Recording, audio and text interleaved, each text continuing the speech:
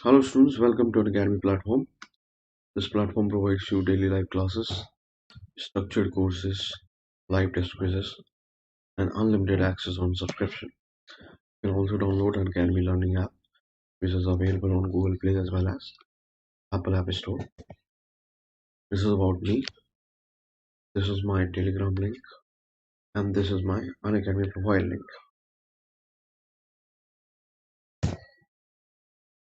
These are the examples of structured courses. These are different subscription plans available on the platform. For example, if you go with Plus, you have live classes, test series, unlimited practice, structured schedule. You choose iconic, you also have this additional benefit, and mainly it is about personalized attention. Okay, these subscription plans are available at 10% discount if you apply the code Amit PS.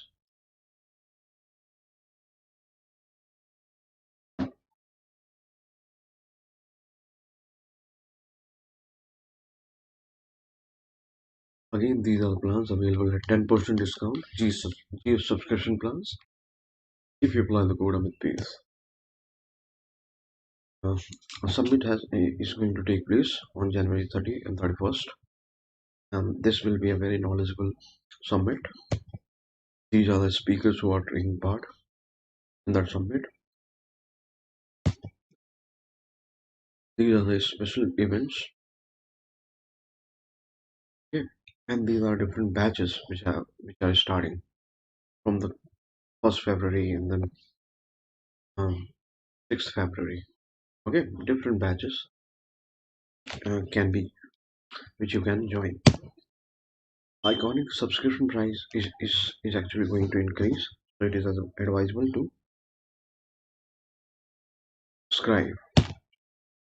And these are different again subscription plans available for different durations of time. All these are available at 10% discount if you apply the code Amit PS. Amit PS. Okay. Okay. So let us start our discussion. So far we have completed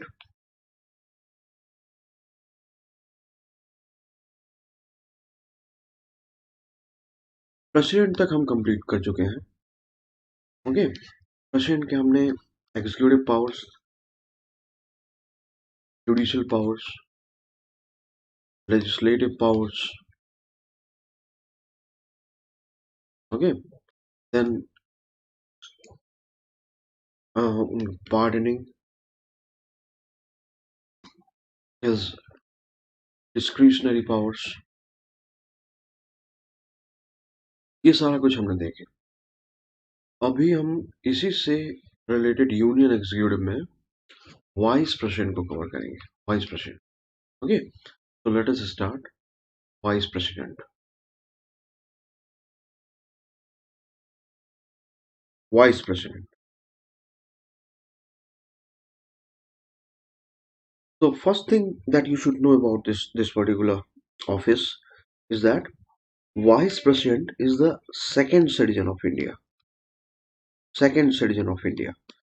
If president is the first citizen of India, then vice president is the second citizen of India. Okay, that is the first thing to know about it. Getting it? Now the office of vice president, this very office of vice president,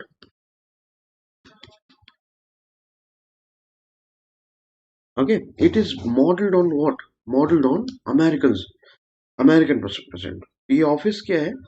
It has been modeled on the lines of American vice president.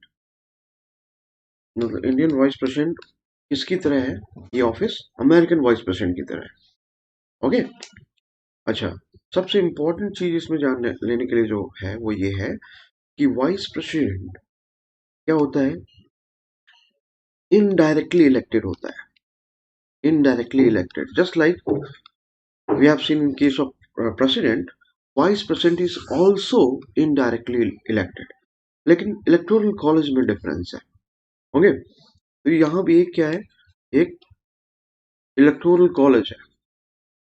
electoral college है.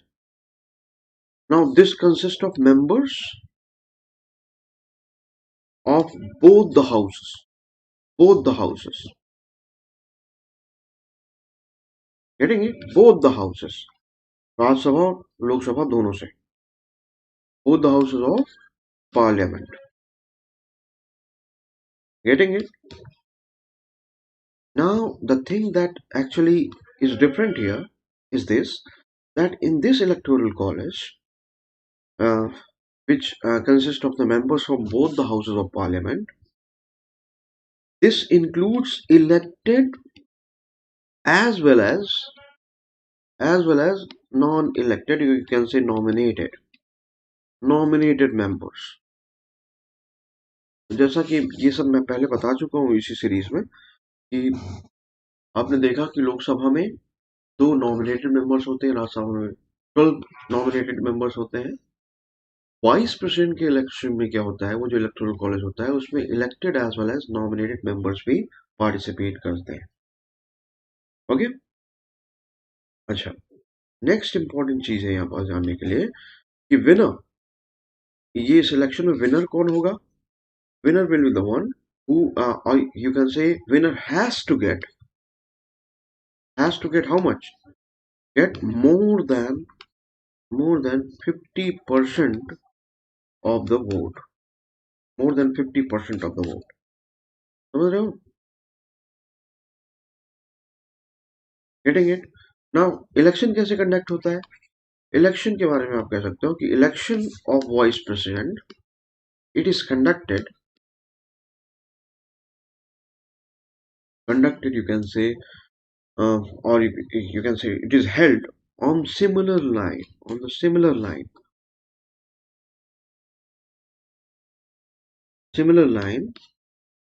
or similar principles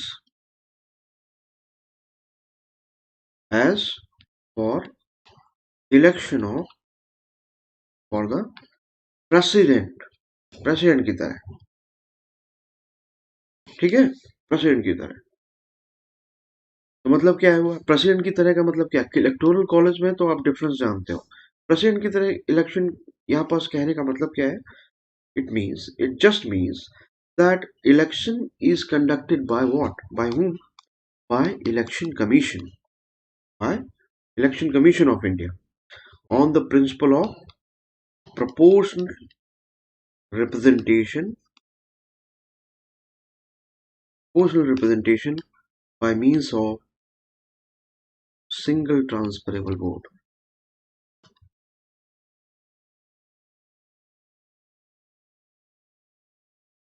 Okay, by means of single transferable vote. Getting it? और इस चीज को मैंने आपके president के election में समझाया था जब मैं प्रेसिडेंट का इलेक्शन बता रहा था. Okay, now consider what is the qualifications for the office of vice president. तो इसमें क्वालिफिकेशंस में क्या है. फर्स्ट क्वालिफिकेशन है जो जरूरी है यहाँ पास कि he should be the citizen of India. He should B citizen of India. Okay. Then next qualification, he should not be less than 35 years of age. 35 years of age. Okay. That is the second qualification. Then third is he must be qualified. He must be qualified for elections to the member of Raj Sabha. Now if you recall, this was Lok Sabha in case of president. President के case में क्या था, ये क्या था, यहाँ राज्यसभा की जगह लोकसभा था. Okay. Fourth, he should not be holding, you can say holding any office of profit, any office of profit. और ऑफिस ऑफ प्रॉफिट क्या होता है? I explain you when I was telling you about the qualifications for the president. ठीक है, under the union,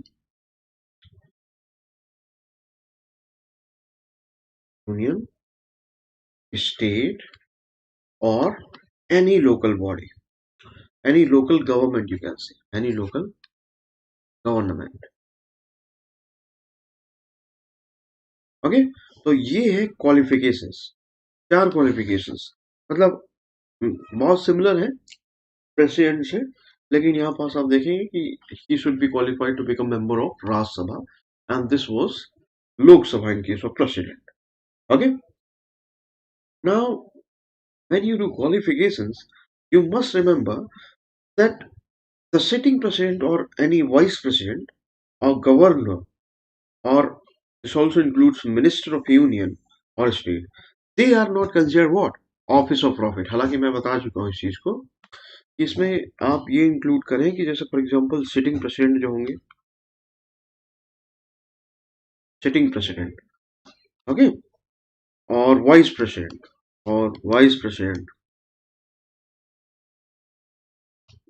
ठीक, और governor, ठीक है, और this also includes minister of union और स्टेट, मिनिस्टर ऑफ यूनियन और स्टेट। ओके, ये सारे क्या है? All these office are not deemed to be the office of profit. You can say not considered office of profit,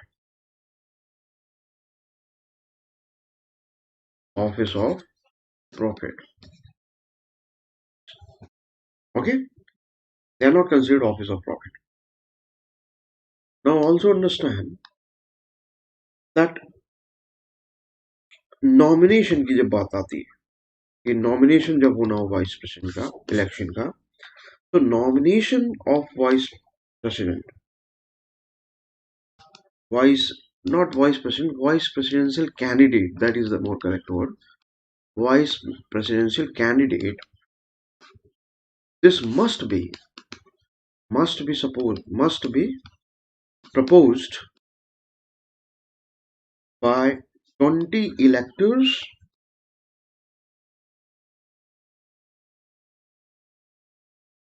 and it should also be seconded by another 20। Okay, मतलब 20 electors के द्वारा propose किया जाना चाहिए उनका nomination. जो candidate vice president के लिए एस्पायर कर रहा है, इलेक्ट होना चाहता है, that must be propose by 20 electors and it also must be seconded by another 20 electors। Okay, so this is about the nomination। Now understand about the oath।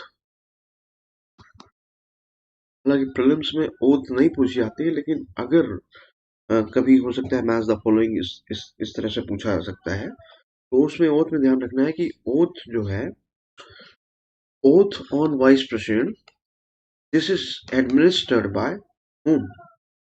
Administered by the president। Okay, by the president।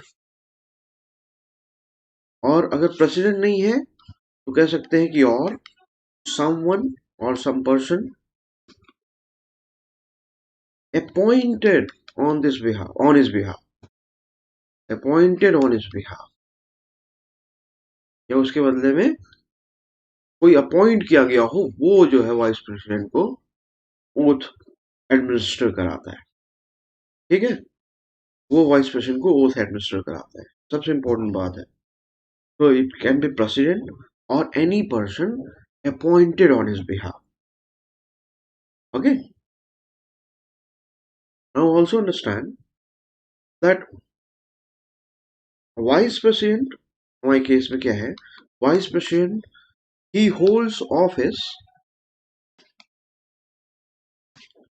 for 5 years, 5 years।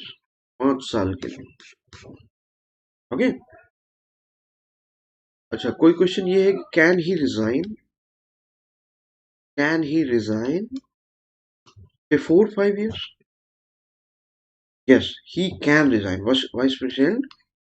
Vice President can resign before 5 years. Also, before 5 years, and he tenders his resignation to whom? किसको address करेगा? President को. Okay. So, Vice President can resign before 5 years by addressing his resignation to whom? To the President. To the President. ठीक है, ये बात यहाँ पास है कि यहाँ पास वाइस प्रेसिडेंट का टेन्योर अगर बात है तो that tenure is for 5 years। एक चीज ये याद रखनी है। दूसरा ये याद रखना है कि he can resign also even before 5 years and that resignation must be addressed to president। तो किसको रिजाइन करता है वो अपनी ऑफिस से अगर 5 साल के पहले रिजाइन करता है तो रेजिग्नेशन किसको एड्रेस करेगा? प्रेसिडेंट को एड्रेस करेगा। ठीक है, प्रेसिडेंट को एड्रेस करेगा।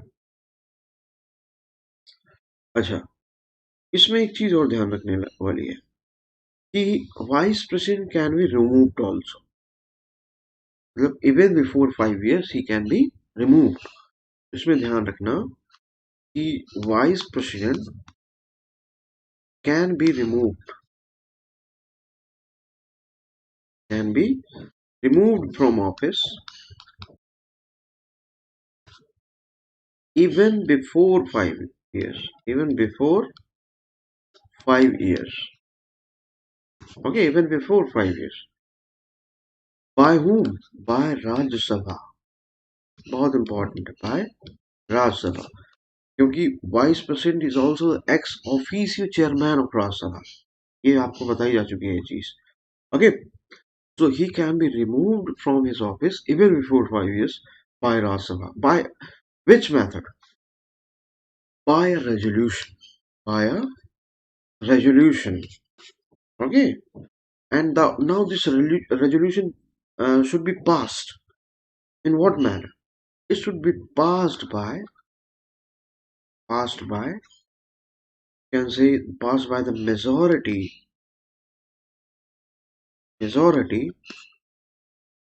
of all the then members of the house।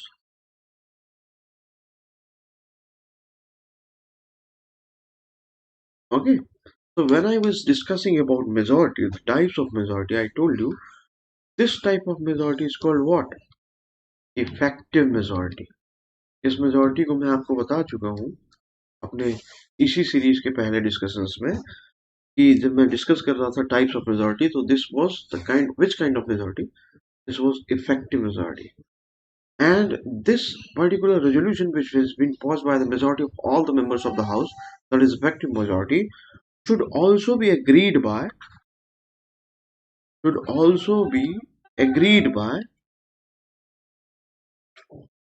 what? By simple majority।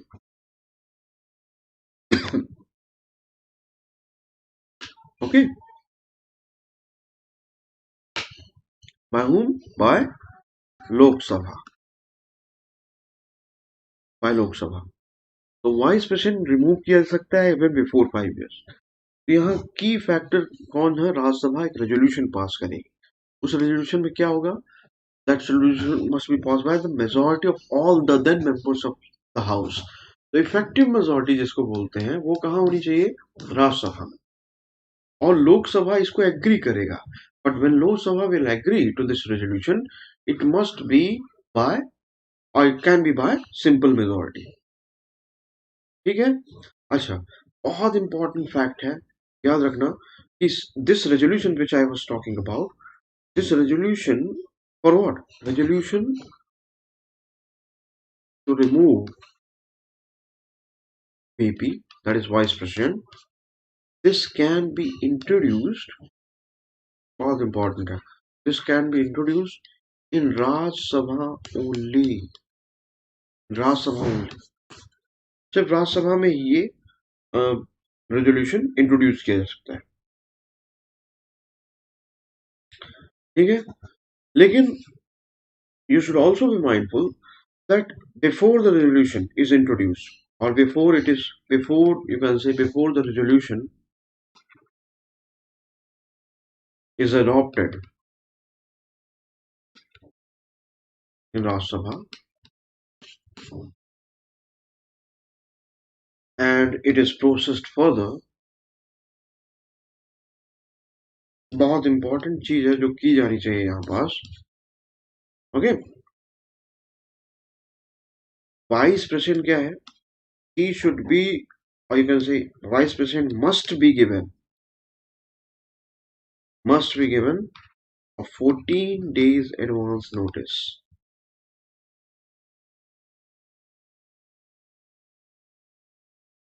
14 days का एडवांस नोटिस वहां पास दिया जाना चाहिए था. Okay. Now this is about the procedure. Okay. That the resolution can be introduced only in Rajya Sabha, and that resolution, even before it is adopted in Rajya Sabha, vice president must be given advance notice. Advance notice कितने दिन का? 14 days का. 14 days का notice मिलना चाहिए उसे. ठीक है. अच्छा, if someone asks you that what is the ground for removal, ये क्या है? क्या कॉन्स्टिट्यूशन कोई ग्राउंड प्रोवाइड करता है रिमूवल का? नहीं. आप कह सकते हैं constitution mentions no ground, or you can say does not mention any ground for the removal of the vice president, for the removal of the vice president. कोई ग्राउंड मेंशन नहीं करता. ठीक है. कोई ग्राउंड मेंशन नहीं constitution में. Okay. क्या president, अगर आप रिकॉल करें तो प्रेसिडेंट के केस में क्या था ग्राउंड रिमूवल का? रिमूवल का ग्राउंड था, constitution did provide for the ground for the removal of president, and that ground was violation of the constitution. Violation of the constitution. Violation of the constitution. Now this violation of the constitution, which became a ground for the president, removal of the president, was not defined by the constitution.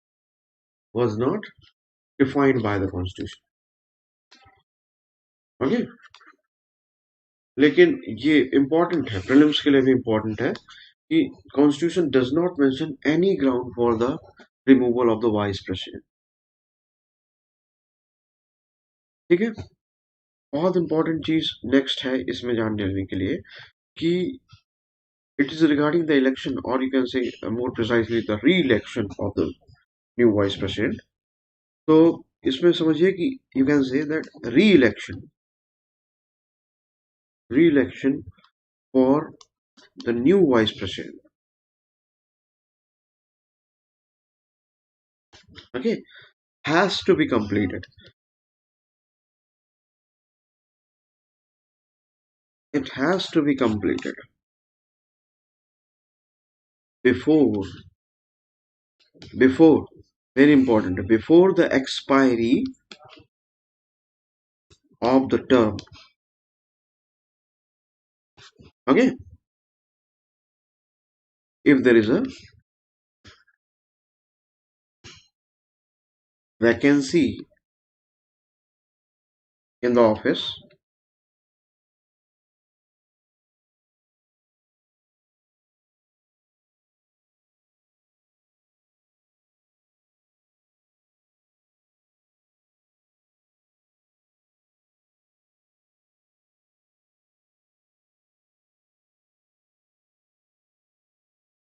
if there is a vacancy in the office, okay, of vice president because of death, because of death, resignation, okay, or removal of the vice president. ठीक है, तब क्या होगा इस case में? Then election जो होगा वो जल्द से जल्द होना चाहिए। मतलब कॉन्स्टिट्यूशन जो बोलता है वो ये है कि election must be conducted as soon as possible.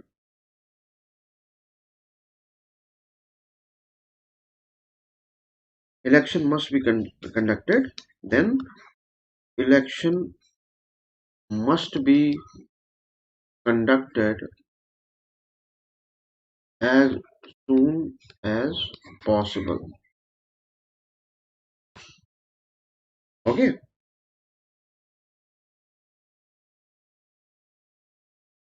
getting it? ये चीज ध्यान रखनी है आपको, ये चीज ध्यान रखनी है, ठीक है।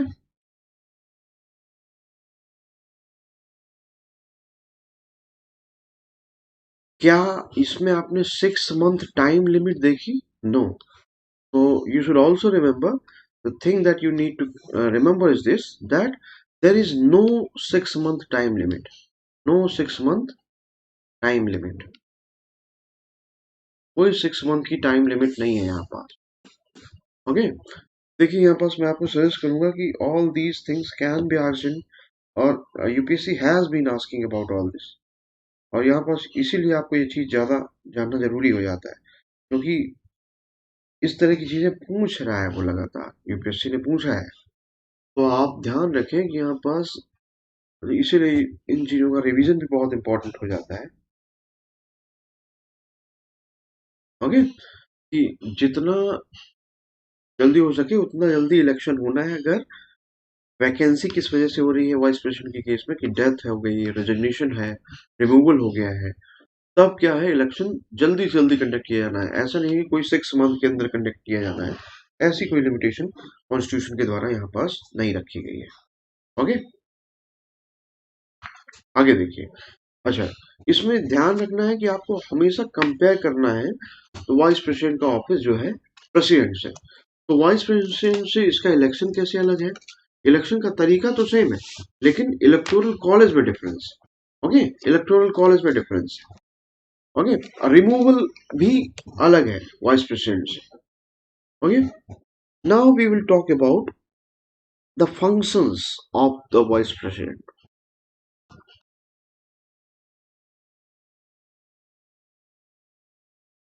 Functions of vice president.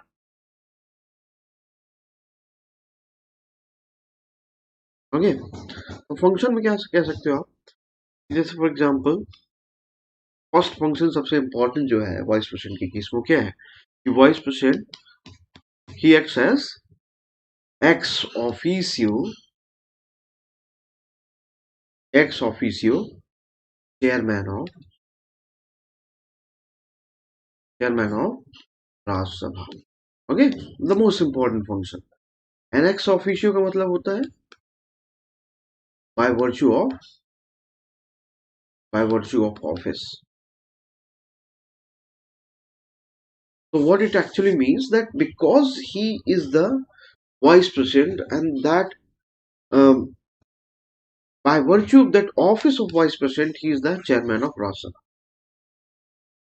Okay, this is what we mean by ex officio chairman of Rajya Sabha.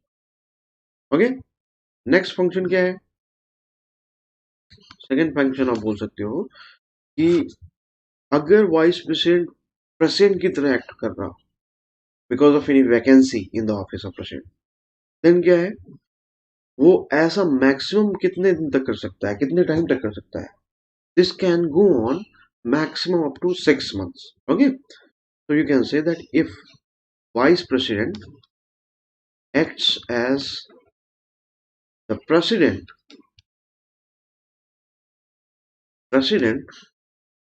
due to vacancy, okay, vacancy in the office of president,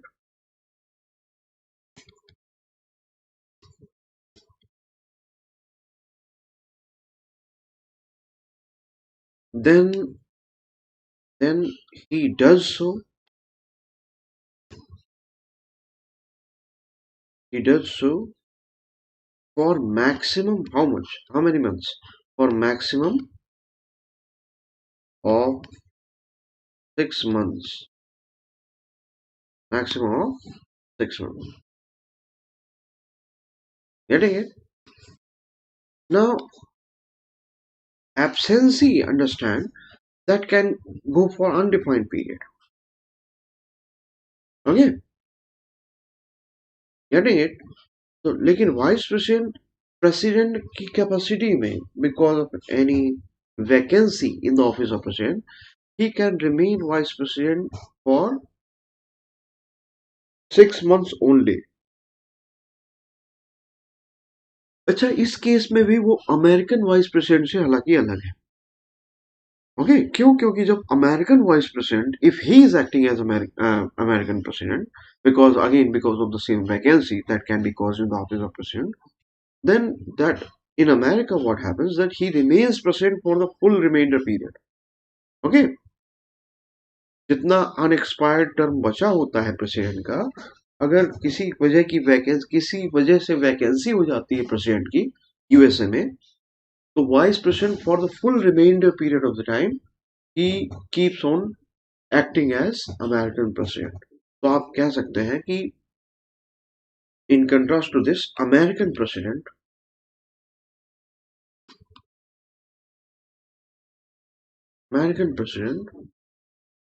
if if acting as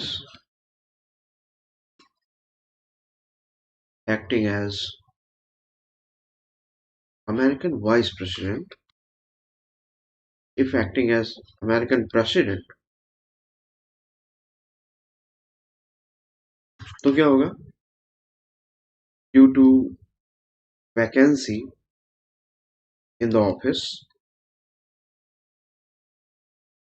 then what will happen? Then he remains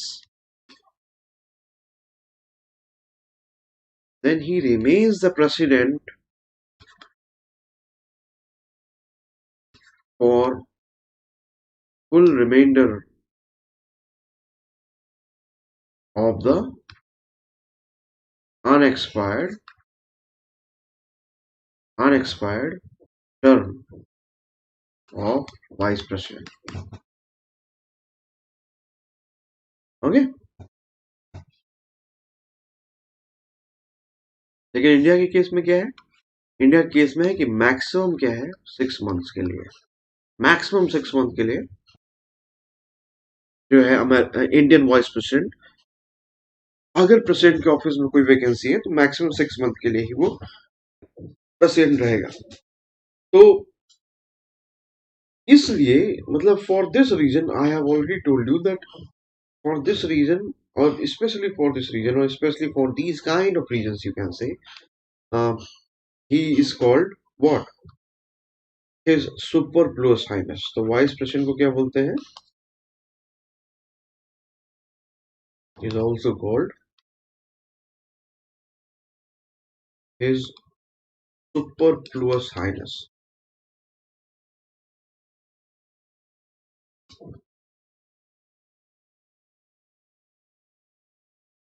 His superfluous highness. ठीक है? Superfluous का क्या मतलब होता है? Superfluous का मतलब होता है अननेसेसरी. अननेसेसरी का मतलब कि जिनकी जरूरत नहीं है. ठीक है? अच्छा, क्या कोई फिक्स्ड इमोल्यूमेंट है?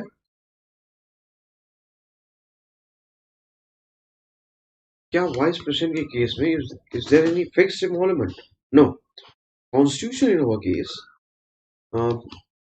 Constitution did not provide or did not specify for any fixed emolument.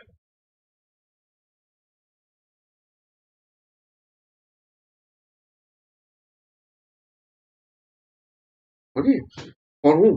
For vice president. तो क्या फिर उसे emolument वगैरह कुछ भी नहीं मिलता? नहीं. Vice President, he gets all the emolument or salary and financial benefit on the in the capacity of whom? In as he gets, write down, you can say that Vice President gets salary, okay, and financial benefit.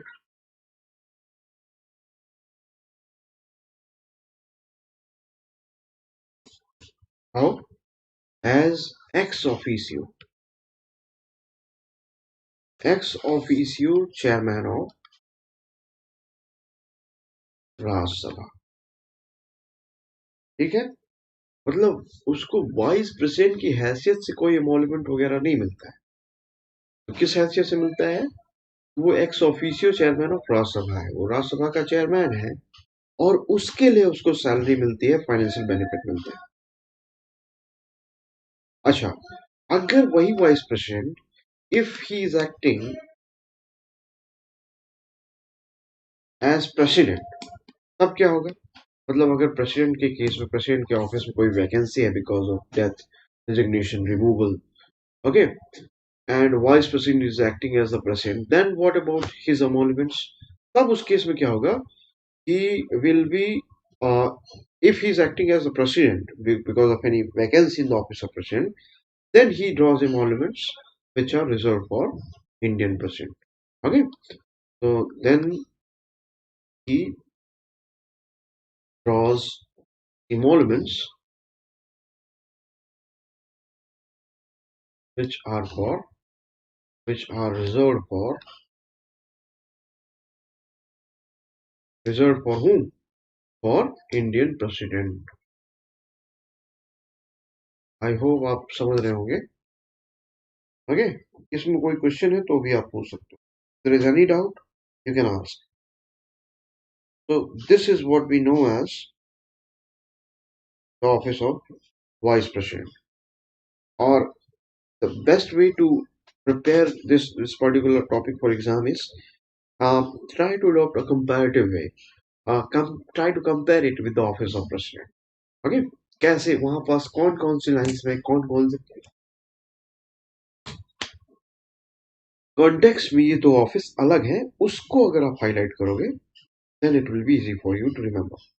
Okay, सबसे important चीज थी कि American president से अगर इसको compare करें तो American president का एक बहुत सॉलिड रोल है कि जहां पास मान लीजिए कि अमेरिकन वाइस प्रेसिडेंट का, कि अगर अमेरिकन प्रेसिडेंट के ऑफिस में वैकेंसी होती है, okay, because of death, resignation and all, then vice president will keep on acting as president for the full remaining period of time, whereas in India vice president can do so only for 6 months period. Okay, and that is a very significant difference that we have, and I told you that is also a very important reason why he is called his superfluous highness in India. Okay, so this is something that you need to understand. You also need to be mindful that although the procedure for the election of vice president and president is same, both elections are conducted by Election Commission of India, and the method that is adopted there is proportional representation by means of single transferable vote. But there is a difference when it comes to the electoral college. In case of president, you have not seen nominated members becoming part of electoral college, but in case of vice president, nominated members also take part in the election process. Okay. The second significant difference was this, that in the election of president, members of legislative assemblies also took part. But here we have seen only the central legislature, that is the parliament, Lok Sabha and Rajya Sabha, which takes part in the process of the election. Okay, so members of legislative assemblies, they are not the part of the electoral college for the office of the vice president. Okay, so these are the most important points for the office of the vice president. ठीक है, any doubt? You can ask any doubt if you have.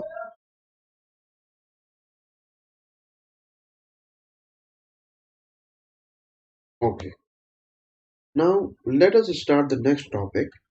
और union executive में next topic जो है वो है council of minister का।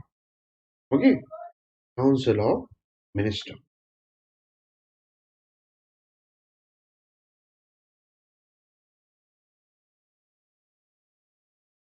Okay, तो चलिए काउंसिल ऑफ मिनिस्टर शुरू करते हैं।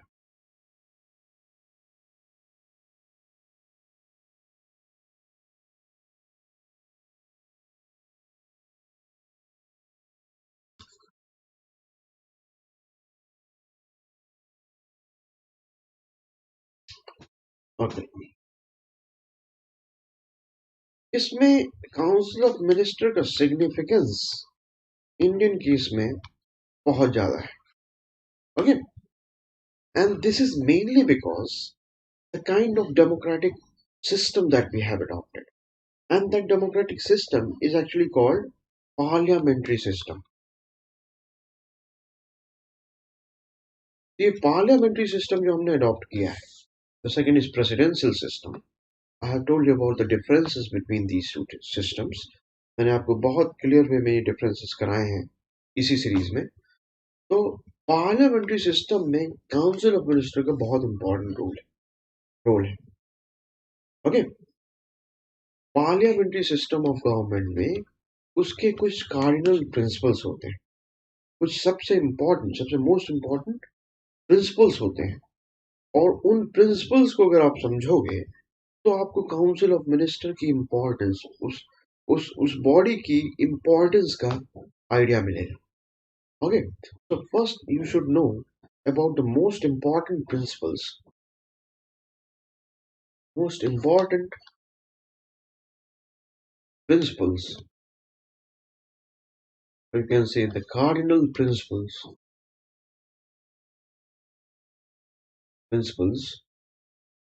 of parliamentary system, parliamentary system of government.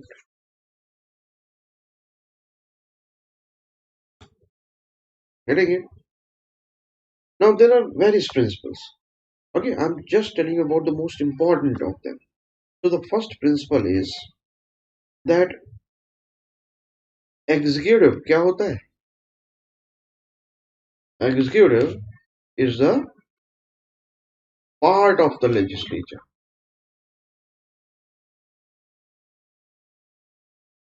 Part of the legislature. ये चीज कई बार मैं आपको बता चुका हूँ। How executive is the part of legislature. Right? Okay. And executive here actually means Council of Minister. So you can also say that the Council of Minister, COM, this is drawn from where? From the Parliament itself. Okay, Parliament only. तो जितने Council of Ministers हैं, they will be part of executive. Okay, that is simple. But all of them also need to be part of legislature, central legislature. If we're talking about the Council of Minister at Union, तो हम union executive यहाँ पास कर रहे हैं, तो उसमें council of minister आता है। तो काउंसिल ऑफ मिनिस्टर क्या है? They together constitute the executive organ of the state, but they should also be necessarily drawn from where? From the legislature, from the parliament itself. Okay, so this is one of the most important principle of council of minister. इसके अलावा और देखो, जैसे आप second principal की बात करो, what is the second principle? Then it is about the collective responsibility of CM. Okay, so you can say that the COM, that is the Council of Minister, is collectively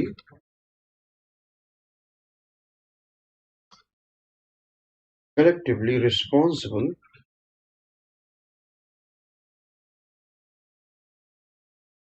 to the lower house, okay, of the legislature, lower house of the legislature. ठीक है, और ये lower house कौन सा होता है? Lok Sabha. Okay, ये भी बहुत इंपॉर्टेंट प्रिंसिपल है। थर्ड प्रिंसिपल अगर आप देखो, थर्ड प्रिंसिपल क्या होता है, तो third principle is that the real executive power किसके पास होती है? Real executive power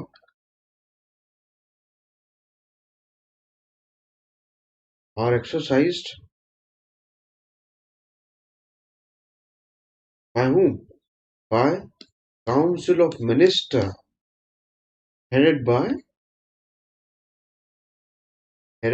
prime minister. Now who is the prime minister? Prime minister is the head of the government. अच्छा, इसमें इंपॉर्टेंट बात क्या है ध्यान रखने के लिए कि आपने यूनियन एग्जीक्यूटिव में पढ़ा प्रेसिडेंट को, वाइस प्रेसिडेंट को, और तीसरा टॉपिक पढ़ रहे हैं आप काउंसिल ऑफ मिनिस्टर। तो काउंसिल ऑफ मिनिस्टर में आपको ध्यान रखना है कि president, you have seen that he is the executive head, but he is the nominal executive head, whereas council of minister enjoys the real executive power. So the real executive power is actually exercised by the council of minister, and this is headed by prime minister. And prime minister, you can see, is the head of government. Getting it? He's the head of the government. Getting it? Getting it? So this would also mean, you can say, this would also mean what? This would also mean that, and which also becomes the next principle, that president is what? President is the head of the state.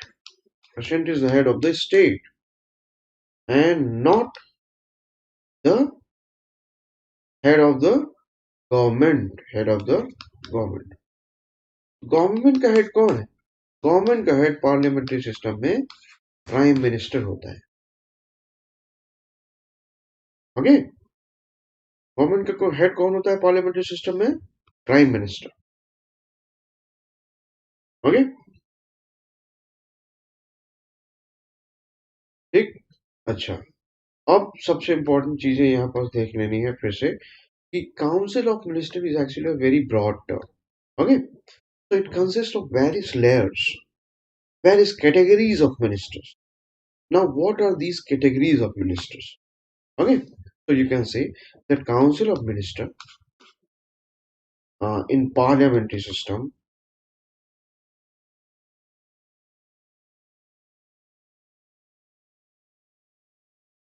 what happens, and this is particularly true in case of India, that it includes what? Includes three categories of minister.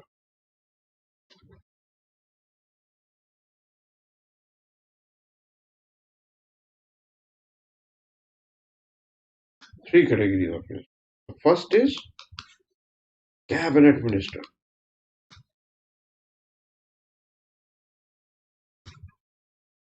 Cabinet minister. अच्छा, ये कौन होते हैं? Cabinet ministers कौन होते हैं? They are senior most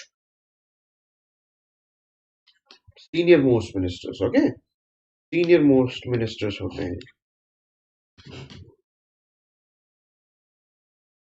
और अगर इनके पास, इन सीनियर मिनिस्टर्स में अगर इनको कोई पोर्टफोलियो दिया जाता है, समझिए कि कोई पोर्टफोलियो दिया गया, तो if they are given portfolio, they will always be heading that portfolio. So they will always head the ministry. Okay, write down that if they are given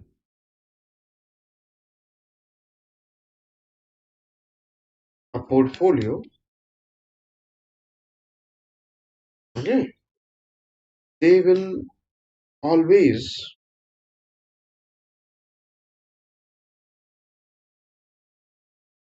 they will always head the ministry.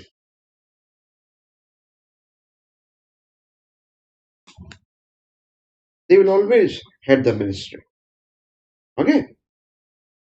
Acha, these are also the people who have this right to attend cabinet meeting. तो जो cabinet meeting होती है उनको attend करने का अधिकार किसके पास होता है? कैबिनेट मिनिस्टर्स के पास होता है. कैबिनेट मिनिस्टर्स के पास होता है. ओके. कैबिनेट मिनिस्टर्स के पास होता है. ओके. क्या कैबिनेट मीटिंग्स कहाँ हेल्ड की जा सकती हैं? कैबिनेट मीटिंग्स कहीं भी हेल्ड की जा सकती है. तो आपको नेक्स्ट जो पॉइंट याद रखना है कि meetings cabinet meetings of cabinet ministers और cabinet meetings they can be held anywhere. Okay. Also ask questions if you have any doubt. So meetings of the cabinet can be held anywhere, but they are attended mostly by or mainly by cabinet ministers. You can also say that cabinet ministers have the right to attend the cabinet meetings. ठीक है. So this is the first category. Council of Ministers जिन category से मिल के बनता है, this is the first category. Okay. Now comes the second category. और second category में क्या आते हैं? Second category में आते हैं ministers of state. Ministers of state. This is the second category of Council of Ministers. Okay. Now, who are these ministers of state? You can say they are second rank ministers. क्या होते हैं? Second rank ministers होते हैं. Second rank ministers होते हैं. अच्छा, क्या ये इनके पास इंडिपेंडेंट चार्ज होता है किसी मिनिस्ट्री का? Normally they are not given independent charge. Okay. Normally they are not given independent charge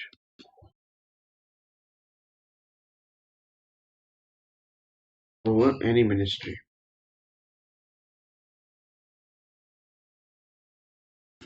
okay.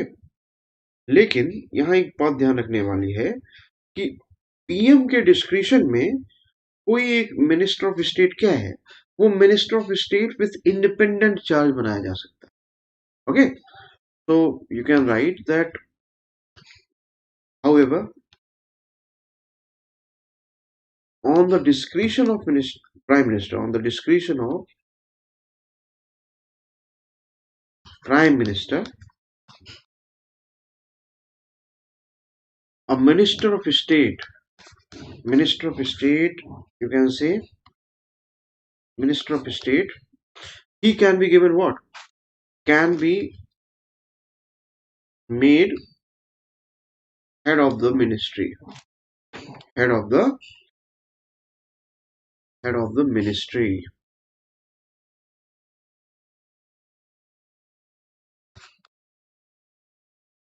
ठीक है. तो उस केस में क्या बोला जाएगा कि अगर कोई minister of state prime minister के द्वारा किसी पर्टिकुलर मिनिस्ट्री का हेड बना दिया गया, तो उस केस में हम इसको एक नया नाम देते हैं और बोलते हैं कि it is what? It is minister of state with independent charge. With independent charge. एक तरह से ये थर्ड कैटेगरी हो जाएगी. एक्चुअली आप लक्ष्मीकांत में देखेंगे तो this has been given as a separate category, but you should be mindful that this is not actually the separate category. These are those ministers of state which, on the discretion of Prime Minister, have been also made to be the head of any ministry, and for that reason they are being called Minister of State with independent charge. Minister of State with independent charge. Okay. Now comes the last category, and this last category of ministers are called deputy ministers. Okay, deputy ministers.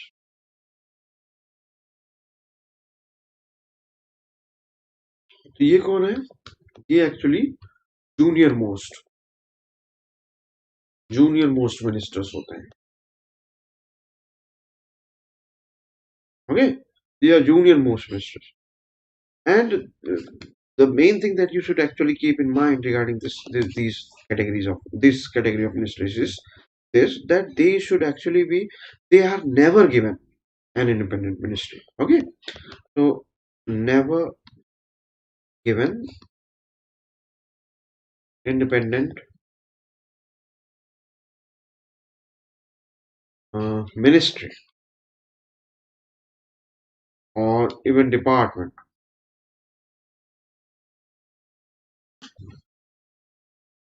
Okay, so what is their job then? क्या job है उनका फिर? Actually their main job is actually to assist the cabinet ministers. Okay, so main job क्या है आप कह सकते हैं, their main job is to assist whom, assist a cabinet minister. Okay, or if there is any minister of state with independent charge, so they will be assisting whom, minister of state. Okay, so this actually they do in discharging their official duties. Getting it? Acha. What about parliamentary secretary? Is he part of the council of minister? No, he is not part of council of minister. So essentially, you have three categories. The first is cabinet minister. These are the senior most ministers. Whenever they are given any portfolio to manage or to take care of, then in that case they will naturally be heading that particular ministry. Okay. फिर दूसरी category आती है minister of state की. Generally, they are not given an independent ministry, but on the discretion of Prime Minister, you just saw that any Minister of State can also be made head of any ministry. But when he is made head of any ministry, then we have a name for it that is called Minister of State with independent charge. ये सब आप newspaper वगैरह में भी पढ़ते होंगे. Now, the thing that is important here is this, that although this is in a way giving rise to a new category whereby any minister of state has been given the independent charge in any ministry, and that is why it is called minister of state with independent charge. But it is not actually a separate category. It is a subcategory under category 2, that is minister of state. तो ये चीज यहाँ पास ध्यान रखना. Okay, now will come to the parliamentary secretary. अब ये parliamentary secretary क्या होते हैं? पार्लियामेंट्री सेक्रेटरी के बारे में पहली चीज जानने के लिए है कि क्या कॉन्स्टिट्यूशन में उनका ऑफिस के बारे में कुछ बोला गया है? नहीं, कॉन्स्टिट्यूशन में कोई स्कोप नहीं है पार्लियामेंट्री सेक्रेटरी का. ओके, लेकिन तब भी पार्लियामेंट्री सेक्रेटरी एक बहुत इंपॉर्टेंट एक्चुअली पोस्ट है और उसके बारे में जानिए. Parliamentary secretary, parliamentary secretary. Okay, so who are these people? They are generally whom? They are members of ruling party. ये रूलिंग पार्टी के ही मेंबर होते हैं actually, and they are ruling party in whom? In which part? In the in legislature actually. In legislature. Okay. अच्छा. So who appoints the parliamentary secretaries? I don't that they are appointed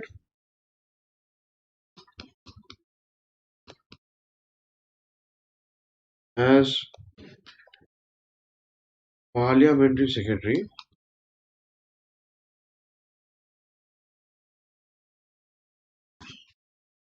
okay by prime minister और chief minister.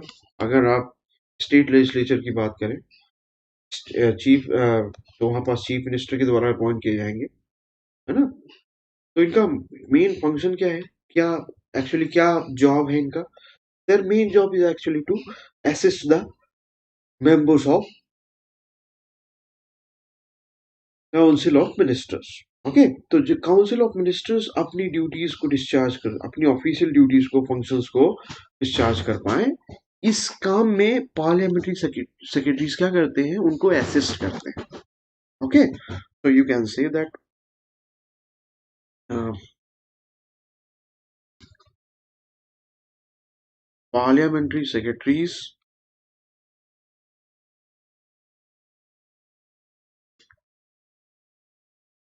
assist assist the members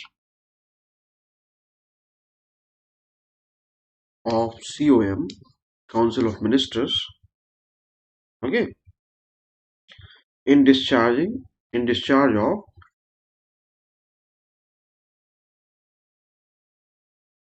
their official functions.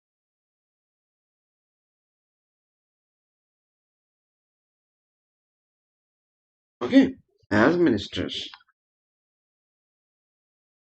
as ministers. Getting it?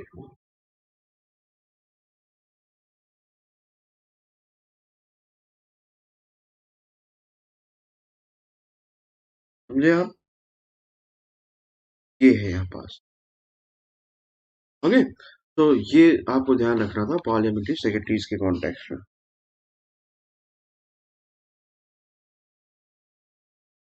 चलिए आगे देखते हैं cabinet को थोड़ा सा और समझते हैं। ओके, तो कैबिनेट के बारे में और क्या बातें आपको जाननी चाहिए वो आप इम्पोर्टेंट, क्योंकि काउंसिल ऑफ मिनिस्टर में आपने देखा कि सबसे इम्पोर्टेंट कैटेगरी क्या थी, कैबिनेट की। ओके, तो कैबिनेट के बारे में आप ध्यान रखें कि कैबिनेट का कॉन्टेक्स्ट क्या है। कॉन्टेक्स्ट ये है, कॉन्टेक्स्ट है council of minister. Now this council of minister क्या है, एक कंपोजिट बॉडी है। It is a composite body. Getting it? Now this composite body includes what? This includes three categories of ministers.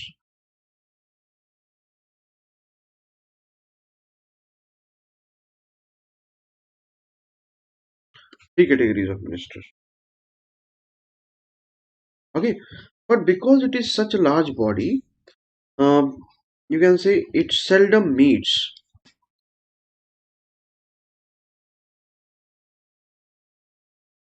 Okay, being a large body, being a large body. So it seldom meets in full capacity. अगर full capacity में बहुत कम ही ऐसा होता है किसकी meeting होती है, किसकी, काउंसिल ऑफ मिनिस्टर की। लेकिन काउंसिल ऑफ मिनिस्टर के अंदर ही एक स्मॉलर बॉडी है, उसको बोला जा रहा है यहाँ cabinet. Okay, you can say that however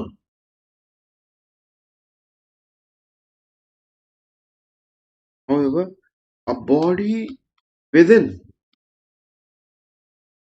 within the council of minister consisting of consisting of all the cabinet ministers,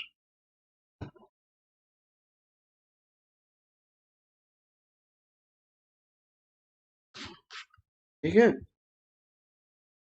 all the cabinet ministers called cabinet, called cabinet, okay, called cabinet. This actually meets regularly, meets regularly,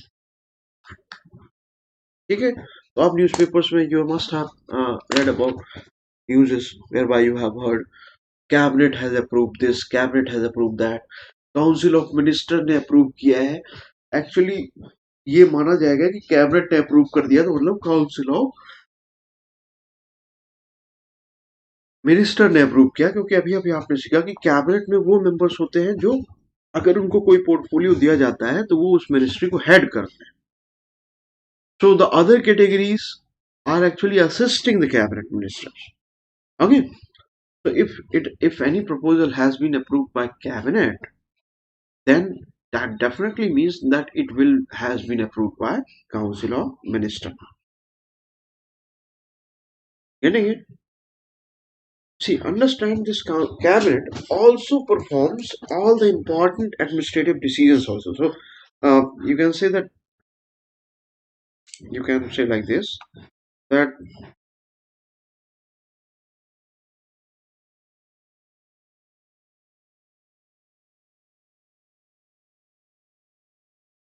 all important decisions, administrative decisions,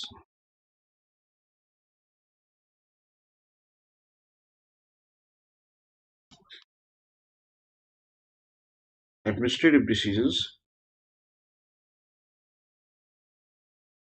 are taken by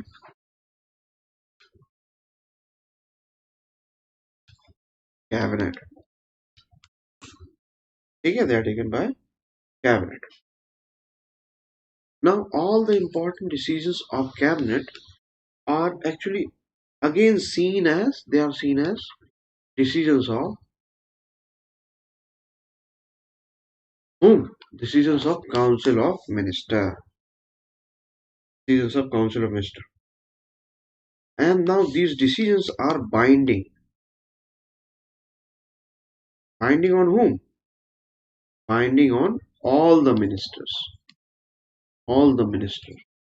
और ये all the minister में कौन include करेंगे? Cabinet minister, फिर minister of state, फिर minister of state with independent charge और फिर deputy ministers. इन सब से मिलके क्या होता है? काउंसिल ऑफ मिनिस्टर बनते हैं. ठीक है ना? ये सारे जो डिसीजंस कैबिनेट के द्वारा लिए जाएंगे वो ये समझे जाएंगे कि वो काउंसिल ऑफ मिनिस्टर के द्वारा लिए गए हैं और वो सारे के सारे मिनिस्टर्स के ऊपर क्या होंगे? बाइंडिंग होंगे. सारे मिनिस्टर्स में कौन कौन आएगा? कैबिनेट आएगा, cabinet ministers, then minister of state, then minister of state with independent charge, and then deputy ministers. Okay, which together constitute council of minister. Getting it? Which together constitute council of minister. अच्छा, cabinet को head कौन करता है? Who heads the cabinet? So it is the prime minister who heads the cabinet. Okay, you can say that cabinet is headed by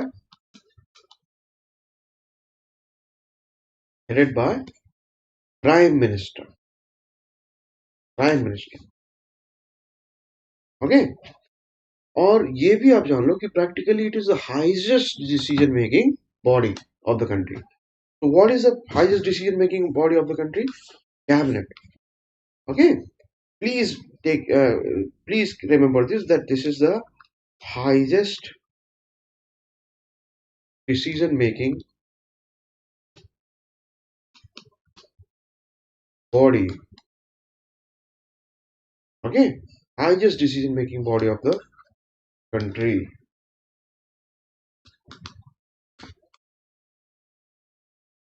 Getting it? With respect to all the decisions that are taken in India. All with respect to, you can say, all administrative decisions. All administrative decisions. Okay. So how cabinet functions, or how it actually uh, is is performing its job as the highest decision making body. इसके बारे में आप कह सकते हैं कि cabinet is actually the body which actually runs your country. Okay, so it is the body which actually runs your country. So you can say that cabinet, or you can say it largely runs the administration,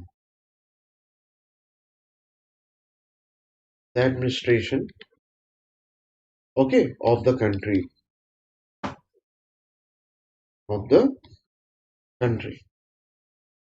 Getting it? By which method? By taking important policy decisions. Important policy decisions. Okay, important policy decisions. And also you can say, and also deciding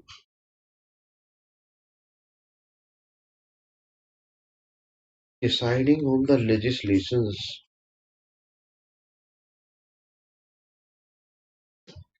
Okay, to be presented before, to be put before, you can say, to be put before the parliament,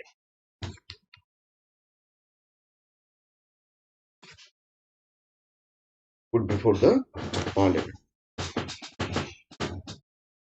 क्या original constitution में cabinet word है? Does the original did original constitution carried uh, this word? Hello Rohit. Cabinet word था क्या original constitution? नहीं। तो आपको याद रखना चाहिए कि original constitution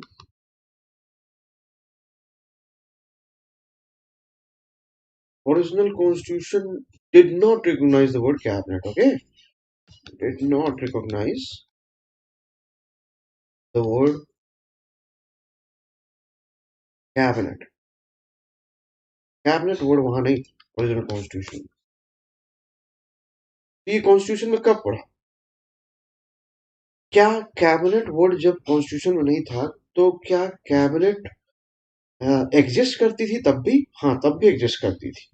okay, write down that original constitution did not recognize for the word cabinet. Okay, but it existed,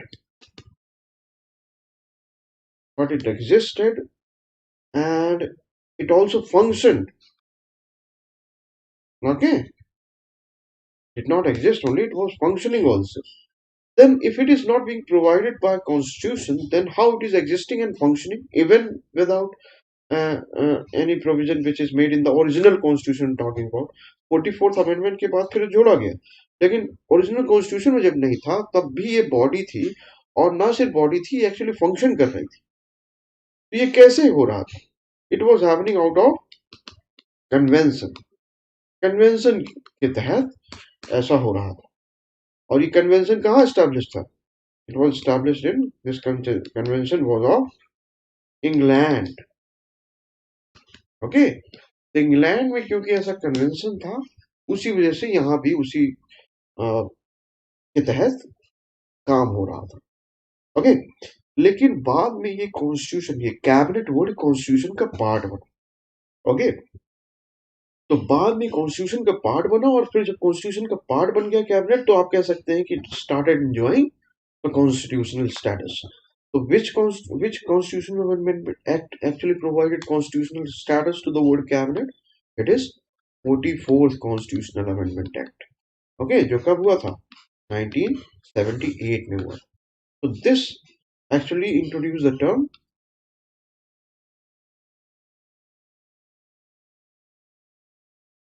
cabinet. Okay, कौन से आर्टिकल में? आर्टिकल 352 में, आर्टिकल 352 में। Okay, article 352।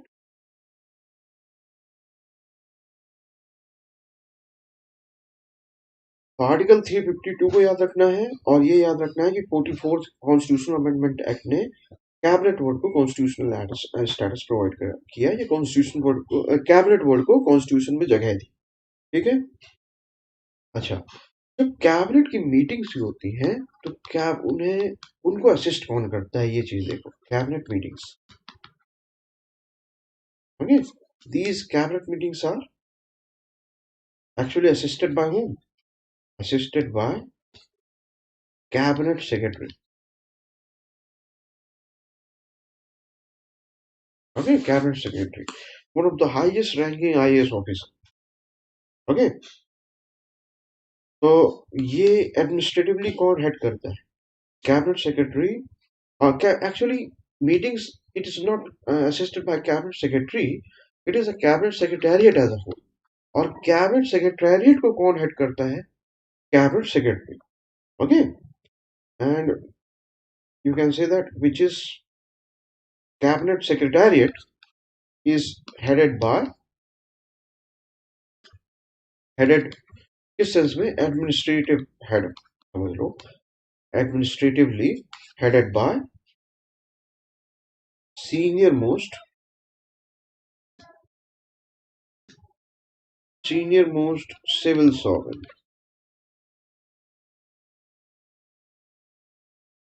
of the country.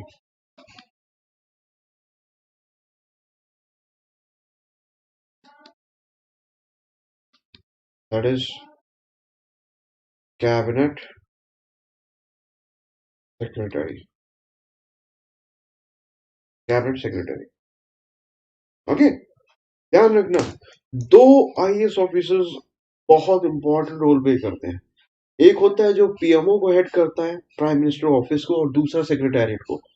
PMO को जो हेड करता है उसको बोलते हैं प्रिंसिपल सेक्रेटरी, और कैबिनेट को जो करता है उसको बोलते हैं कैबिनेट सेक्रेटरी। अच्छा, ध्यान रखिए, हालांकि जब हम प्राइम मिनिस्टर पढ़ेंगे तो उसमें देखेंगे इस चीज को कि कभी कभी ऐसा हुआ है इंडियन पार्लियामेंट्री हिस्ट्री में, the constitutional history of India has shown that sometimes it is the PMO which is most powerful office, prime minister office, and that happened when you had the prime ministers who were very authoritarian. Authoritarian मतलब कुछ authoritarian tendencies रखते थे कि वो council of minister से ज्यादा वो खुद की चलाते थे। ओके, मतलब प्राइम मिनिस्टर अगर बहुत पावरफुल है, and he is actually the leader of the party having majority in the lower house, then you have seen prime minister office becoming the most important, most powerful office in the country. But if prime minister remains just one, uh, just first person among equals, and that would imply that council of minister enjoying is also enjoying a lot of power and is wielding the real power. You can also say that there have been instances where council of minister is actually the most important body. Okay, and prime minister in that sense is just one, or the first among equals. That is, he's just first minister among all the other cabinet ministers. Then in that case, cabinet, and that is why council of minister is very powerful. And now you have seen that cabinet meetings are actually conducted or assisted by cabinet secretariat. Then it is the cabinet secretariat or the office of cabinet secretary which becomes the most powerful office. So it will become the most powerful office. So PMO in that sense, and that is why the principal secretary for that matter, will not be as powerful as cabinet secretary. सब कुछ depend करता है कि prime minister कितना powerful है विज अवी council of minister, specially cabinet ministry. तो cabinet में जो लोग हैं वो बहुत इक्वली पावरफुल हैं या ज्यादा पावरफुल है together than prime minister, then cabinet secretary will be the most important, most powerful office in the country. If prime minister himself is the most powerful person, then PMO is the most powerful office, and that is why prime minister will be,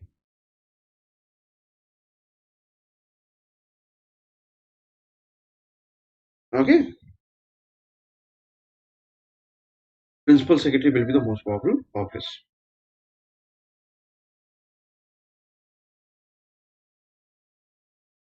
Okay, just 1 minute, we will resume our class.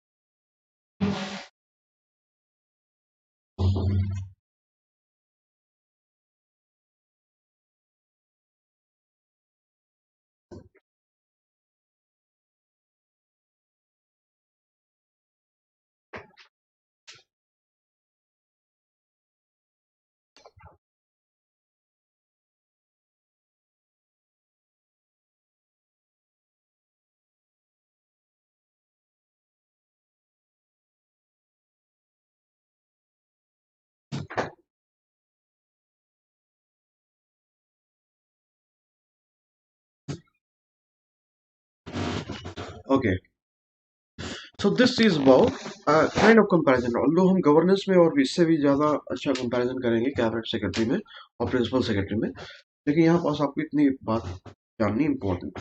Okay, तो cabinet secretariat as well as Prime Minister Office, that is PMO.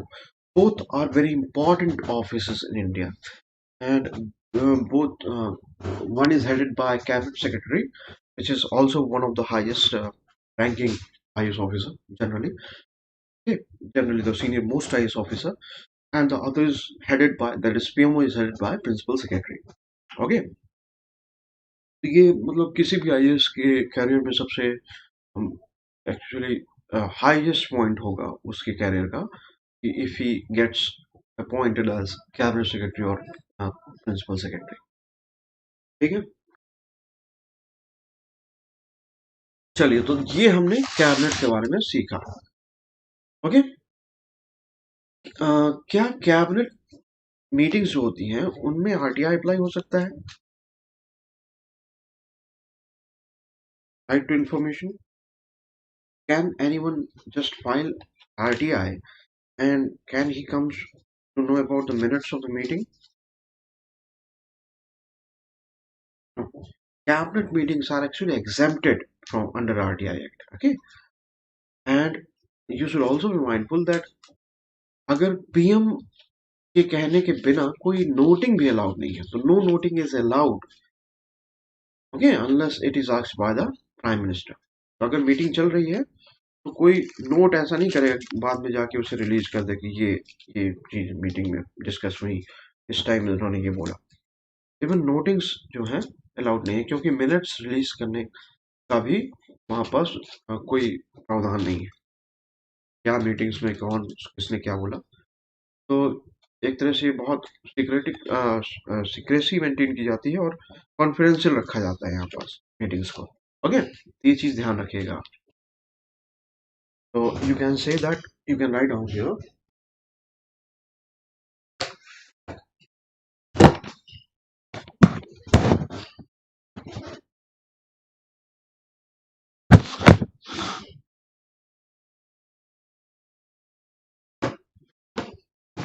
that cabinet meetings are actually headed by cabinet secretary.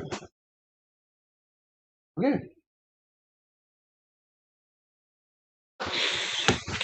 can see like this, something like this, that cabinet meetings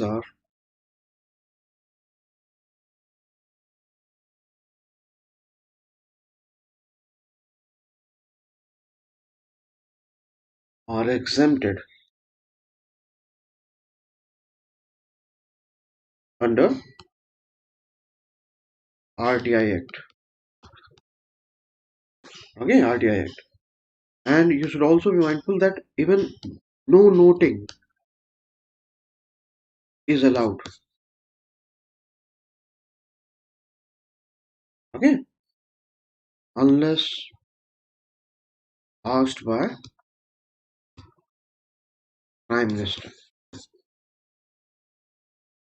तो एक चीज ये चीज है, ये बात आपको ध्यान रखनी है कि the provision, these kind of provisions are made for maintaining secrecy and the confidentiality of the meetings here. And things that you, the thing that you also need to remember here is this, that who appoints cabinet minister, cabinet secretary, cabinet secretary को कौन appoint करता है और remove कौन करता है? Understand that cabinet secretary is appointed as well as removed by prime minister. Okay, appointed as well as removed by prime minister. Getting it?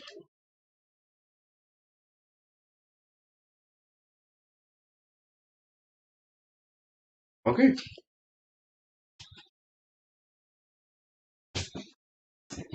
चलिए अब आगे देखते हैं.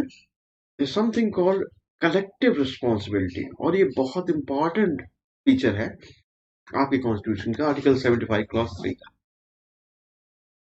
So let us learn about collective responsibility.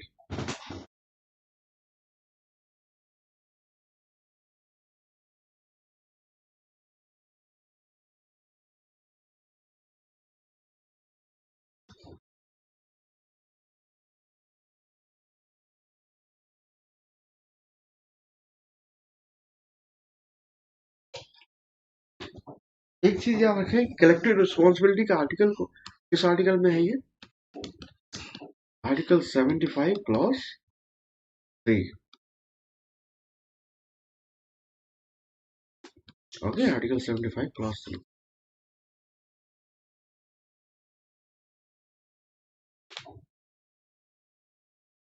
Okay, अब यहाँ देखो तो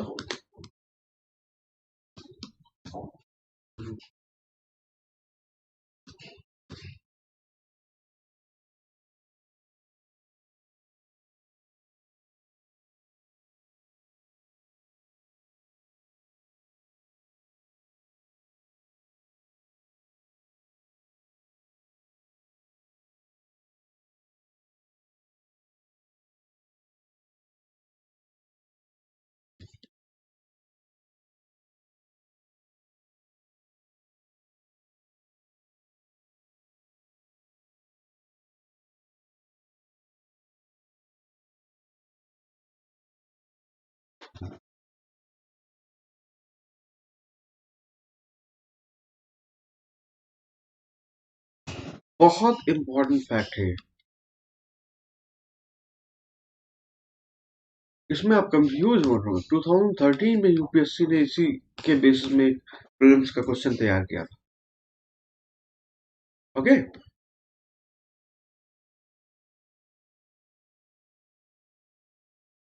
यहाँ पास आपकी बहुत इंपॉर्टेंट वे में इसको आपको याद रखना है। नेक्स्ट देखिए कि what does it mean. It means that once a collective decision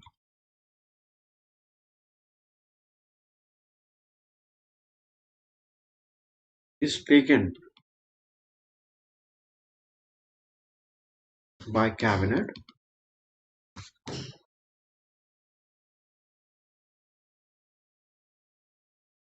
and then the decision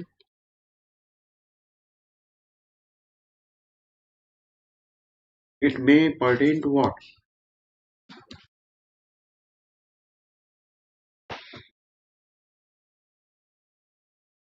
Even a single ministry.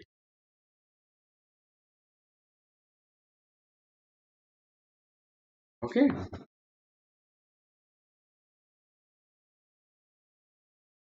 if it pertains even to a single ministry, then also then it becomes what? A collective decision. एक collective decision बन जाता है। Okay, collective decision बन जाता है किसका? Of the whole council of minister. इसको बोलते हैं कलेक्टिव रिस्पॉन्सिबिलिटी। ओके, और अब इस डिसीजन के जो कॉन्सिक्वेंस होंगे, समझिए इस बात को, वो कॉन्सिक्वेंस उस डिसीजन की they will not come only on that specific ministry which has taken decision. No, it will be on the entire council of ministers. Okay, okay, so you can write down that. And now the consequences of the decision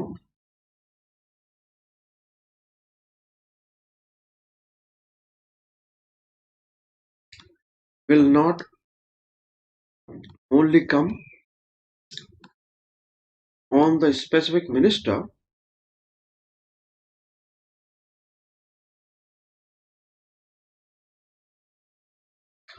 okay, but entire council of minister, entire council of minister. Okay, देखिए एक चीज यहां ध्यान रखना कि there may be differences among the ministers when those decisions were discussed, और जो decisions ले जाने थे जब उनका डिस्कशन चल रहा था तब उस केस में वहां पास डिफरेंसेस हो सकते हैं। लेकिन जब एक कलेक्टिव डिसीजन ले लिया गया है तब क्या बोला जाएगा कि होल काउंसिल ऑफ मिनिस्टर वो या तो एक साथ डूबेगी या एक साथ तैरेगी। ओके, मतलब इसको बोलते हैं कलेक्टिव रिस्पॉन्सिबिलिटी। आप कह सकते हैं यहाँ पास, प्लीज स्क्रीनशॉट लेते जाना क्योंकि मैं यहाँ पास आपको नोट्स भी प्रॉपर दे रहा हूँ। Okay, write down that there may be differences, there may be differences uh, among the ministers, among the ministers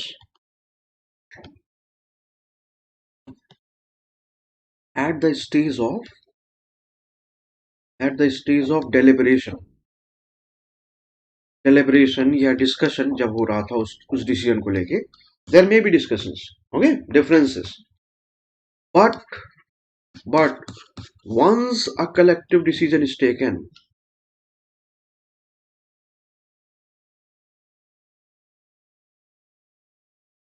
तब क्या होगा?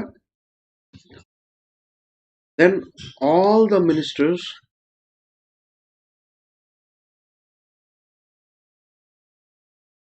क्या होंगे? All the ministers shall think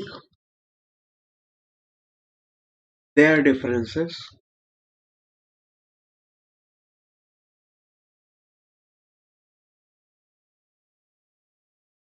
and they all will support the collective decision,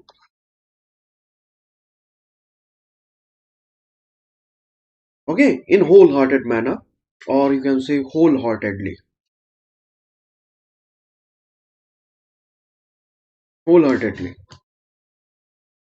okay, ये collective decision किसका हो जाएगा फिर?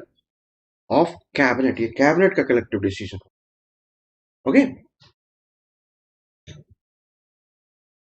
और अगर ये कलेक्टिव डिसीजन जो है कैबिनेट का, ये लोकसभा में डिफीट हो जाता है, समझो, ओके, तो फिर क्या होगा? अगर ये कलेक्टिव डिसीजन लोकसभा में डिफीट हो जाता है तो क्या होगा? Will it be considered as a defeat of any particular ministry?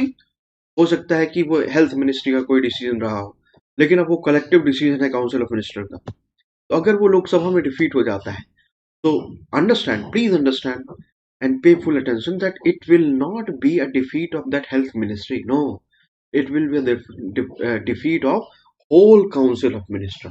Okay, so you can write down that it can be written like this, that if this collective decision, if this collective decision of council of minister is defeated, okay, if it is defeated in Lok Sabha, then what happens? Then it will amount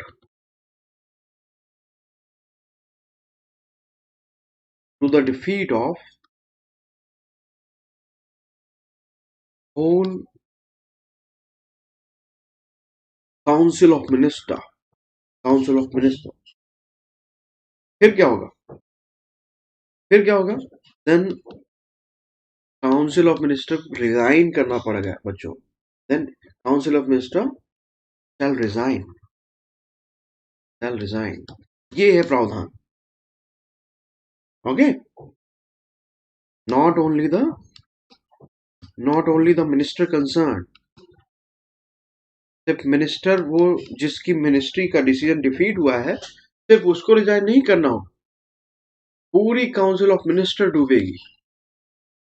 They sink and swim together. That is why it is called that council of ministers sinks and swims together. Okay, तो कह सकते हो आप कि council of minister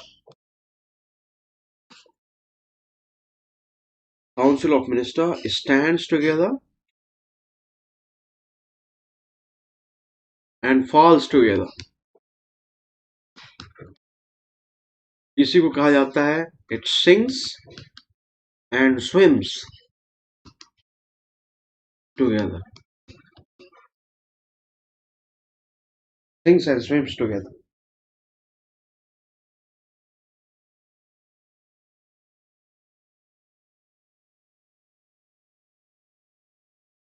समझे? इसमें कोई doubt है आपको? Any doubt? You can ask any doubts here. समझ गए बच्चों लोग?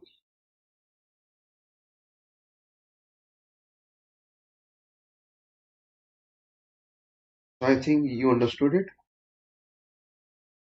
और कोई डाउट हो तो आप पूछ सकते हैं proper.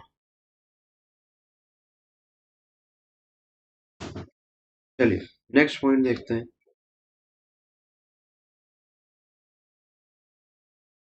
What is the benefit of collective responsibility? Benefit of collective responsibility.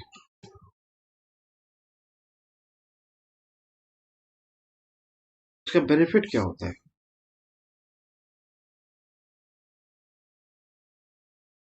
What is the benefit? Benefit क्या है कि the benefit is mainly it is to ensure what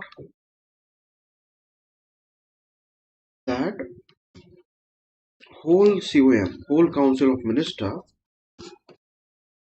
works like a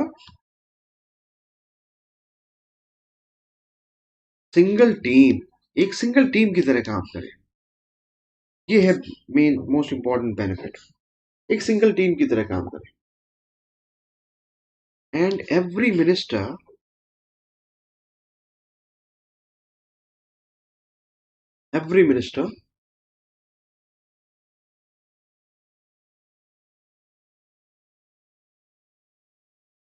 will in this way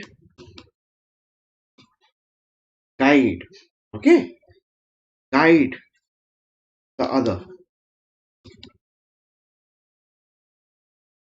okay, getting it?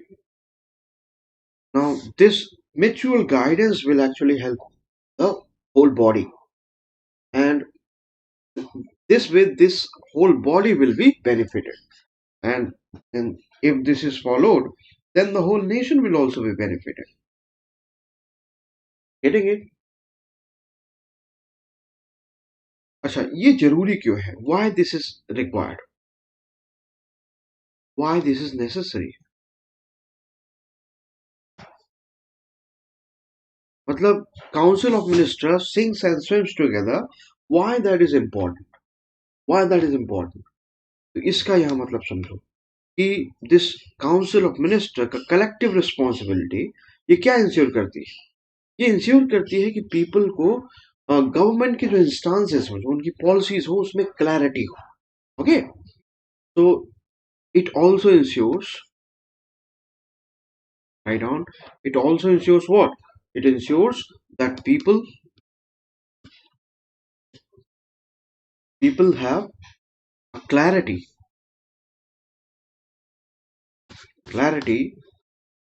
on the stance of the government.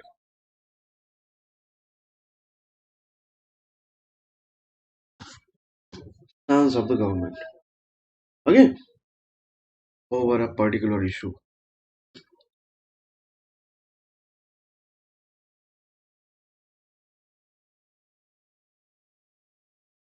Okay, अगर ये कैसे होगा? When COM is moving in a single direction. अब कोई एक minister कुछ कह रहा है, कोई दूसरा मिनिस्टर कुछ कह रहा है, तो कंट्री को क्या पता चलेगा कि भाई गवर्नमेंट का स्टांस क्या है, गवर्नमेंट का स्टैंड क्या है, गवर्नमेंट क्या करना चाहती है? ये चीजें कब पता चलेंगी? ये चीजें तब पता चलेंगी जब ये चीज क्लियर होगी कि भाई जो यहाँ पास स्टांस लिया जा रहा है ये काउंसिल ऑफ मिनिस्टर का है, ये गवर्नमेंट का स्टांस. ओके, अगर ऐसा नहीं होगा तो फिर दिक्कत होगी. लोगों को पता ही नहीं चलेगा कि भाई गवर्नमेंट करना क्या चाहती है. समझ रहे हैं इस केस को? तो this is what we know as collective responsibility. लेकिन इंडियन कॉन्स्टिट्यूशन में कलेक्टिव रिस्पॉन्सिबिलिटी बस नहीं है. कलेक्टिव रिस्पॉन्सिबिलिटी के साथ साथ क्या है? इंडिविजुअल रिस्पॉन्सिबिलिटी भी है. इंडिविजुअल रिस्पॉन्सिबिलिटी भी है. ओके। और इस इंडिविजुअल रिस्पॉन्सिबिलिटी में आपको देखना होगा कि ये कलेक्टिव रिस्पॉन्सिबिलिटी से कैसे अलग है। तो इंडिविजुअल रिस्पॉन्सिबिलिटी किसकी होगी? इंडिविजुअल रिस्पॉन्सिबिलिटी होगी मिनिस्टर की। ओके, इंडिविजुअल रिस्पॉन्सिबिलिटी किसकी होगी? मिनिस्टर की। तो लेट अस से इंडिविजुअल रिस्पॉन्सिबिलिटी।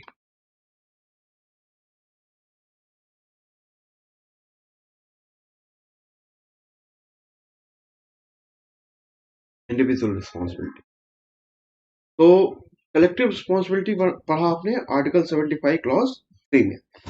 अब इंडिविजुअल रिस्पॉन्सिबिलिटी देखो, write down under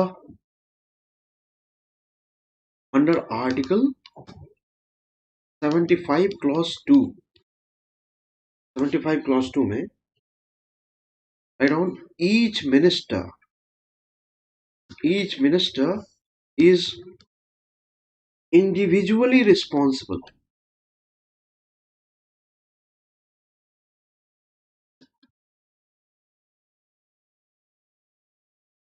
individually responsible to the president of India। बहुत इंपॉर्टेंट, प्रेसिडेंट ऑफ इंडिया। ठीक है, तो इसका मतलब क्या हो जाता है? इसका मतलब ये हो जाता है कि ईच मिनिस्टर क्या है? Each minister holds office till the pleasure of the president. तो मिनिस्टर जो होते हैं वो किसके प्लेजर में काम करते हैं? They work under the in the pleasure of the president। Okay, so this would mean, you can say that this means that individual minister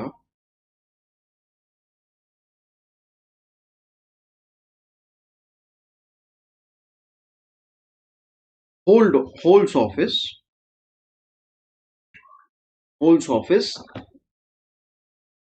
during the pleasure of the president।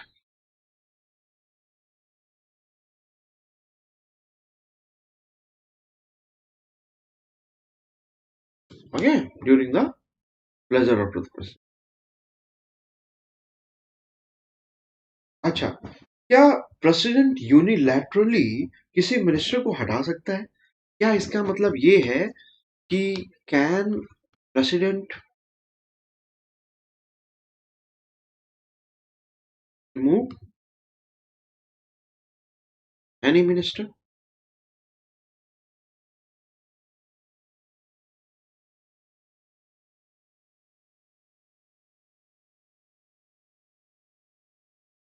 इस चीज को ध्यान दो। देखिए, इस केस में आप कह सकते हैं कि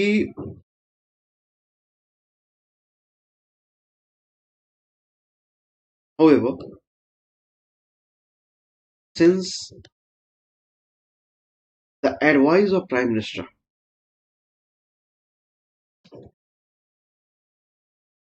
is available in this regard,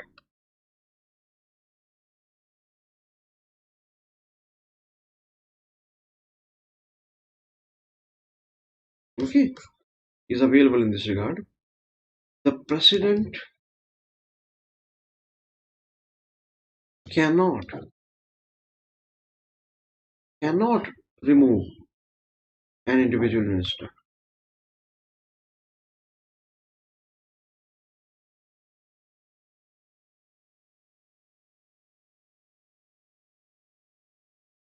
Okay, cannot remove an individual minister on his own।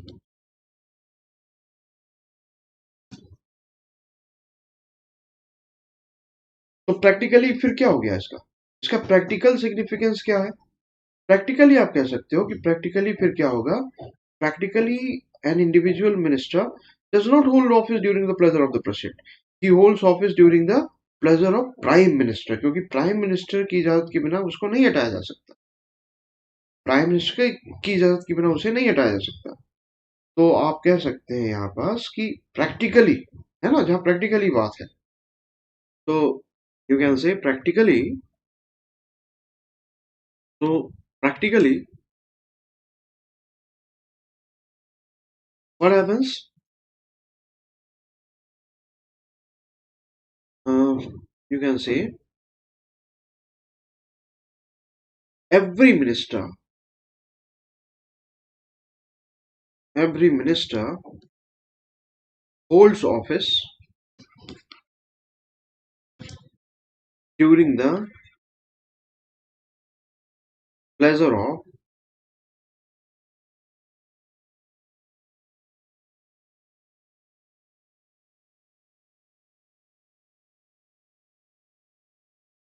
pleasure of prime minister. Okay, during the pleasure of prime minister. ये प्रैक्टिकल सिग्निफिकेंस है यहाँ पास इसका,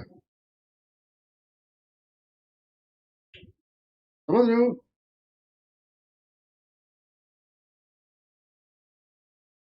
ठीक. तो यहाँ इंडिविजुअल रिस्पॉन्सिबिलिटी का सिग्निफिकेंस क्या है, ये चीज देखिए आप. तो what is the significance of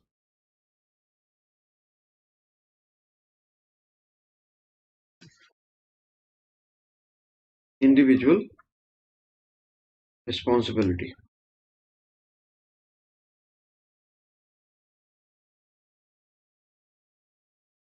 significance क्या है इंडिविजुअल रिस्पॉन्सिबिलिटी का? Understand that individual responsibility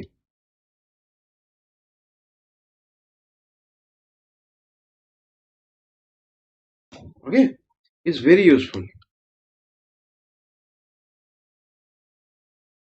to bring discipline,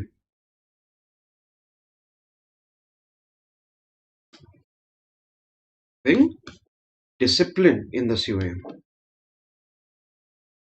the Council of Minister,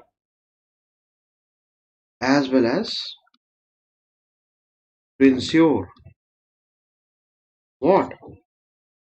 To ensure that all the ministers क्या है? They finally what?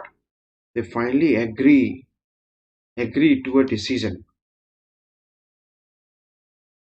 Okay, to agree to a decision taken by Council of Minister, taken by Council of Minister. अगर ऐसा नहीं हुआ तो क्या होगा? फिर काउंसिल ऑफ मिनिस्टर की कलेक्टिव रिस्पॉन्सिबिलिटी भी नहीं बनेगी. काउंसिल ऑफ मिनिस्टर की कलेक्टिव रिस्पॉन्सिबिलिटी के लिए जरूरी है कि वहां पास इंडिविजुअल रिस्पॉन्सिबिलिटी भी इंश्योर की जाए. Understand? So individual responsibility is actually needed for ensuring the collective responsibility. Now understand that if any minister is not taking full responsibility, is not acting in accordance with the directions that have been issued by head of the government here, that is Prime Minister, then because practically he is working during the pleasure of Prime Minister, although theoretically he works during the pleasure of the President, but practically, as I explained you, he is working during the pleasure of the Prime Minister. That is why it can be said that practically because he is working during the pleasure of Prime Minister, he can be removed from the office if he makes any kind of interference with the collective decision. So individual responsibility is the key to the collective responsibility of Council of Ministers. Okay? It is the key to the collective responsibility of Council of Ministers. Getting it? समझ रहे हो? तो ये आप कह सकते हैं finally agree to a decision taken by Council of Ministers for which now COM can be held. COM can be held collectively responsible.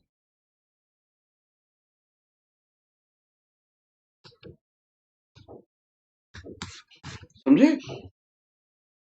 COM can be held collectively responsible by लोक सभा.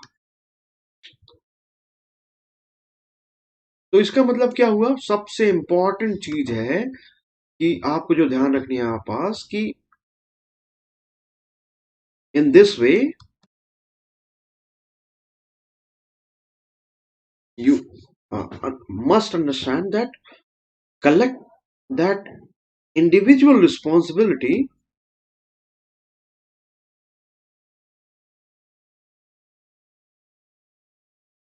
that is Article 75 Clause 2. Okay, ये क्या करता है? Ensures collective responsibility.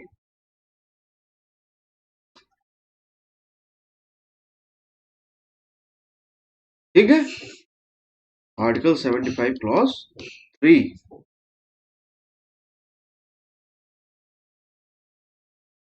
Okay, समझे आप इस बात को?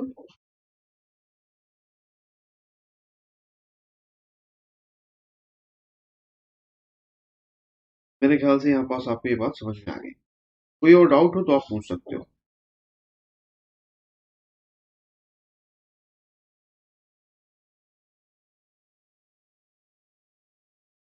चलिए, अगर इतना समझ में आ गया तो हम आगे नेक्स्ट टॉपिक में चलते हैं। And our next topic is what? Conventions. Conventions के बारे में जानते हैं क्या है? कन्वेंशंस के बारे में हमें पता चलेगा। कन्वेंशंस का आप बहुत ज्यादा रोल देखते आए हैं। कन्वेंशंस के बारे में यहाँ पास आपको जानकारी मिलेगी। ओके, तो next is conventions. Okay, conventions.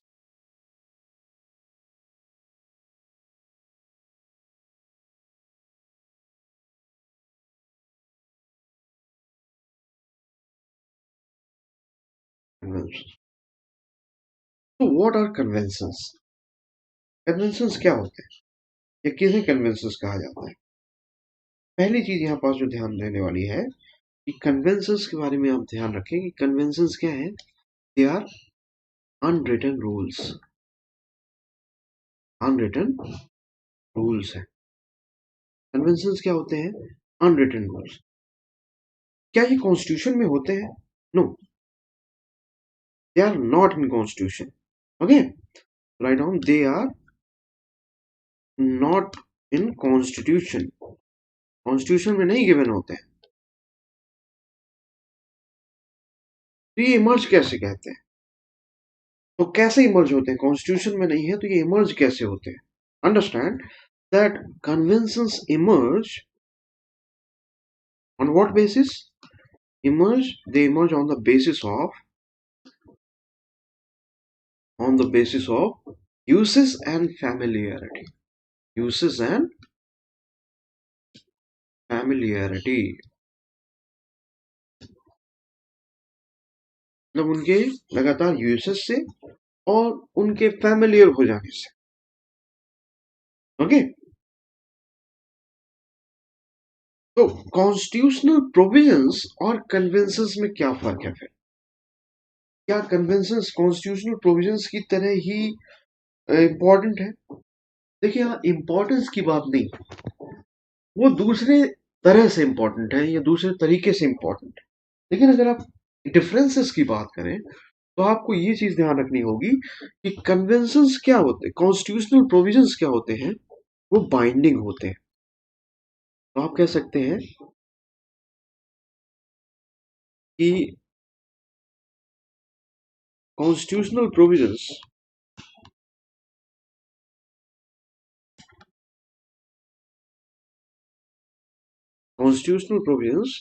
Are binding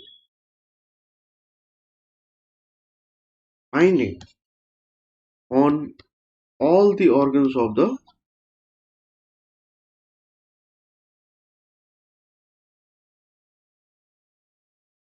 government. Okay, on the all organs of the government. But conventions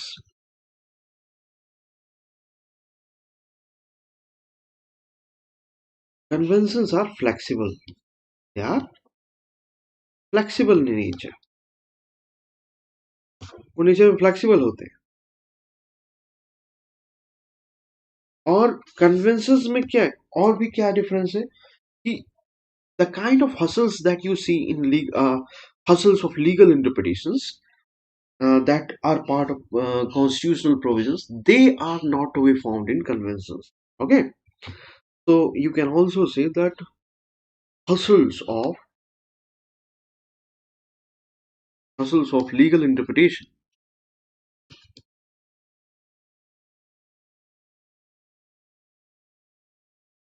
hustles of legal interpretations is not to be found in conventions. Conventions में नहीं होती।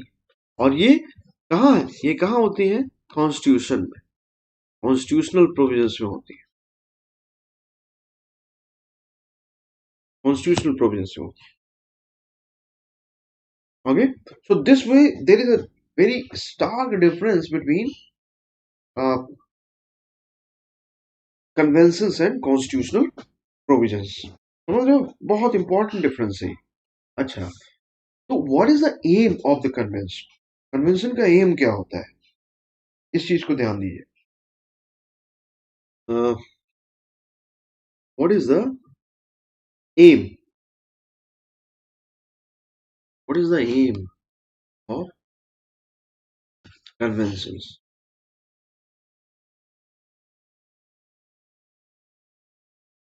इसको समझो। Here the main aim is, aim क्या होता है, aim है यहाँ पास to make the work of the administration, work of the administration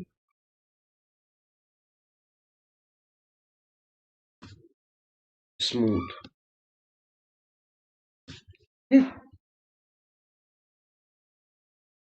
यहाँ पास मेन पर्पस क्या होता है कन्वेंशन का, कि एडमिनिस्ट्रेशन का काम स्मूथली रन करे।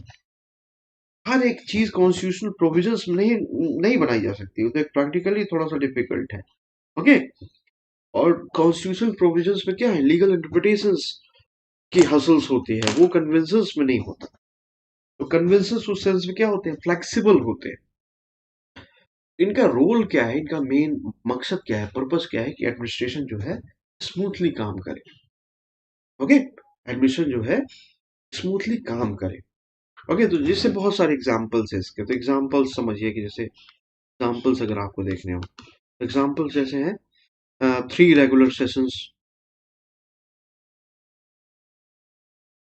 ओके, तो आपके पार्लियामेंट का 3 रेगुलर सेशन होता है, winter session, monsoon session, summer budget session. Okay, तो 3 रेगुलर सेशंस ऑफ पार्लियामेंट। एक president giving assent to money bills, ऐसा नहीं है कि वहां पास जरूरी है, वो कन्वेंशन है कि दे देगा। क्यों दे देता है, उसी की परमिशन से तो वो इंट्रोड्यूस होता है, तो वो दे दिया जाता है एसेंट। फिर और भी बहुत सारे हैं, जैसे फॉर एग्जांपल आप कह सकते हैं कि स्पीकर जो होता है is from ruling party, speaker is from ruling party.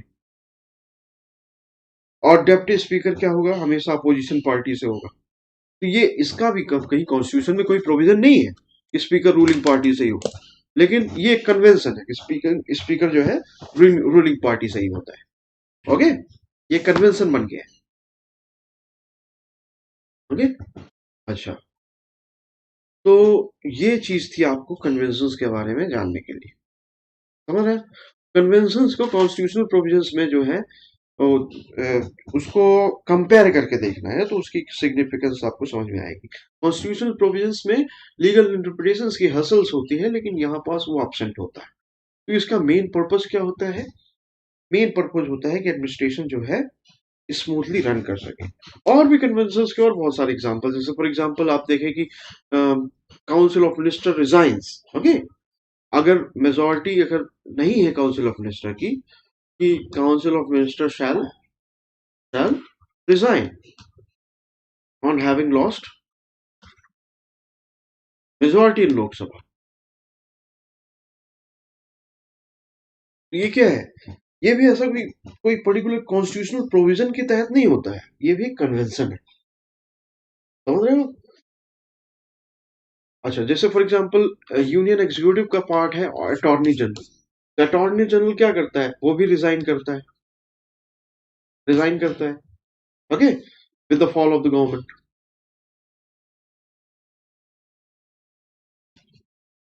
क्या ये is it a constitutional provision? No. Has it been made constitutionally mandated? No, it has not been made constitutionally mandated. No. This is also something which happens on the basis of convention. So this is a convention that when government falls, then the attorney general also resigns. अब जैसे for example care taker government जो होती है, care taker government, okay, तो care taker government का क्या constitutional provision है?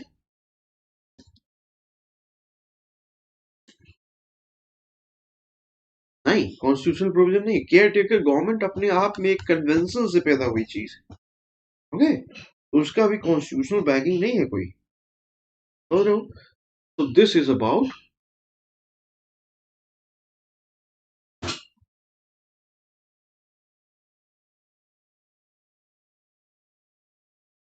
The conventions, okay. अब नेक्स्ट चीज जो हम यहाँ पास करने वाले हैं, that is related to the position of prime minister, okay. So the heading is position and power of Indian Prime Minister. Position and power of Indian Prime Minister. समझ रहे हो? इसमें इंपॉर्टेंट है ये चीज जानना कि there are various views, there are various views, okay, on the powers and position of Indian prime minister,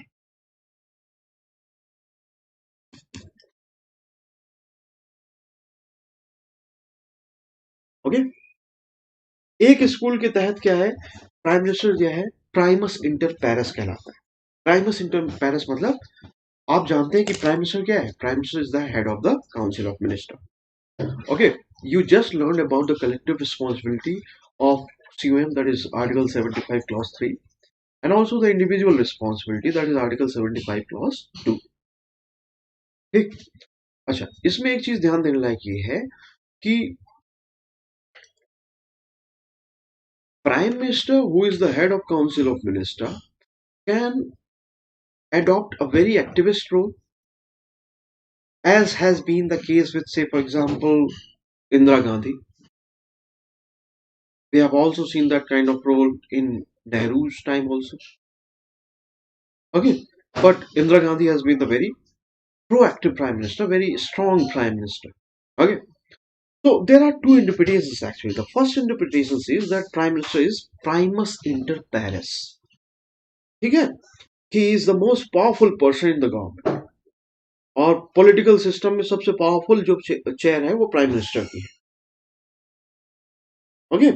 लेकिन एक दूसरा तरीका भी है इसको देखने का। ही इज द फर्स्ट एमंग, जो है कि प्राइमस इंटर पैरस का मतलब है कि वो एक, he is just first among equal, he is not the most powerful person. Primus inter pares का मतलब है कि he is just first among equals. और दूसरा इंटरप्रिटेशन जो है प्राइम मिनिस्टर के ऑफिस को लेके, उसको बोलते हैं कि he is the moon among stars, is the moon among stars, okay. तो ये है, यह भी कहा जाता है कि chief stone of cabinet arch. तो ये दो व्यूज हैं जो प्राइम मिनिस्टर के ऑफिस से रिलेटेड है। एक्चुअली डिपेंड करता है लीडर के ऊपर, डिपेंड करता है पर्सनालिटी के ऊपर कि पर्सनालिटी किस तरह से अपने आप को प्रोजेक्ट करती है, okay.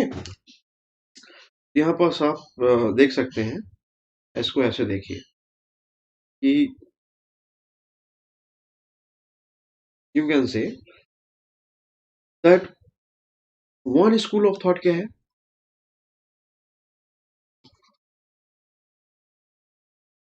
according to one school of thought, PM is primus inter pares, Primus inter Paris. Primus inter pares का मतलब क्या होता है? First among equals.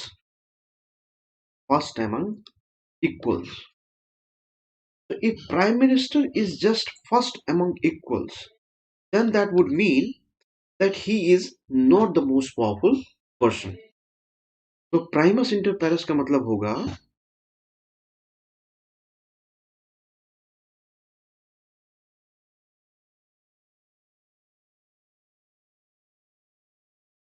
पैरिस का मतलब होता है कि prime minister is not okay the most powerful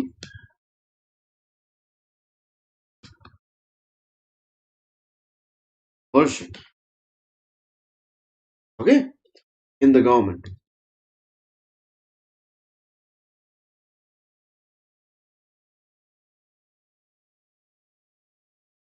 और political system of India.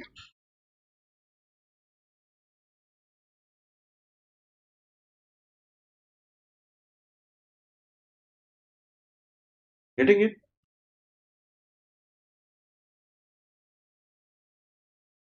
Since as per the constitution,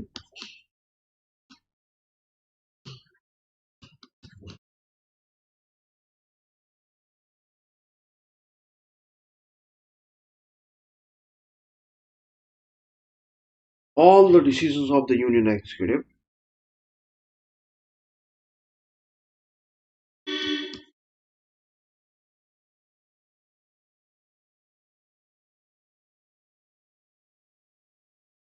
all the decisions of the union executive are taken by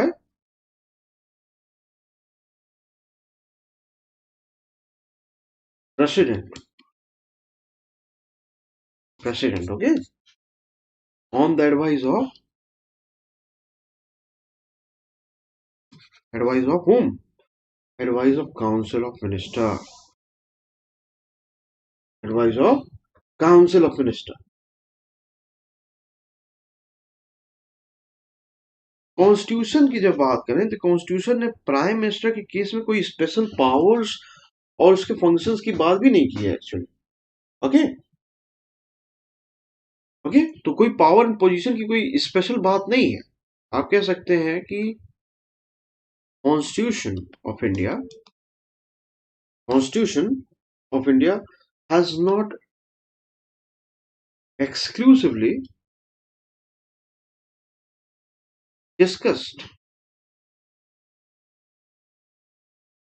what? Powers and positions of powers and positions of prime minister.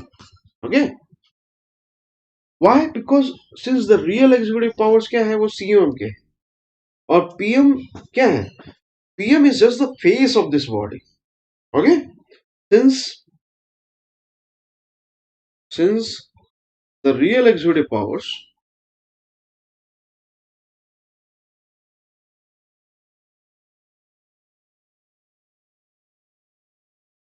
are with COM,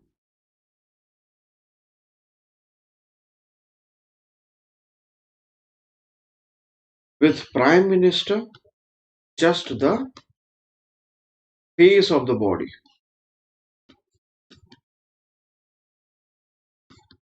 COM.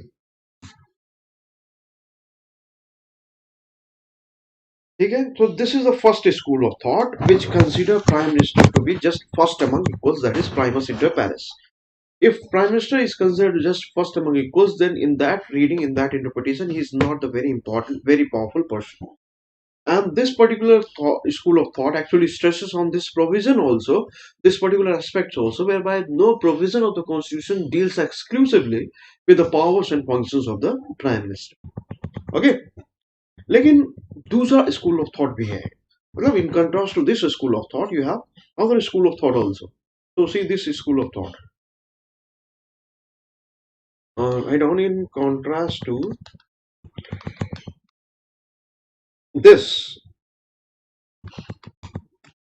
there is another school of thought also.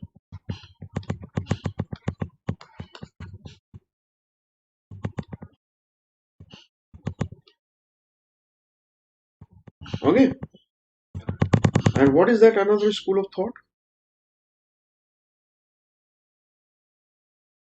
उस school of thought के हिसाब से क्या है? And this school of thought is actually more acceptable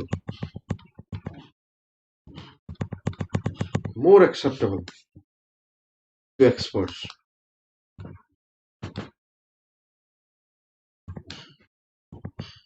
This is more acceptable to experts. And according to this school of thought, okay, यहाँ पास ये believe क्या है कि prime minister is what? He is the chief stone, or you can say keystone of the cabinet arch.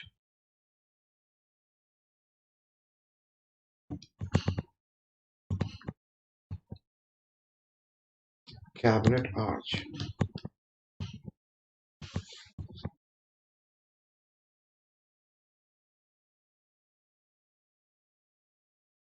Okay, और इस interpretation में ये कहा जाता है कि prime minister is not just the face of COM, rather he is the very life of COM. He is the very life of COM. COM की life ही है actually.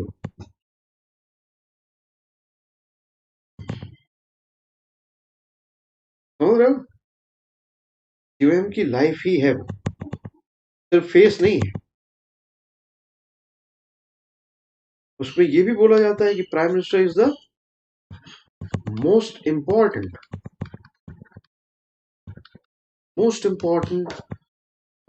personality in the whole COM. Most important personality is here,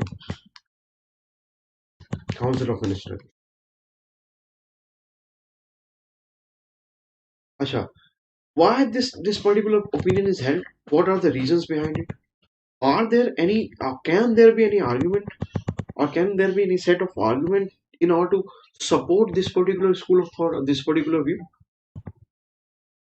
So yes, there can be various arguments. जैसे हम देख सकते हैं, for example, कह सकते हैं कि this particular view, whereby Prime Minister is the chief stone or the keystone of the arch of cabinet or the cabinet arch. He's not just the part of Council of Ministers. He's actually the most important um, arch. He's actually the life of Council of Ministers. Most important personality in Council of Ministers. This particular view can be actually substantiated by various arguments. जैसे for example इस particular view को support करने के लिए बहुत सारे argument दिए जा सकते हैं, और उसमें बहुत इंपॉर्टेंट आर्ग्यूमेंट है. आप ये समझ पाएंगे क्योंकि मैं ये डील कर चुका हूं इसे. जैसे for example COM, that is council of minister, it can not survive without what? Without a PM, without a prime minister. As in a parliamentary system क्या होता है?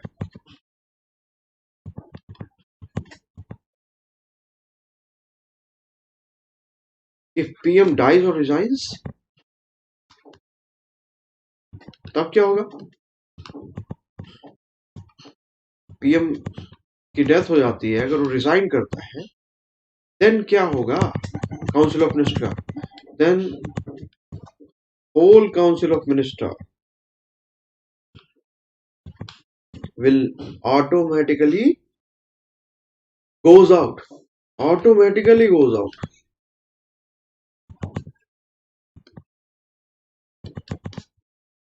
Okay, automatically goes out of office.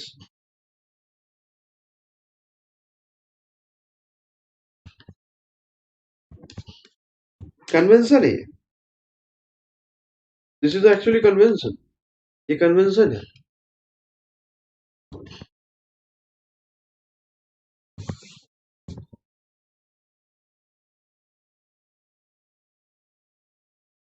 समझ रहे हो? And why so?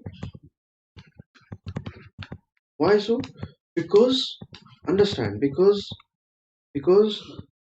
it is the PM who crafts the Council of Ministers. Okay, because PM drafts Council of Ministers. तो creator के बिना creation कहाँ?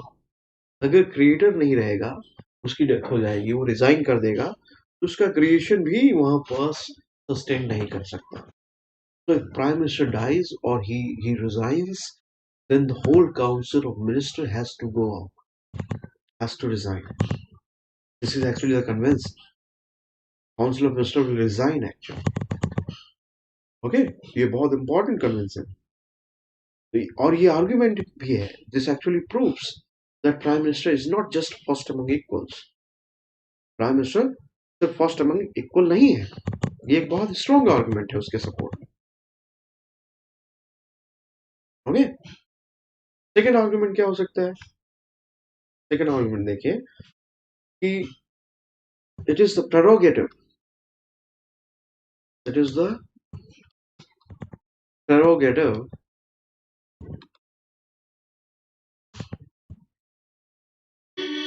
of Prime Minister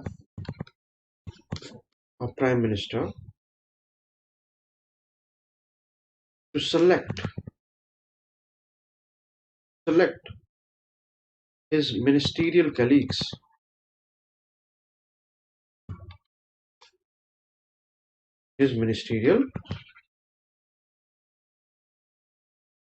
colleagues okay, and distribute the portfolios among them.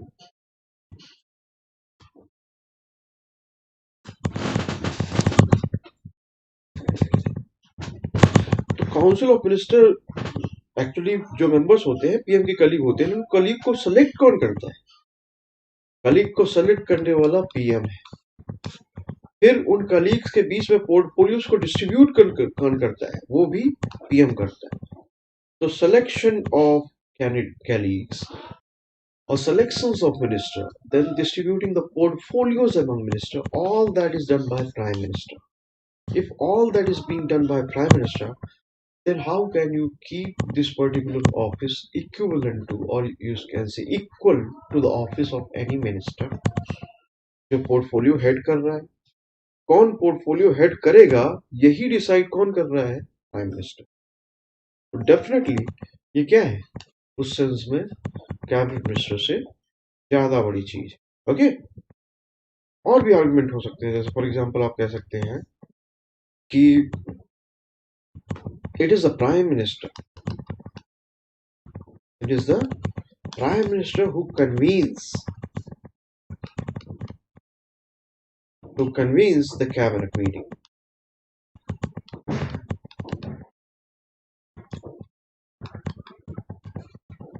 Okay, who convenes the cabinet meetings and also decides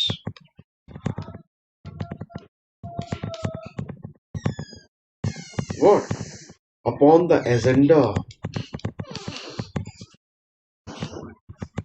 of the meeting. तो meeting कब होगी ये कौन decide करेगा? Prime minister. मीटिंग का एजेंडा क्या होगा ये कौन डिसाइड करेगा? Prime minister. तो डेफिनेटली वो क्या है? डेफिनेटली वो प्राइम मिनिस्टर कैबिनेट से ज्यादा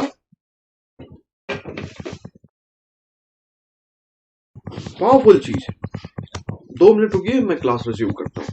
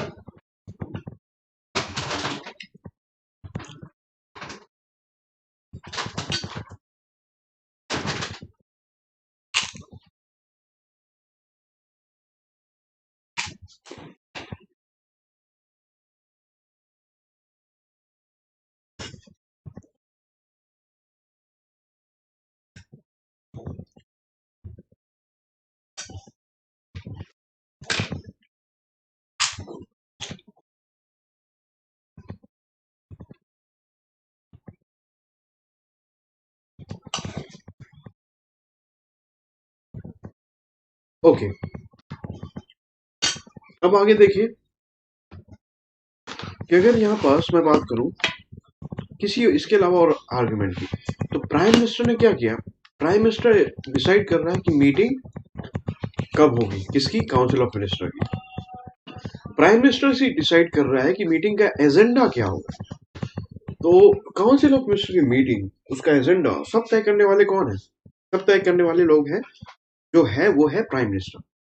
then how can you keep prime minister equal to the council of minister, equal to the people who are there in council of minister?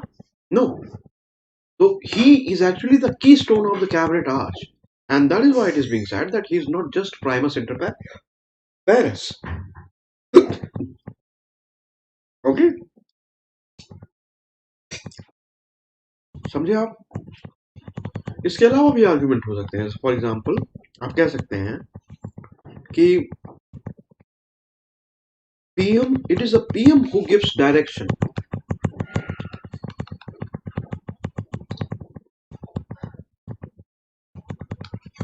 General direction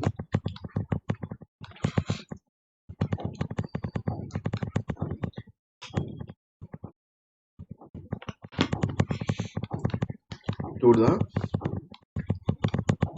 administration of the country,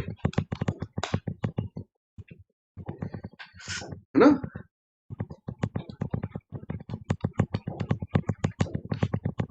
okay,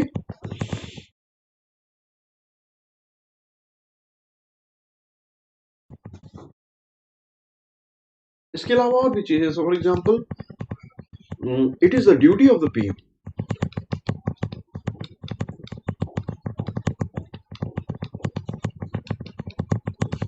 क्या duty है PM की? To meet the president,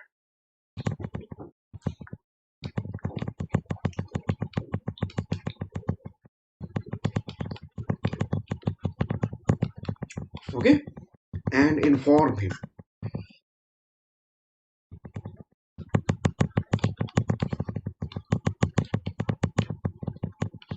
about what? About the affairs of Sion.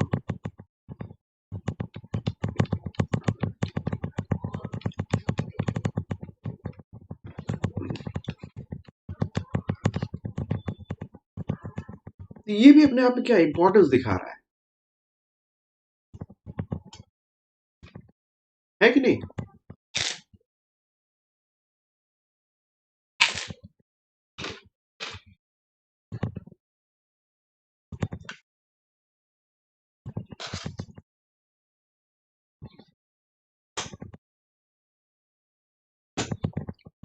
Not only president, he also does the same for parliament.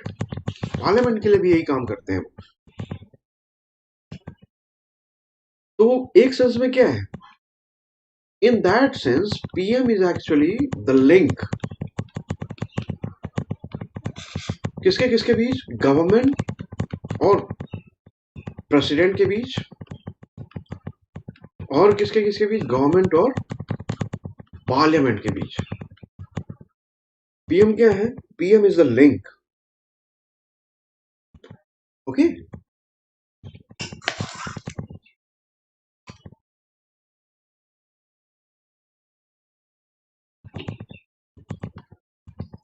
इसके अलावा देखिए और भी argument हो सकते हैं। फॉर एग्जांपल आप कह सकते हैं कि PM alone has the power, okay, has the right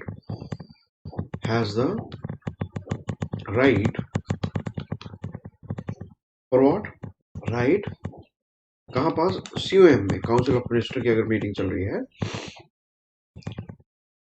to ask for any information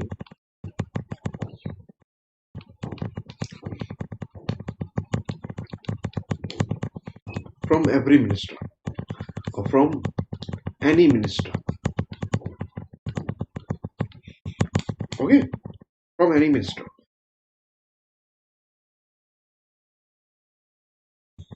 regarding the administration,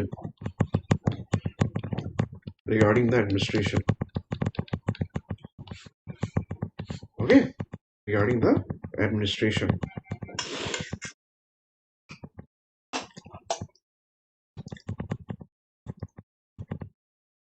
Are you getting it?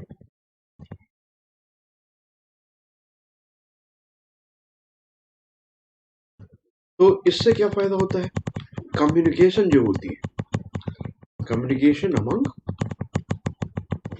Ministers,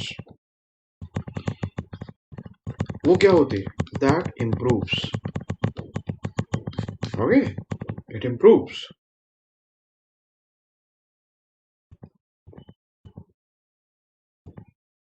और अगर आप याद करें तो मैं आपको क्या समझा चुका हूं, individual responsibility, okay, individual responsibility.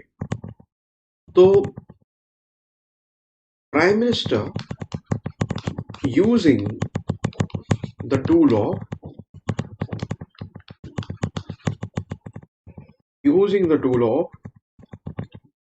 Individual responsibility,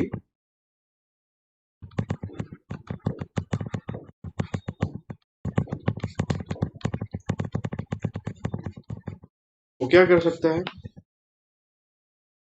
he can ensure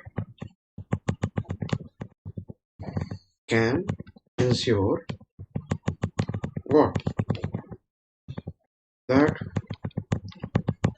all the members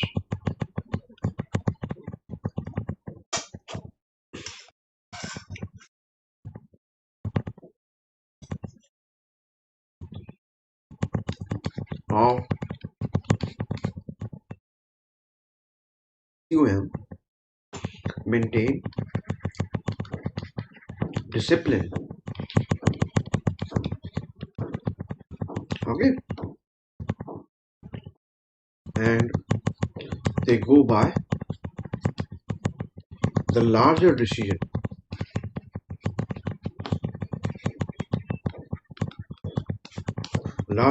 of whom, of council of minister, larger decision of council of minister.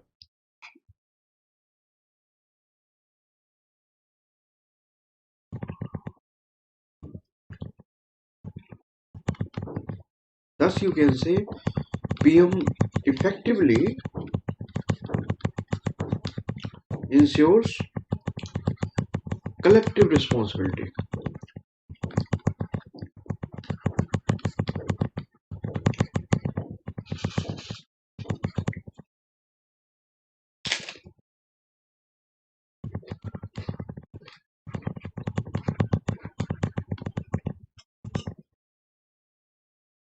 बहुत ही इंपॉर्टेंट पॉइंट है। डाउट हो तो पूछिए।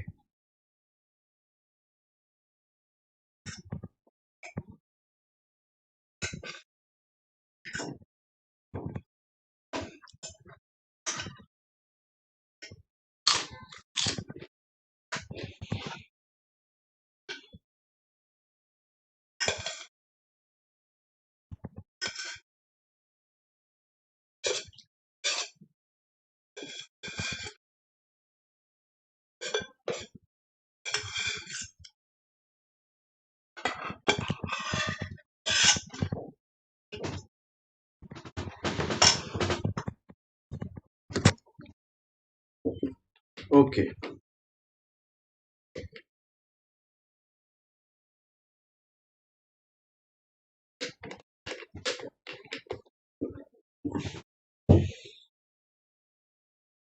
मैंने आपको बताया कि कैसे इंडिविजुअल रिस्पॉन्सिबिलिटी बहुत ज्यादा इंपॉर्टेंट है कलेक्टिव रिस्पॉन्सिबिलिटी के लिए।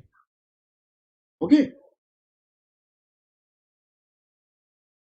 तो कलेक्टिव रिस्पॉन्सिबिलिटी आपने समझा कि वो इंश्योर की जा सकती है ओनली बाय इंडिविजुअल रिस्पॉन्सिबिलिटी। और इंडिविजुअल रिस्पॉन्सिबिलिटी प्रैक्टिकली एक्सरसाइज करवा पाने में पीएम कैपेबल है। क्यों? क्योंकि प्रैक्टिकली मिनिस्टर्स जो हैं पीएम के प्लेजर में काम करते हैं। They work during the pleasure of prime minister.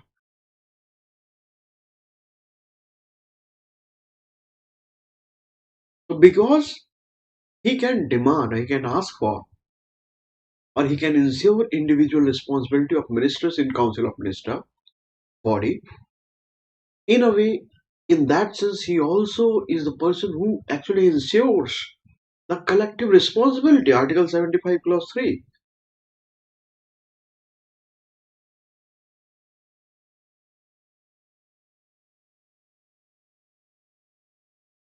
And that shows the significance of the office here.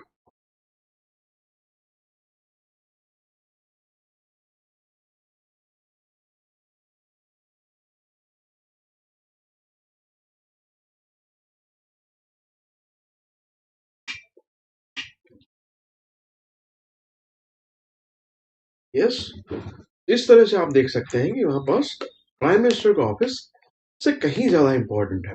He is not just among first among equals.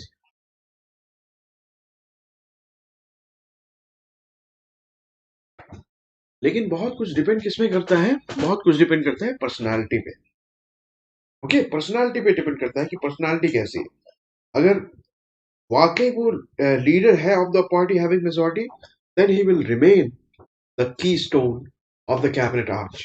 Otherwise cabinet turns out to be very strong. अगर coalition compulsions है prime minister के ऊपर, then also prime minister will not be very powerful.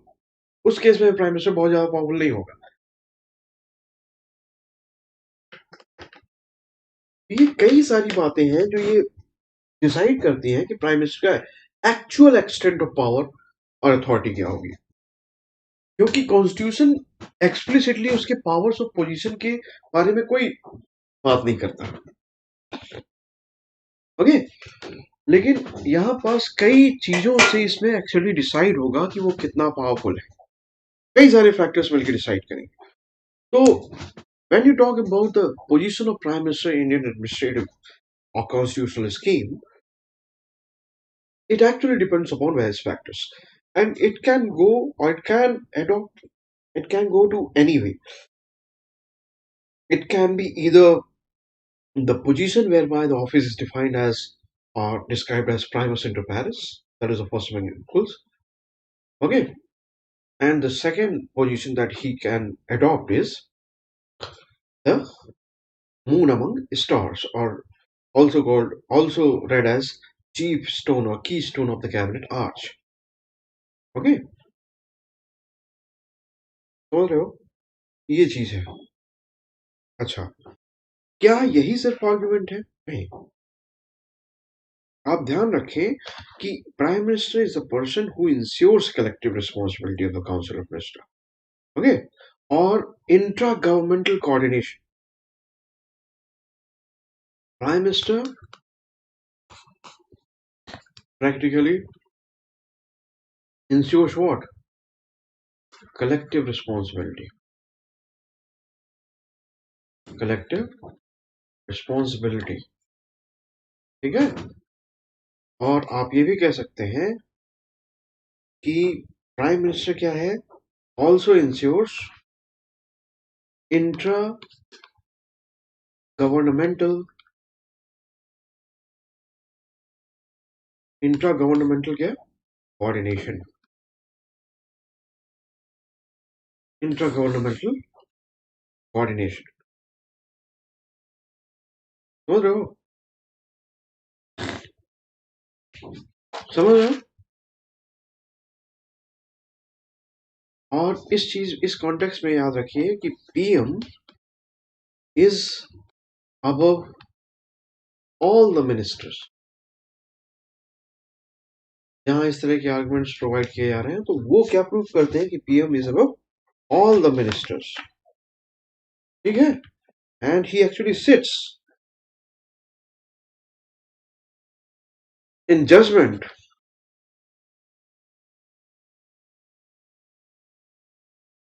over the functioning of all other ministers.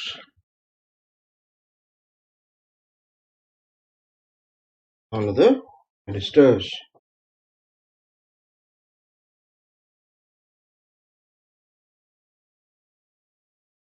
समझ रहे हो? इसमें कोई doubt? इसमें कोई डाउट हो तो पूछें.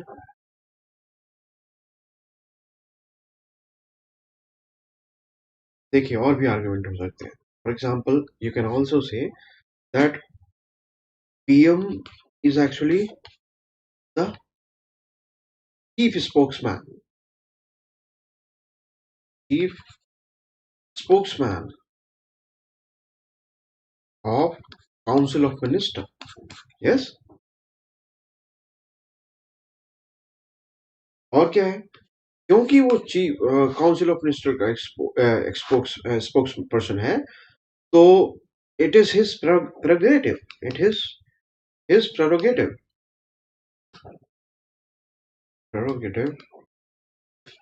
It is his prerogative to announce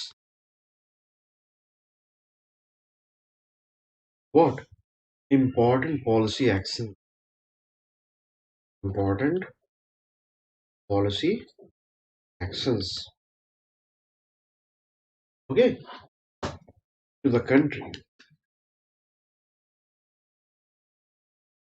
In his discretion.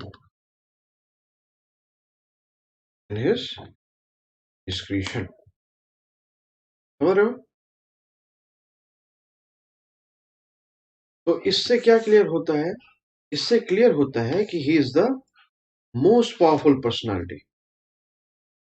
Most powerful personality. So you can say that all these arguments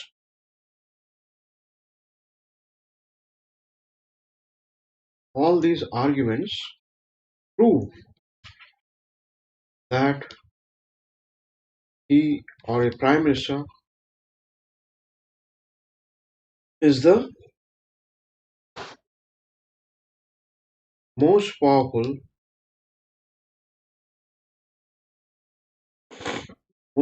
personality in the entire COM, entire Council of Minister. Okay, entire Council of Minister. Okay.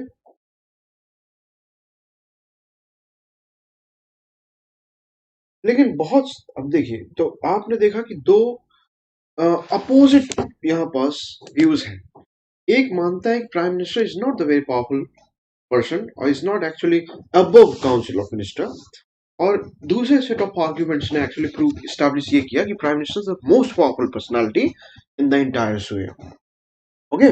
First prove करता है कि वो he is the first among equals. The other और दूसरे set of arguments prove करते हैं कि he is not just the first among equals, he is the most powerful person in the entire COM. ठीक है, लेकिन बहुत सारे फैक्टर्स हैं जो प्राइम मिनिस्टर की ओवरऑल इन्फ्लुएंस, उसके पावर और उसकी पोजीशन को अफेक्ट करते हैं। Okay, so we are actually interested in knowing all the factors which affect the overall influence, power and position of the prime minister. Prime minister office की को वो सारे factors, so you can say that there are various factors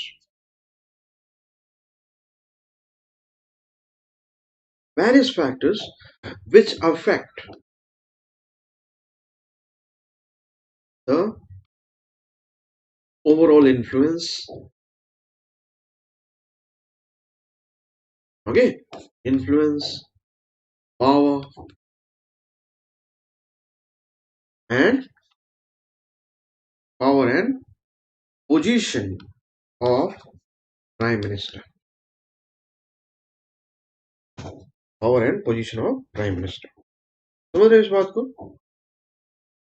अब ये कौन कौन से factor, जैसे फॉर एग्जांपल एक फैक्टर है, एक ऐसा फैक्टर कह सकते हैं कि if prime minister is heading a majority government, देखिए ये कॉन्टेक्स्ट देखिए कि if prime minister is heading अ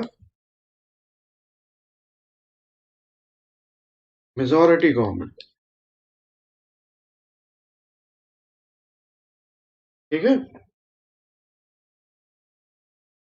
तब क्या होगा? हिज डिसीजंस विल प्रिवेल और his decisions are most likely to prevail. तो क्यों ऐसा होगा? Because he is not dependent upon the support of others, coalition partners का कोई सपोर्ट नहीं है। तो then you can say then his decisions are going to prevail. Okay,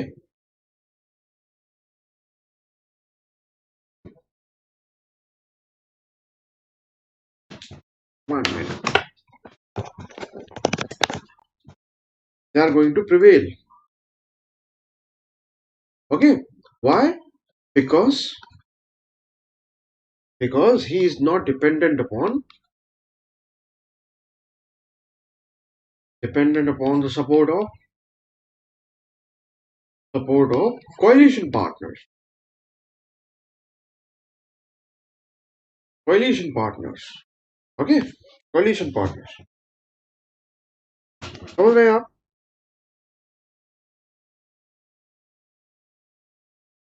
तो एक मेजॉरिटी गवर्नमेंट में क्या होती है? उसकी इन्फ्लुएंस, उसका पोजीशन जो है स्ट्रेंथन होता है. You can say that for this reason, in a majority government,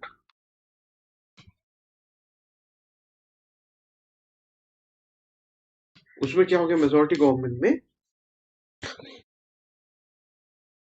his influence or prime minister's influence, his influence, okay, power and position क्या होती है? strengthens, okay, strengthens. समझ रहे हो इस बात को? फिर इसी की तरह जैसे दूसरा बहुत इंपॉर्टेंट फैक्टर क्या हो सकता है?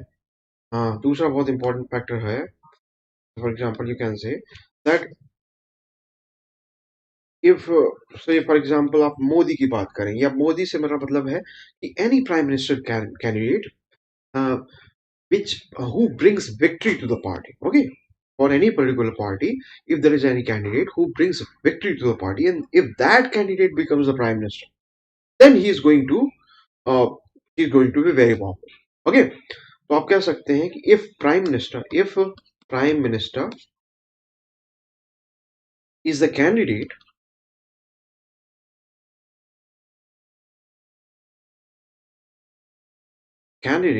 who brought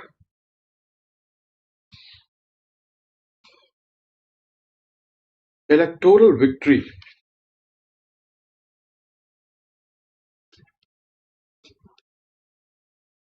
to the political party, to his political party. Okay, अब उस केस में क्या होगा? ड्यूरिंग इलेक्शन,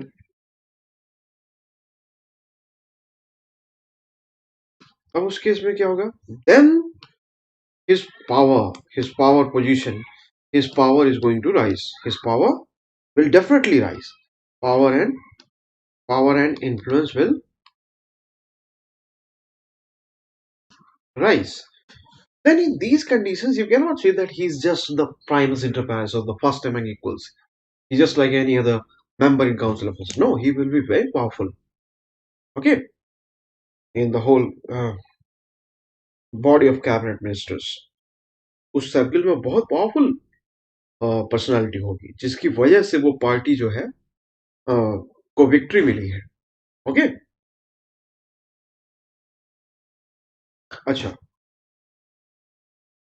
अगर प्राइम मिनिस्टर जिस कैबिनेट काउंसिल ऑफ मिनिस्टर को हेड कर रहा है और उस काउंसिल ऑफ मिनिस्टर में मान लीजिए समझिए कि बहुत सारे charismatic leaders, many of them are charismatic leader, very strong leaders in the council of minister. Then, because of presence of charismatic leaders, because of the presence of charismatic, dynamic, very popular leaders in Council of Minister, the power and influence of Prime Minister will decrease. Okay, comparative sense में. तो आप कह सकते हैं कि if Prime Minister has got some members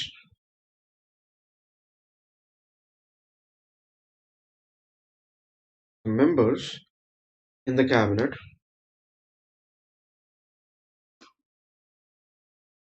who are as charismatic, who are more charismatic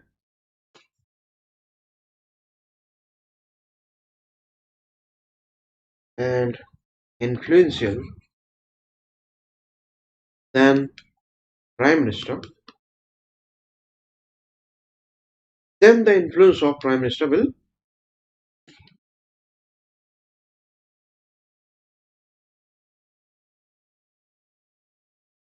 decrease.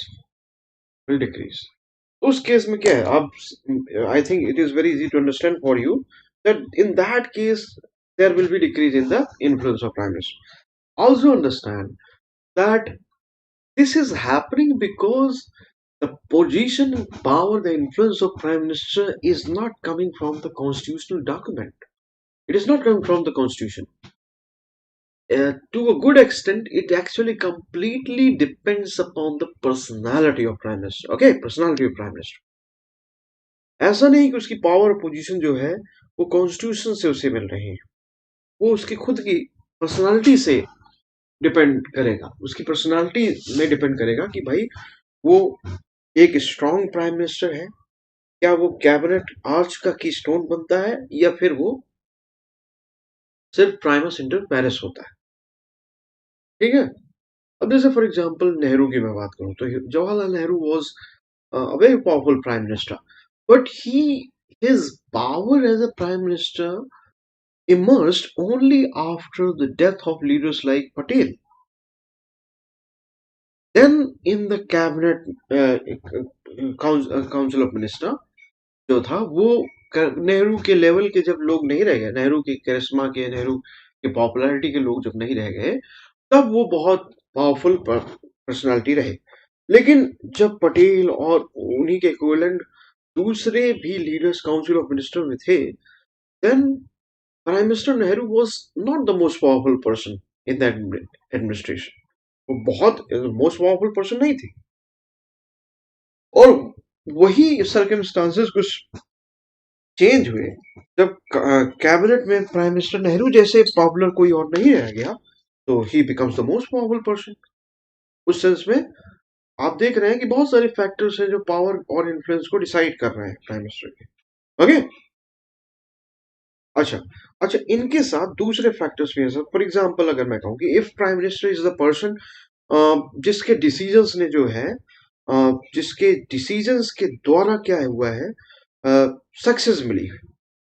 Okay, मतलब उसे कुछ बहुत कंक्लूसिव सक्सेस मिली है किसी पॉलिसी के फ्रंट में। ओके, तो वो क्या होगा, वो डिसीजंस, वो पर्टिकुलर पॉलिसी डिसीजंस उसे बहुत ज्यादा पावरफुल बनाएंगे, इन्फ्लुएंशियल बनाएंगे। ओके, चलो लिखो इसमें, तो इसमें this can be said like this that if the policies and decisions if the policies and decisions of prime minister bring success, okay, or results, positive results, तब क्या होगा, then his influence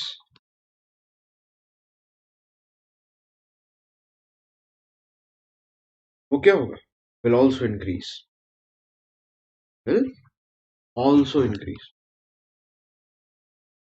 But opposite is also the case, that if his decisions or his policy or his policies or decisions are not successful, if they are not bringing the results, then he will become weaker also.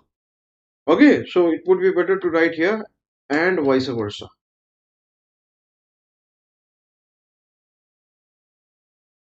Okay, and vice versa.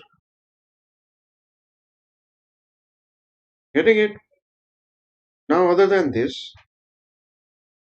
अगर prime minister shares good relation with president और president बहुत ज्यादा assertive नहीं है, तब भी क्या होगा, तब भी प्राइम मिनिस्टर जो है बहुत इन्फ्लुएंशियल हो सकता है। लेकिन अगर एक्टिविस्ट प्रेसिडेंट हुआ, और एक्टिविस्ट प्रेसिडेंट के टाइम में अगर प्राइम मिनिस्टर ने प्रेसिडेंट के साथ बहुत अच्छे रिलेशंस जो है शेयर नहीं किए या शेयर नहीं कर रहा है, if there is no good chemistry, good relation between president and prime minister, and if president is activist president, then that is going to create problems for the prime minister. Okay, so you can say that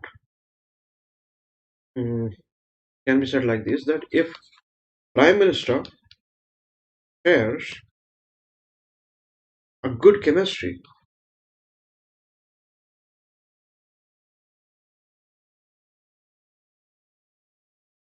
with the president,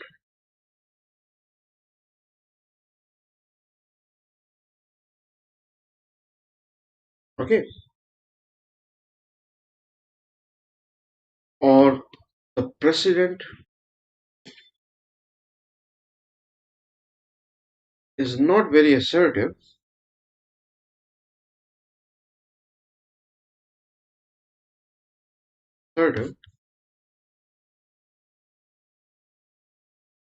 then PM's influence will rise. PM's influence will shall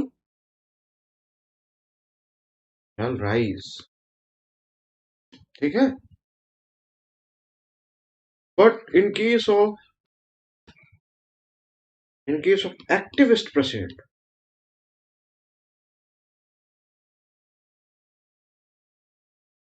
अगर activist president है, okay, तब क्या होगा, then in that case the power of prime minister to good extent is challenged. Okay, then the power of prime minister is challenged. समझ रहे हो, तब उस केस में जो प्राइम मिनिस्टर का पावर होता है वो बहुत हद तक चैलेंज होता है, चैलेंज किया जाता है लगातार, किसके द्वारा, प्रेसिडेंट के द्वारा। ये एक इम्पॉर्टेंट फैक्टर है। I will wait for 1 minute, क्या आप कोई क्वेश्चन हो तो आप पूछ सकते हैं।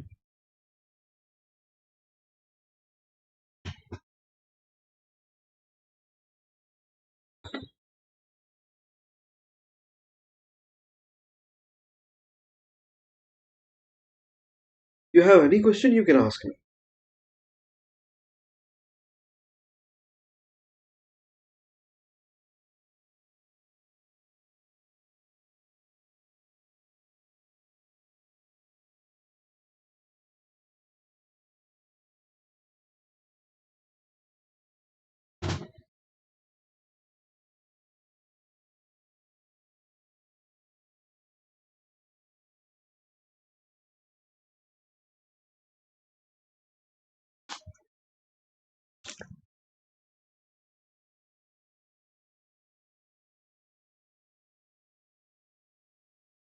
ओके देन, मतलब यहाँ क्रक्स ये भी निकल रहा है कि a lot depends upon the personality. मतलब ये जो फैक्टर्स जो हैं, ये तो ठीक है अपने आप में, जितने फैक्टर्स मैंने आपको बताए, लेकिन a lot also depends upon the personality of prime minister. Okay, that personality can actually can make a lot of difference.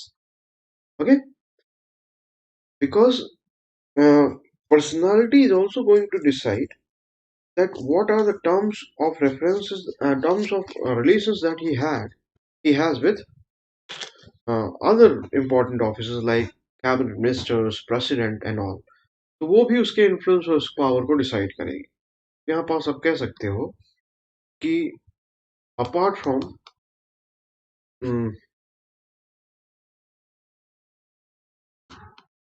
apart from the factors that I discussed, है ना, factors, apart from these factors, the very personality, the personality of prime minister can also make a difference. Okay, in the position and influence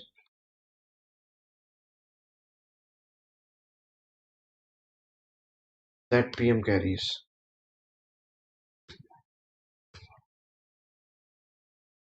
Okay,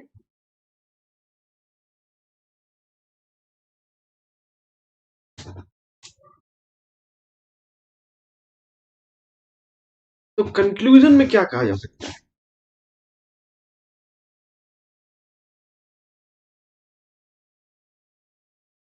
What is the conclusion that we can draw here? We can say that thus it can be concluded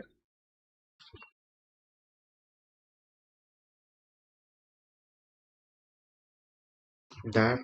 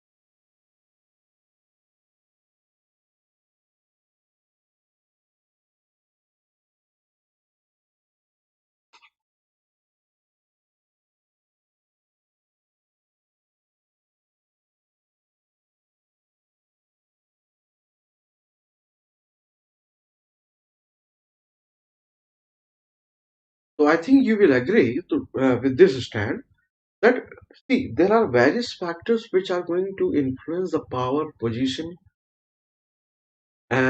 of the Prime Minister's office, a Prime Minister. But one generalization can also be made, whereby it can be concluded that Prime Minister is actually the most important political person in the parliamentary form of government. And for the same reason, he has been rightly described as the keystone of the cabinet arch. Keystone of the cabinet arch. Getting it?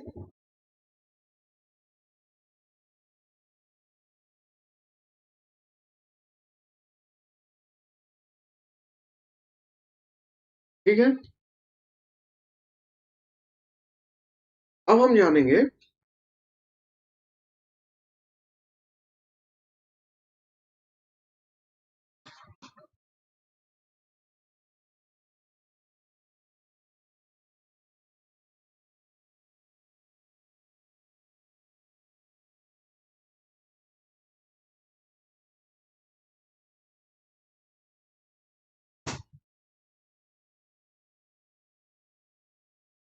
Prime ministerial form of government के बारे में.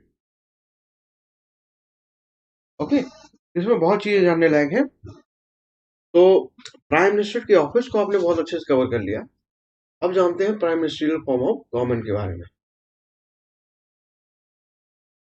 Okay, चलिए देखते हैं.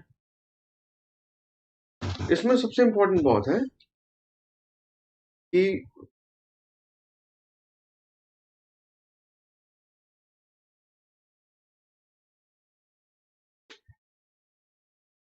It is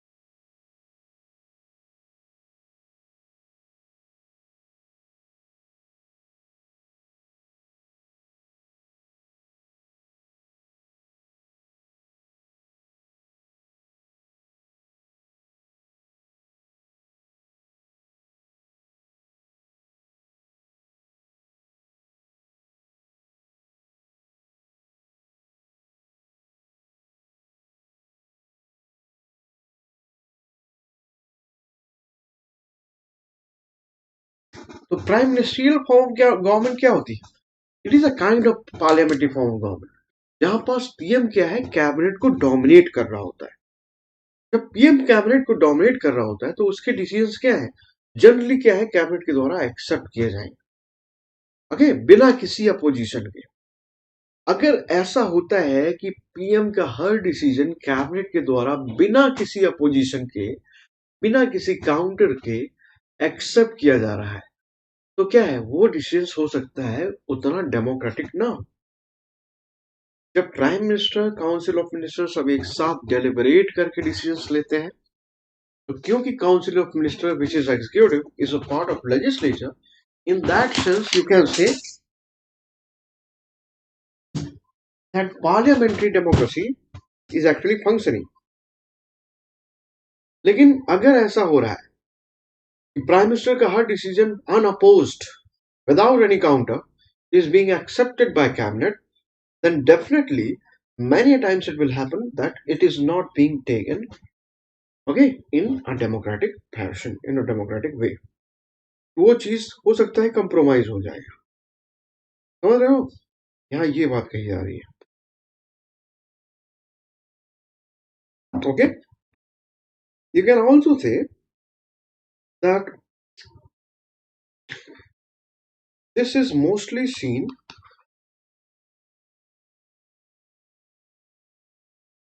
when in situations,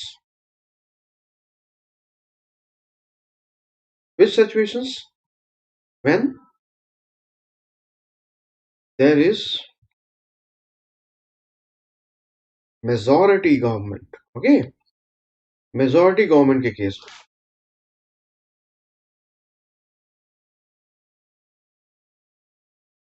majority government के case में, okay, समझ रहे हो आप? और PM, that is prime minister, is the man or is the candidate who brought victory,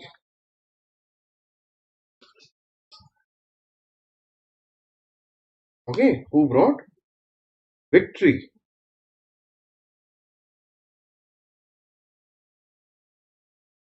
to the party.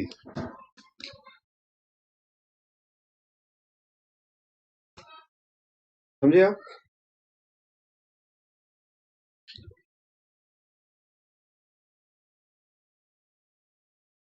ठीक है, तो क्या डिसीजंस जो होंगे वो हो सकता है बहुत केस में डेमोक्रेटिक ना हो, तो फिर इसका क्या कोई फायदा भी हो सकता है? Is there any advantage of prime ministerial form of government?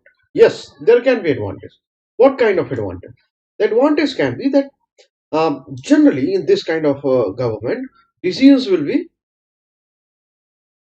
taken in, will always be fast, okay, which will be mostly fast, but many times they may not be sound. So that is the disadvantage, okay. So you can say decisions taken in prime ministerial form of government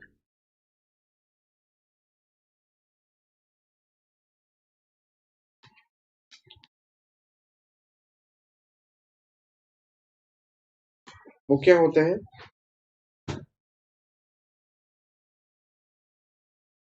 Are mostly fast, are mostly fast, okay, they are mostly fast, but they may not be sound always. वो हमेशा बेहतर हो ये जरूरी नहीं, समझ रहे हो? हमेशा बेहतर हो ये जरूरी नहीं है, ओके, समझ रहे हो? They may also be taken, you can say,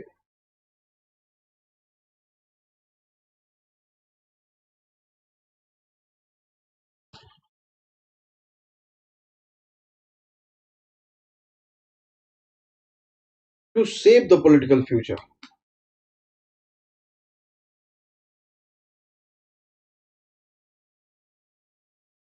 okay, political future of prime minister individually,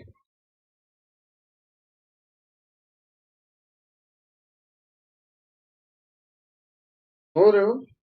वो सिर्फ और सिर्फ इस बात से भी गाइडेड हो सकते हैं कि प्राइम मिनिस्टर के कैरियर के लिए हो, okay,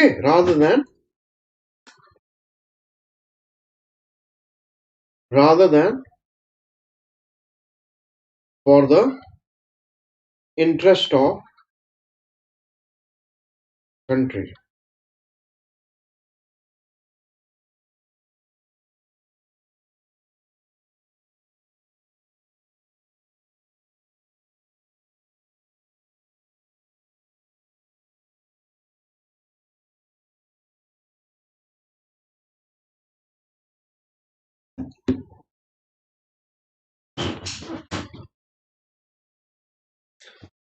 Okay, now also understand the concept of collective responsibility.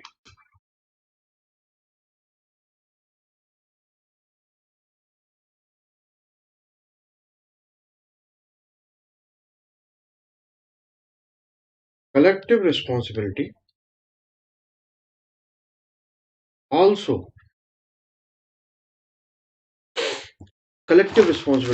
also gets misplaced.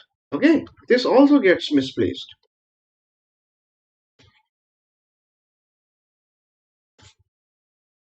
in the form of in this form of government, in prime ministerial form of government.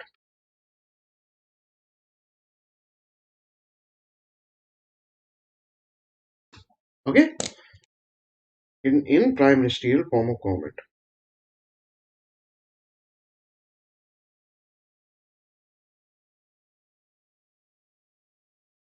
समझ रहे हैं आप इस बात को? ये चीज है. ओके, तो ये बहुत इंपॉर्टेंट चीज है जो आपको ध्यान रखनी है कि यहाँ पास अ, ये चीज आपको ध्यान रखनी है कि prime minister form of government में डिसीजंस तो हो सकता है कि बड़े फास्ट वे में लिए जाए, लेकिन हो सकता है कि उतने क्या हो, उतने साउंड ना हो. ओके, समझ रहे हो? उतने साउंड हो सकता है कि ना हो. और दूसरा ये है कि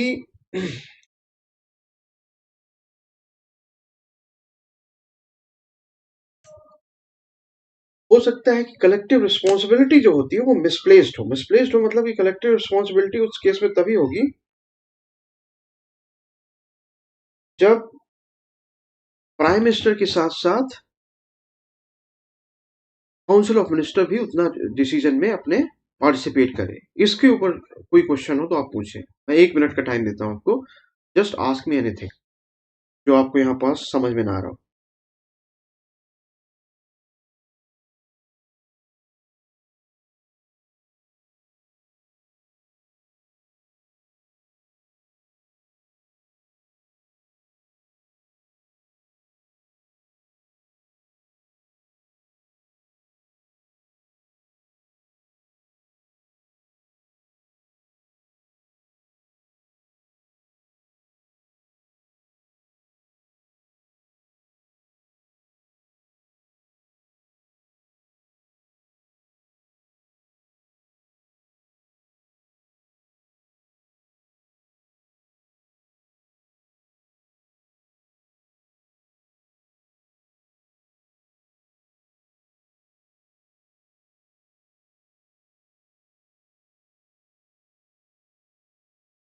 okay,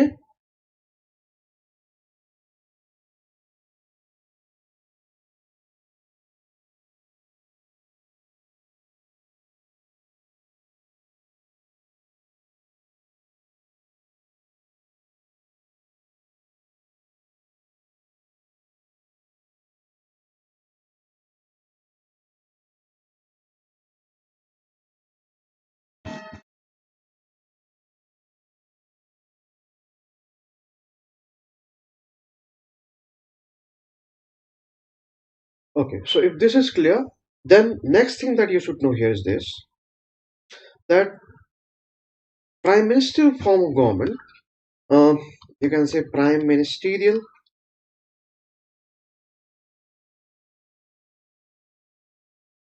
form of government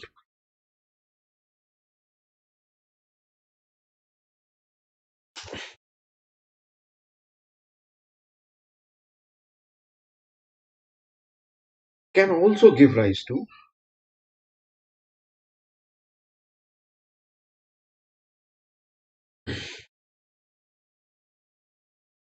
extra constitutional bodies.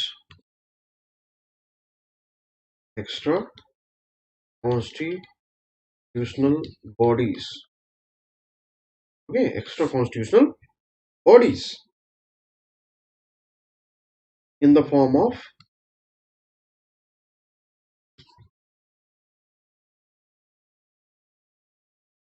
कोटेरी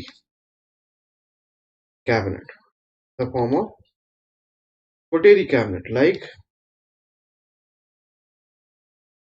kitchen cabinet. like kitchen cabinet और inner cabinet. ये कब दिखा है आपको? ये इंदिरा गांधी के टाइम में दिखा था. ओके, इंदिरा गांधी के टाइम में आपको ये चीज दिखी थी. उनकी अपनी एक कोटेरी कैबिनेट होती थी. ओके, कोटेरी कैबिनेट होती थी. और कहना चाहिए कि उसको इनर कैबिनेट या किचन कैबिनेट भी होते थे. वो क्यों? क्योंकि इंदिरा गांधी के टाइम में आपने typical prime ministerial form of government देखी थी, जहां उनके डिसीजंस को अपोज कर नहीं किया जाता था काउंसिल ऑफ मिनिस्टर के किसी भी मेंबर के द्वारा. ओके, समझ रहे हो? तो आफ्टर 1989 क्या हुआ है कि prime ministerial form of government has been replaced by cabinet form of government. Okay, so you can say that prime ministerial form of government, prime ministerial form of government has been replaced by cabinet form of government.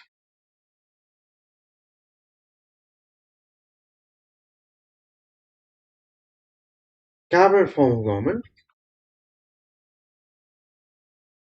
after 1989. Okay, cabinet form of government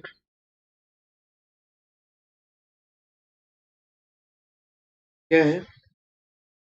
It is a style. It is a type of government. It is a type of government in which cabinet dominates.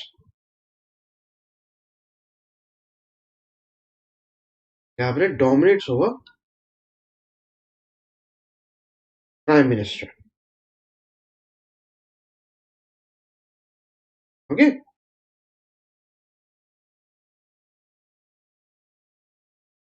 तो इसमें क्या क्या PM cabinet के decision या cabinet के decision making को influence नहीं करता है? नहीं, PM also exerts his influence, but in cabinet form of government what happens, PM is not able to override. Okay, he is not able to override the decisions of the cabinet. Yeah, this is actually the main difference here. You can say that you can say that in cabinet form of government, although in cabinet form of government,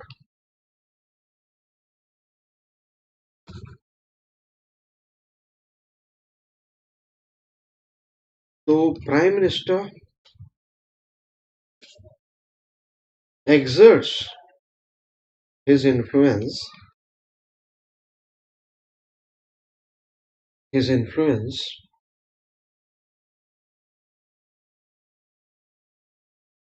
uh, on decision making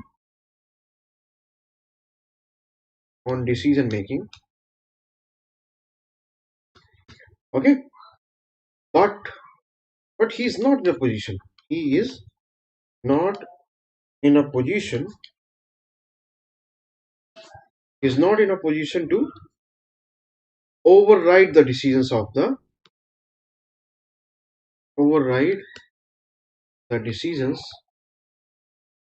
of the cabinet.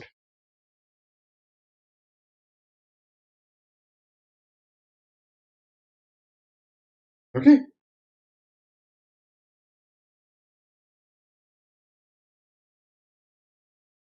समझ रहे हो? Override करने की क्षमता नहीं होती, capable नहीं होता. अब क्योंकि ओवरराइड नहीं किया जा सकता तो वहां पास डिसीजंस क्या होंगे? ड्यू डिलिबरेशन से लिए जाएंगे और वो ट्रूली कलेक्टिव होंगे. मतलब उनका नेचर क्या होगा? ट्रूली कलेक्टिव होगा. और इस तरह से वो डेमोक्रेसी को स्ट्रेंथन करते हैं और स्पिरिट ऑफ कलेक्टिव रिस्पॉन्सिबिलिटी को स्ट्रेंथन करते हैं। ओके, बहुत इंपॉर्टेंट है चीज, समझ रहे हो आप? Because this is the procedure, you can say the decisions which are taken by cabinet are taken by due deliberation, due deliberation, due deliberation. Okay, due deliberation, and are truly collective in nature. Collective in nature, thus strengthening democracy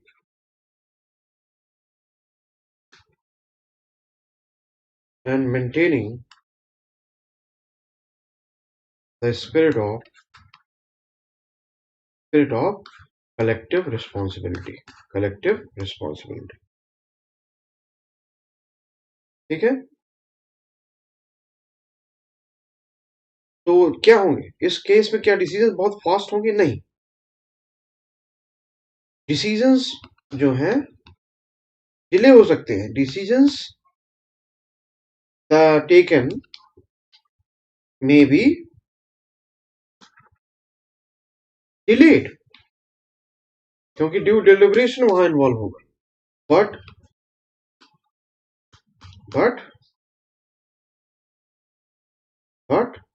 are going to be safe, okay, and democratic.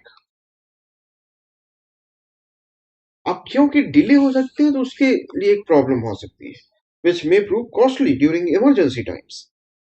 समझ रहे हो? तो emergency के time में हो सकता है कि इससे प्रॉब्लम, लेकिन जनरली क्या होगा कि क्योंकि ड्यू डिलिब्रेशन से डिसीजंस लिए जाएंगे, इसलिए they will be safe. Getting it? So this is what are the positives and negatives of cabinet form of government and positives and negatives of prime ministerial form of government. Generally, because we have adopted parliamentary system, तो हम चाहेंगे कि हमारे यहाँ cabinet form of government ज्यादा है ना. मतलब मेनली क्या हो, कैबिनेट फॉर्म ऑफ गवर्नमेंट हो जहां पर डिसीजंस ड्यू डिलिब्रेशन से लिए जाए, कलेक्टिव रिस्पॉन्सिबिलिटी को इंश्योर किया जाए. वो बहुत इंपॉर्टेंट चीज है, उससे कंप्रोमाइज नहीं होना चाहिए, उससे कंप्रोमाइज नहीं होना चाहिए. ओके, तो this was about prime ministerial form of government. अब हम बात करने वाले हैं शैडो कैबिनेट के बारे में. शैडो कैबिनेट क्या होती है?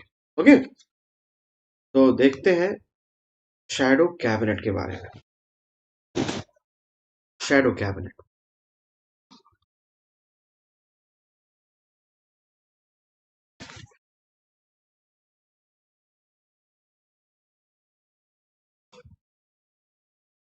Okay.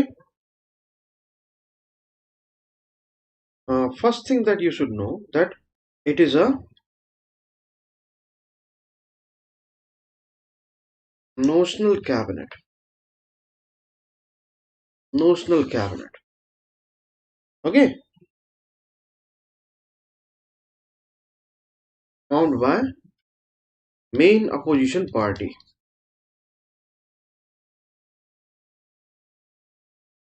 Main opposition party in a parliamentary form of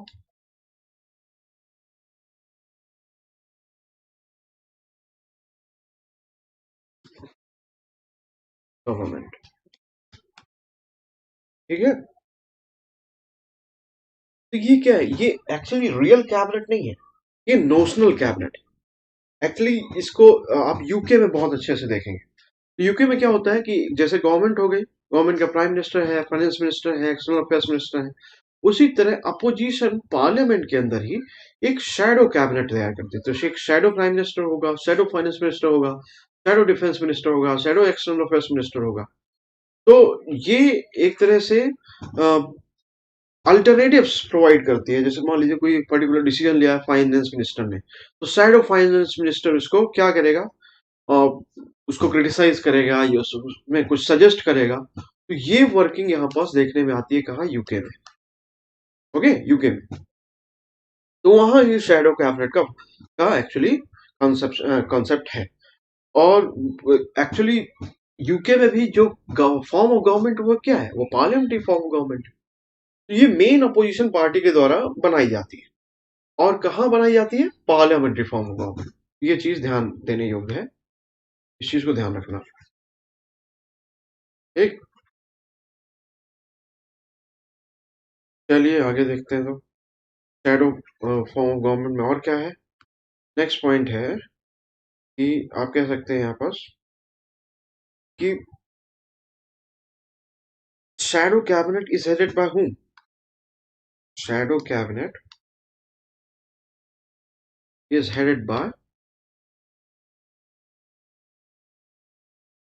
headed by opposition leader.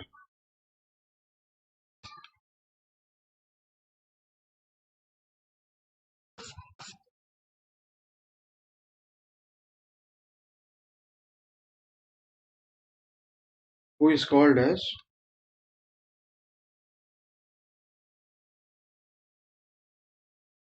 shadow prime minister. Okay, shadow prime minister. और ये शैडो जैसे प्राइम मिनिस्टर क्या है, पोर्टफोलियोज डिवाइड करता है अपने काउंसिल ऑफ मिनिस्टर में, उसी तरह ये शैडो प्राइम मिनिस्टर क्या है, पोर्टफोलियोज जो है बांटेगा अपने अपोजिशन पार्टीज के मेंबर्स के बीच में। तो वो शैडो मिनिस्टर्स कहलाएंगे। ओके, शैडो मिनिस्टर्स कहलाएंगे। ठीक, आगे देखिए इसमें और तो बहुत चीजें, जैसे for example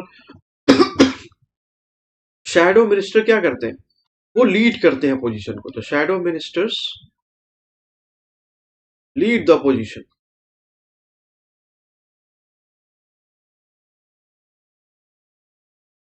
okay, whenever discussion takes place, okay, on a subject। ठीक है, तो इससे क्या होगा, what is the advantage here. Advantage क्या है, एडवांटेज ये है कि this helps in bringing out what, bringing out the loopholes. Okay, loopholes और lapses. Okay, in government policies.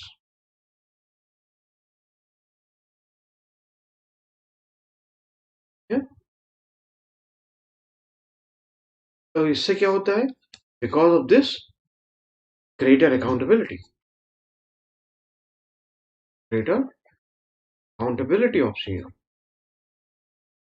Council of minister की ग्रेटर अकाउंटेबिलिटी इससे enforce हो। समझ रहे हो, तो this is the additional benefit here. Okay, this is the additional benefit.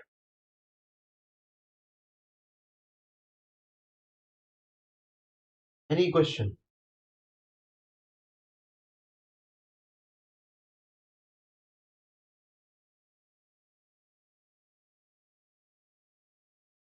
I think this is clear.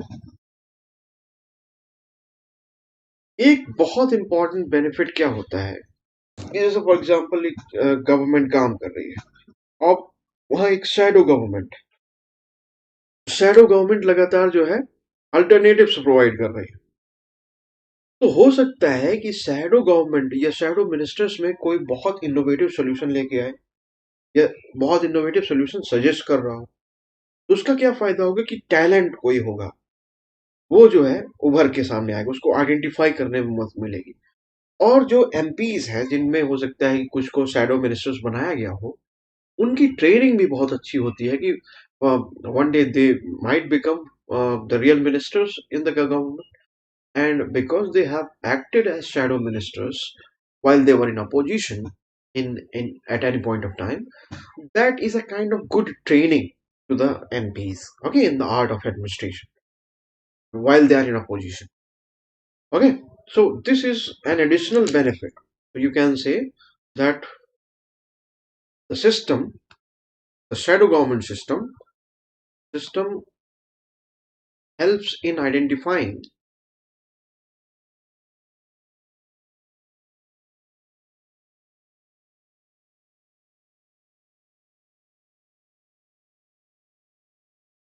talent and training the MP, okay, art of administration, in the art of administration, even when they are in opposition.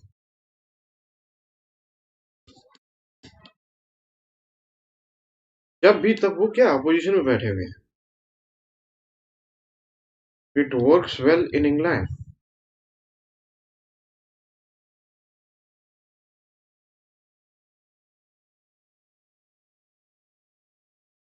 Okay, it works well in England. कैसे क्यों? क्योंकि as there are only two major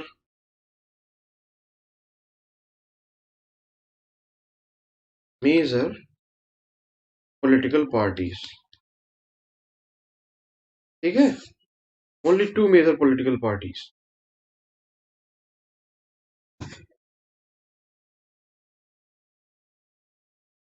अच्छा, India में क्यों absent है? ये system क्यों नहीं? इंडिया में मल्टी पार्टी सिस्टम है. तो हमारे यहाँ ऐसा नहीं कि मेजर पॉलिटिकल पार्टी दो ही है. बहुत सारी पार्टी है, उनमें से बहुत सारी मेजर पार्टीज है. तो ये सिस्टम वहां पास संभव नहीं है, क्योंकि ये शैडो गवर्नमेंट जो बनाती है वो मेजर अपोजिशन पार्टी बनाती है. ओके,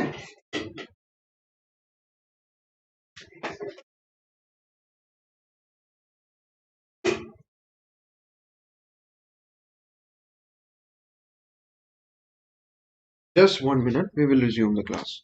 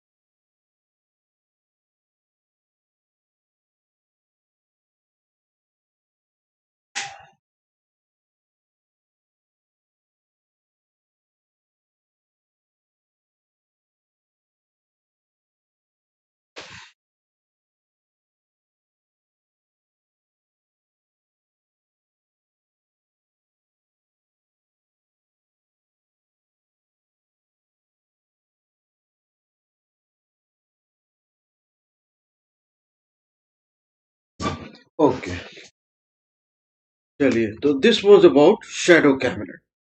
और अब नेक्स्ट चीज है जो जानते हैं हम, केयर टेकर गवर्नमेंट के बारे में। बहुत इंपॉर्टेंट है care taker government. Okay, so what is care taker government?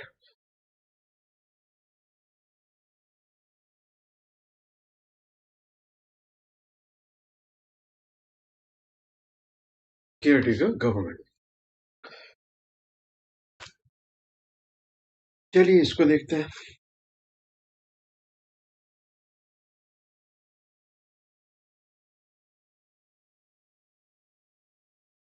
देखिए, caretaker government is the one that comes into existence comes into existence कैसे? When popularly chosen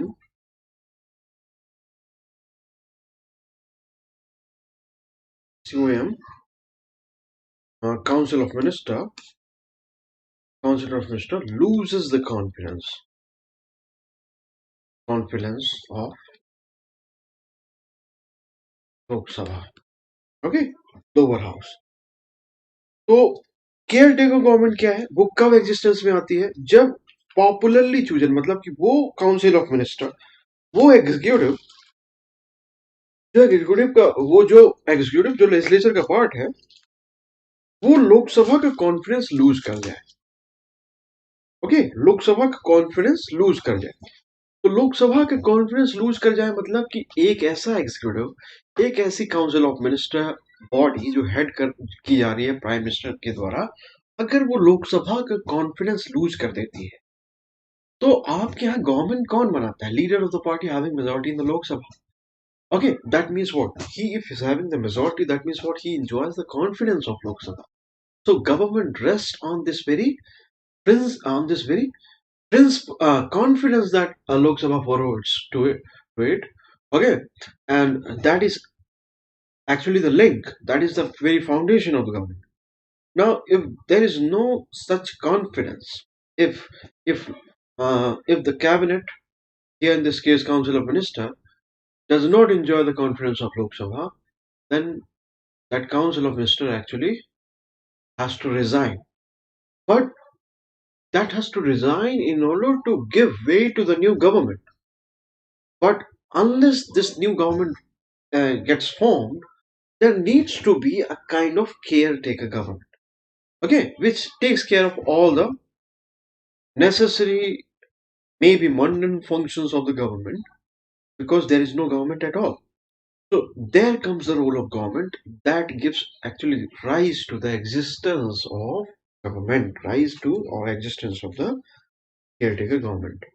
ओके, तो मतलब क्या कह सकते हैं आप कि caretaker government is the government in the interregnum. Okay,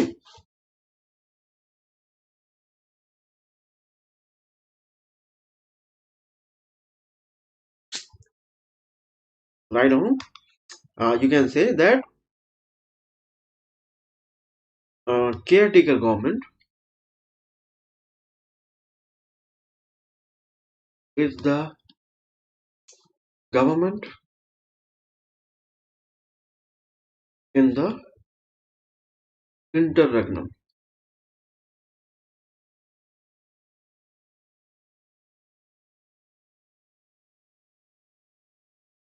okay,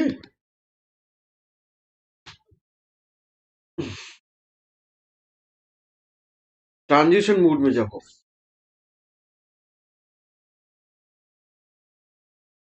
and it last, कब तक बनी रहती है?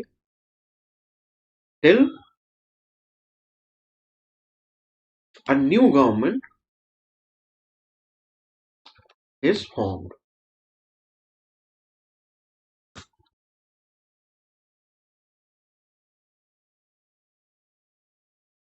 Till a new government is formed।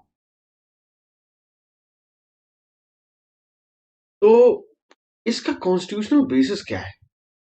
Is there any constitutional basis, और from where does this uh, derive its legitimacy. इसको समझो. You can say that caretaker government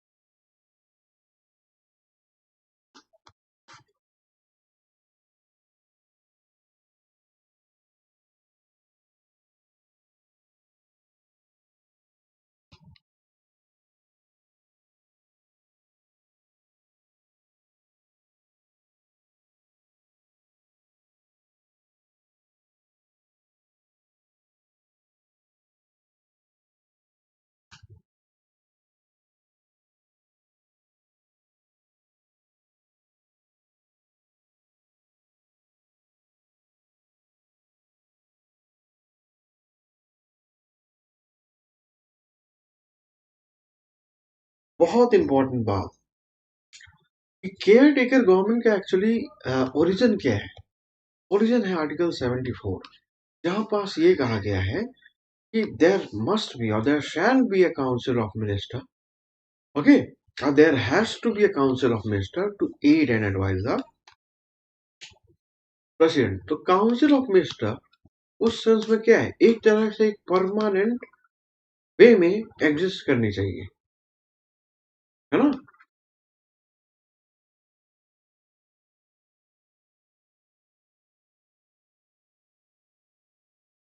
permanent वे में exist करनी चाहिए, क्योंकि बिना काउंसिल ऑफ मिनिस्टर के प्रेसिडेंट नहीं रहेगा. प्रेसिडेंट जो भी करेगा वो काउंसिल ऑफ मिनिस्टर की एडवाइस में करेगा. अगर present council of minister lose कर देती है कॉन्फिडेंस लोकसभा का, उसके बाद भी वो council of minister carry on करेगी जब तक कि नई गवर्नमेंट नहीं बन जाती. वो काउंसिल ऑफ मिनिस्टर, उसी को बोला जा रहा है केयर टेकर गवर्नमेंट. ठीक है. कॉन्स्टिट्यूशन इस रेस्पेक्ट में साइलेंट, और क्योंकि constitutional provisions, constitution is mute on this respect, in this regard, and that is why constitution the caretaker government actually functions on the basis of conventions, है ना. Conventions है जो केयरटेकर के government के function का actually part बनते हैं. Okay, बहुत इंपॉर्टेंट चीज है. आगे इसके बारे में देखते हैं कि बहुत इंपॉर्टेंट केस है यहाँ पर कि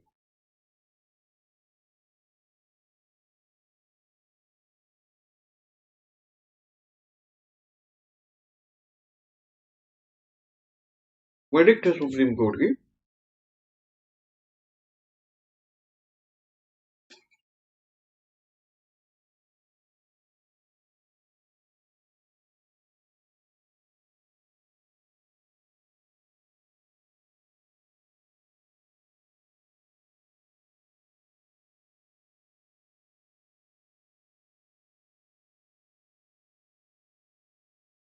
ये 1971 का केस है।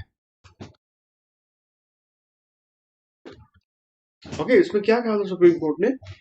Supreme court actually declared what, that caretaker government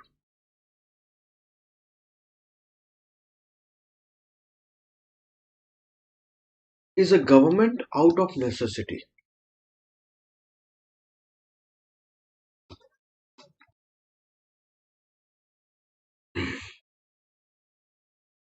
Okay, or need.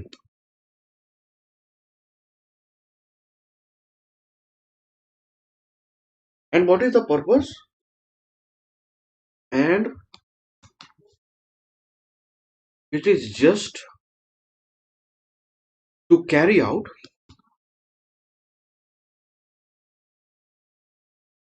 what? Day-to-day administration.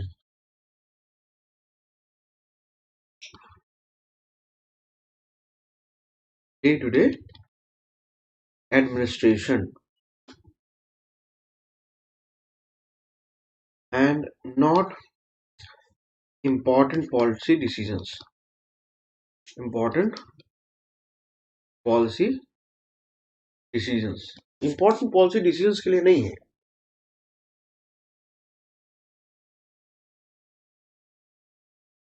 समझ रहे हो?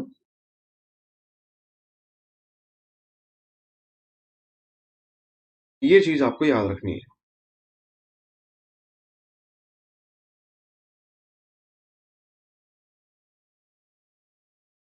ओके, मेरे ख्याल से क्लियर है। सुप्रीम कोर्ट ये वर्ड बहुत क्लियर कर देती है कि उसका पर्पस क्या है। ठीक है, उसका इंपॉर्टेंट पॉलिसी डिसीजंस एडॉप्ट करना पर्पस नहीं है, सिंस इट डज नॉट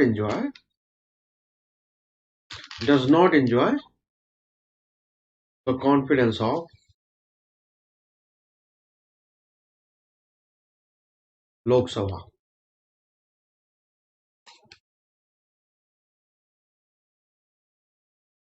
ठीक है। अच्छा, क्या केयर टेकर गवर्नमेंट कोई ऐसे डिसीजन ले सकती है जो नेक्स्ट गवर्नमेंट को फाइनेंशियली कमिट करे? नो, ऐसा भी नहीं हो सकता। आप कह सकते हैं कि care taker government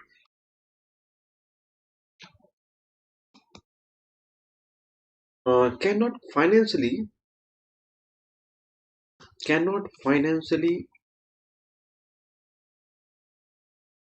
commit the next government.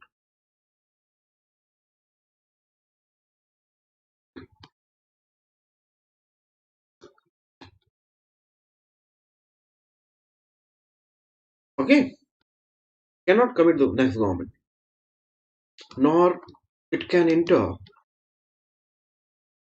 into a treaty with a foreign country.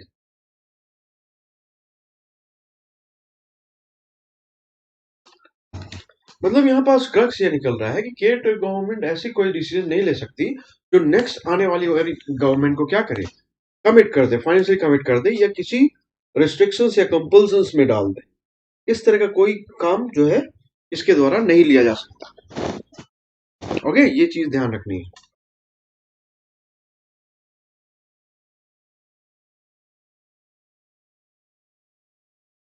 ठीक है, लेकिन ये चीज ध्यान रखो कि you can say that however the caretaker government is placed not in a rigid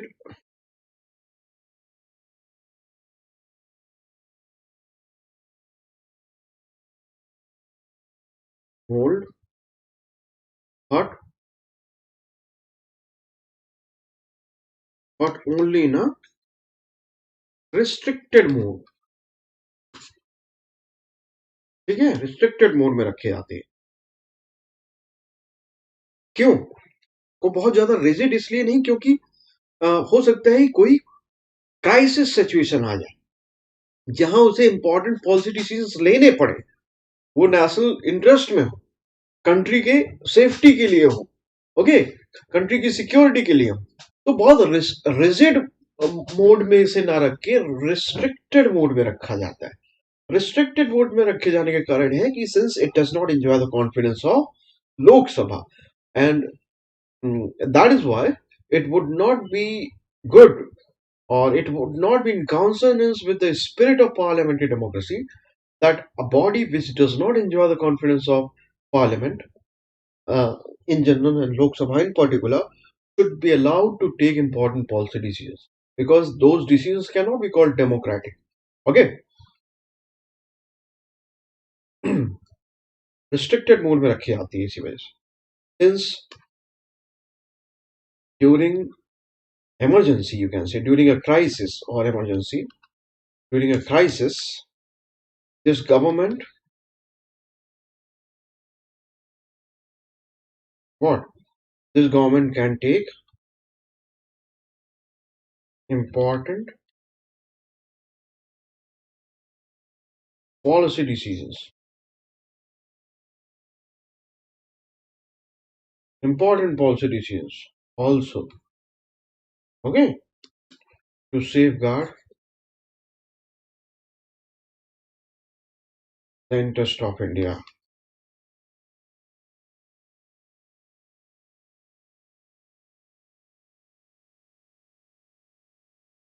Okay.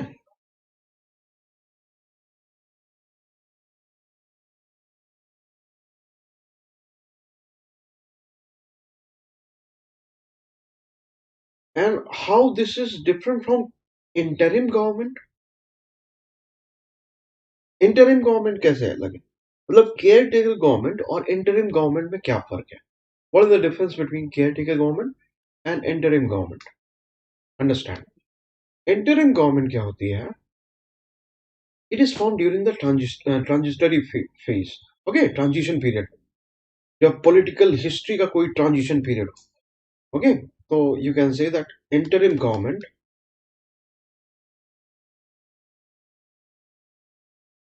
government is formed during the transitory phase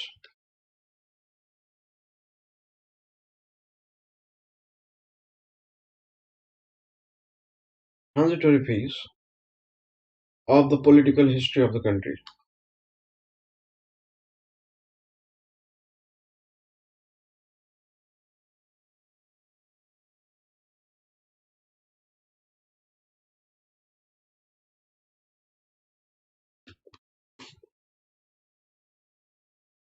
Okay, constituent assembly, जैसे constituent assembly क्या कर रही थी? एक इंटरिम गवर्नमेंट का भी रोल अदा कर रही थी, इंटरिम गवर्नमेंट का भी रोल अदा कर रही थी। तो वो क्या था? एक बहुत इंपॉर्टेंट ट्रांजिटरी फेज था हमारी इंडियन पॉलिटिकल हिस्ट्री का। भारत देश आजाद हुआ था, सत्ता का हस्तांतरण हुआ था किससे? ब्रिटिश राज से इंडियंस के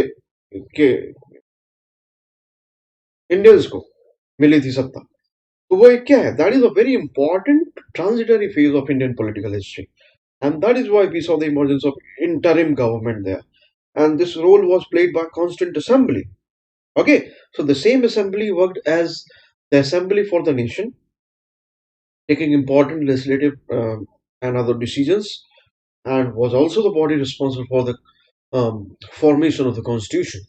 Okay, and in one respect this is again different from caretaker government, that interim government को आपको याद रखना चाहिए कि it is a full-fledged government, okay, of which remains in power till the new government comes into power, okay, by the enactment of the constitution. So this is actually a very important difference, that interim government is a full-fledged government. आपको लिख लेना चाहिए यहाँ पास actually कि you can say that interim government is a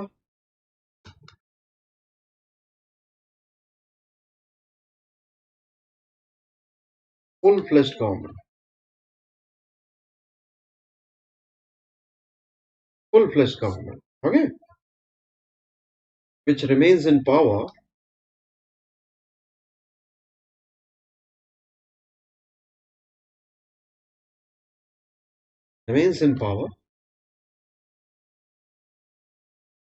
till the new government comes into power.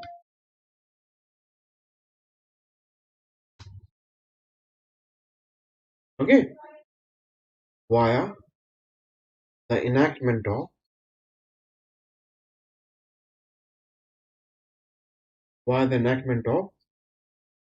new constitution.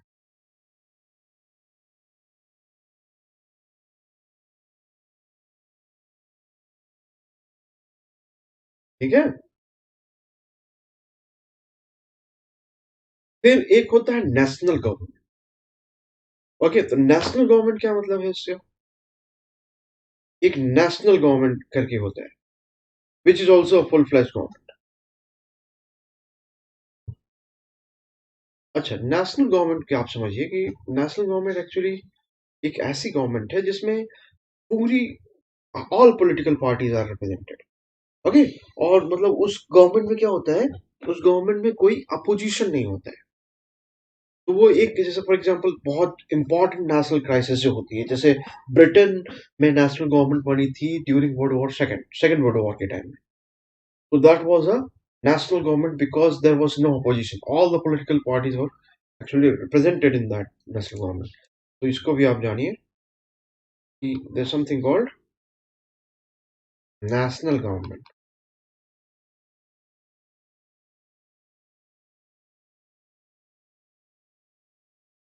National government. So you can say that it is one which is a coalition. It is one which is a coalition. Coalition of all or almost all the political parties, all या फिर almost all the political parties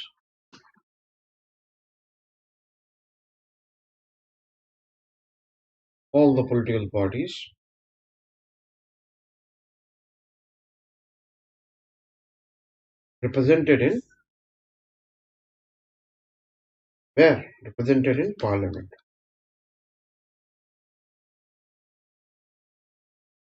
Okay. Thus, in this way, there is no opposition. Okay, there is no opposition. सारी political parties ही इस government में, तो opposition होगा ही नहीं. समझ रहे हो? अपोजिशन इसमें होगा ही नहीं. अपोजिशन तो वहां होगा जहां पास कोई दूसरी पॉलिटिकल पार्टी हो, लेकिन इसमें कोई अपोजिशन नहीं होता. Okay.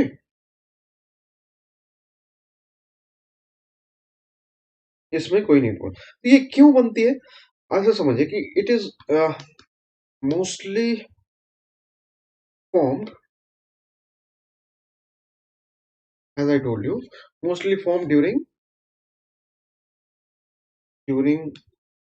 uh, severe national crisis. Severe national crisis. So, for example, in Britain, for example, Britain में बनी थी national government during second world war. Okay. उसके टाइम में यहाँ पास हमने नेशनल गवर्नमेंट को बनते देखा था, जहाँ सारी पॉलिटिकल पार्टीज जो है एक साथ आ गई थी और कोई ओपोजिशन नहीं था. अच्छा, एक चीज इसमें और ध्यान रखिए कि it is also full flash government. Okay, it is a full flash government. Care taker government से कैसे अलग है? केयर टेकर गवर्नमेंट के टाइम में भी अपोजिशन होती, लेकिन care taker government full flash government नहीं है. समझे आप? केयर टेकर गवर्नमेंट कोई फुल फ्लैश गवर्नमेंट नहीं है. Okay. So this was about national government. Okay. Now, very important topic. We are going to cover parliamentary versus presidential form of government. Very important topic. Mains के लिए बहुत important है.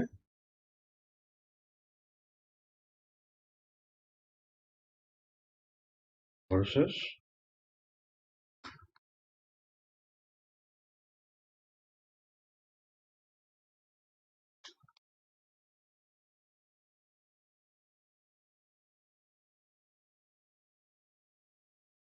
Okay. तो कौन सा system में क्या खासियत है और कौन सा सिस्टम इंडिया के लिए बहुत ज़्यादा सूटेबल है, ये सारी चीज़ें यहाँ पास आप समझोगे. यहाँ एक्चुअली ये इस बारे में कि कौन सी चीज़ इंडिया के कॉन्टेक्स्ट में ज़्यादा सूटेबल है. समझ रहे हैं आप? चलिए शुरू करते हैं. इसमें ध्यान रखिए कि it is generally the claim by experts here that the parliamentary system is more suitable for India. Okay. और क्यों? क्योंकि यहाँ पास काउंसिल ऑफ मिनिस्टर्स क्या है, और वो एग्जीक्यूटिव जो है जिनको काउंसिल ऑफ मिनिस्टर्स बोल रहे हैं आप, they are drawn from legislature. So you can say that you can go on saying that parliamentary system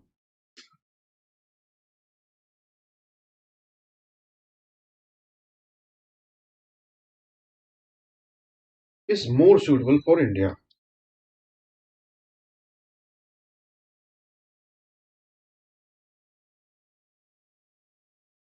For India.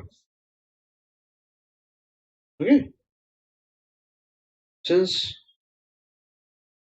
here, why? The members of COM, Council of Minister, the same body is also called executive. Executive are drawn from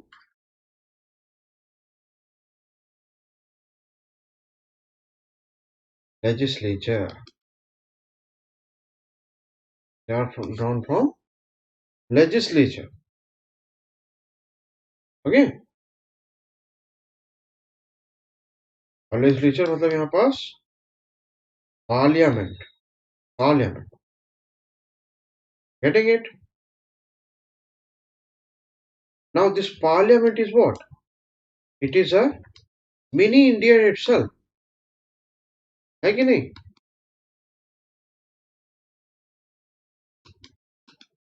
वो अपने आप में ही mini India.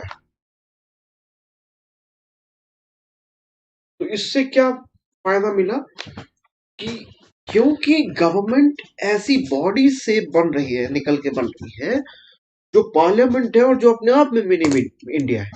तो government उस sense में क्या है? Government उस सेंस में पूरे इंडिया को रिप्रेजेंट करेगी. It will represent almost all sections of India. So this is actually the advantage, that it will represent every section of India. Getting it? You can say this ensures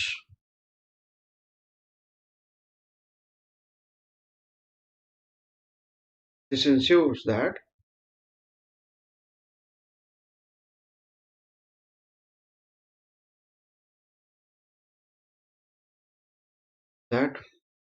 or this ensures, you can say, better representation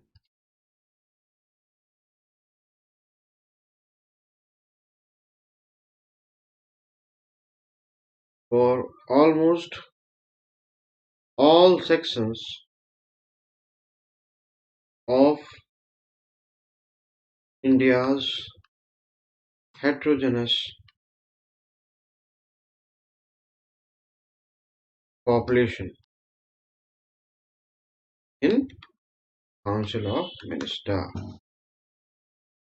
Council of Minister.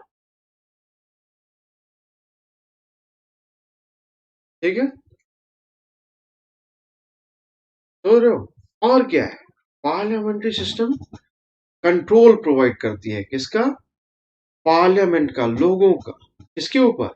Executive के ऊपर, जो government है. Okay. तो you can say that parliamentary system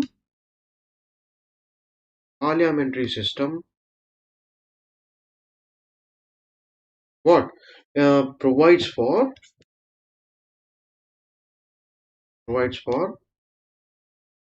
direct, not only direct, it is continuous and concurrent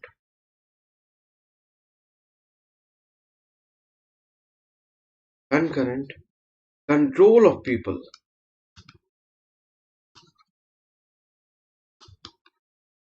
control of people and parliament, not only of people and also parliament, okay, over the executive के ऊपर, over the executive. और ये क्या है इस sense में, it is better than the periodic control which is the feature of presidential system. तो presidential system में भी कंट्रोल है लेकिन वो पीरियोडिक कंट्रोल है ना, periodic time to time control. लेकिन ये क्या है, ये कंटिन्यूस डायरेक्ट और कंकरेंट कंट्रोल है. It is direct, continuous and concurrent control, समझ रहे हो, which is better than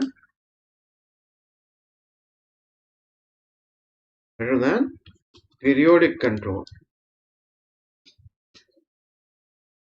control over executive as seen in presidential system. ठीक है, as seen in presidential system. समझे आप? ओके. अच्छा, और क्या बेनिफिट्स हो सकते हैं पार्लियामेंट्री सिस्टम के प्रेसिडेंशियल सिस्टम से अलग? आप ध्यान रखिए कि पार्लियामेंट्री सिस्टम है जो क्लोज कोऑपरेशन और कोऑर्डिनेशन प्रोवाइड करता है, अपॉर्चुनिटी प्रोवाइड करता है एग्जीक्यूटिव और लेजिस्लेचर को काम करने की. मतलब वहां पास एग्जीक्यूटिव और लेजिस्लेचर के बीच में इतना बड़ा कंपार्टमेंटलाइजेशन नहीं, इतना स्ट्रिक्ट कंपार्टमेंटलाइजेशन नहीं है जैसा कि आप प्रेसिडेंशियल सिस्टम में देखते हैं. तो because executive is drawn from the legislature itself, that actually provides, okay, the opportunity for close cooperation and coordination. और ये close coordination और cooperation का result क्या होता है? It actually provides, or you can say motivates, or it gives way for the smooth functioning of the government. Okay, तो इससे government की फंक्शनिंग क्या होती है? स्मूथ होती है. ओके, तो मुझे लगता है ये बहुत इंपॉर्टेंट पॉइंट है और आपको समझ में भी आ रहा होगा कि आप कह सकते हैं कि parliamentary system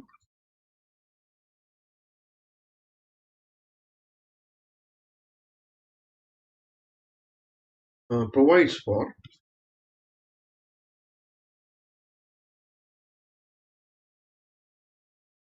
close cooperation,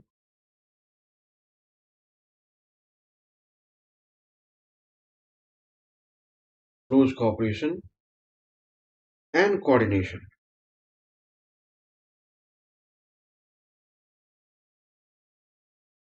And coordination between executive and legislature. And legislature, which ensures smooth functioning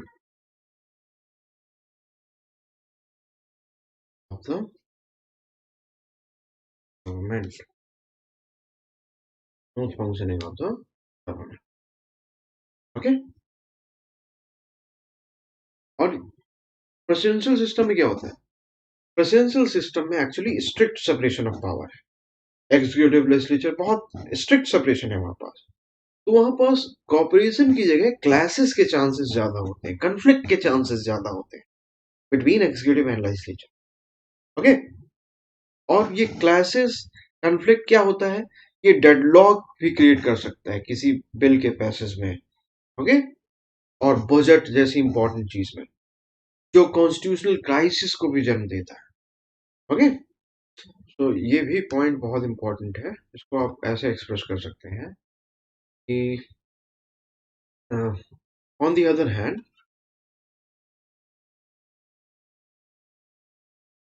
on the other hand, in presidential system,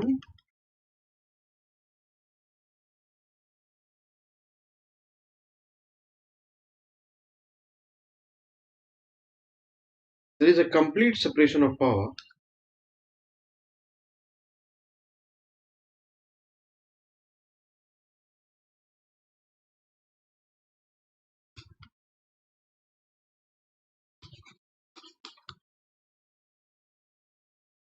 complete separation of power between executive and legislature.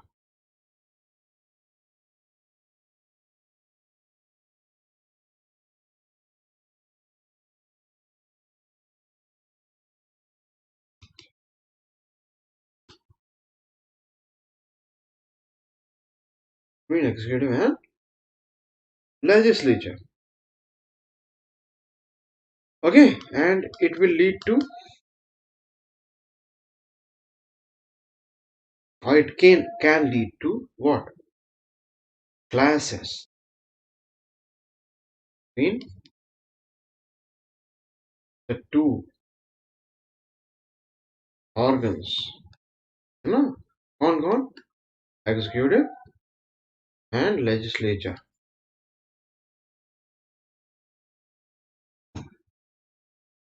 Okay, in the two organs. Or you can say, deadlock also. Deadlock. Okay, between the two.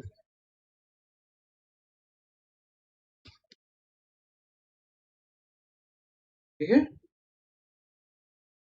over the passage of the bill. Over the passage of the bill, or you can say budget. ठीक है, causing, or it can result into causing constitutional crisis. Constitutional crisis.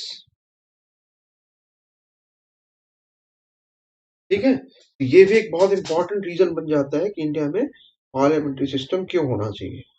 ठीक है, parliamentary system क्यों होना चाहिए. This also becomes very important reason. Okay, अच्छा एक और बहुत इंपॉर्टेंट फैक्टर है, अगर आप मतलब पहले भी मैं उसे बता चुका हूँ हालांकि, कि जैसे फॉर एग्जांपल आप ये भी कह सकते हैं कि Indians are actually more familiar with the parliamentary system.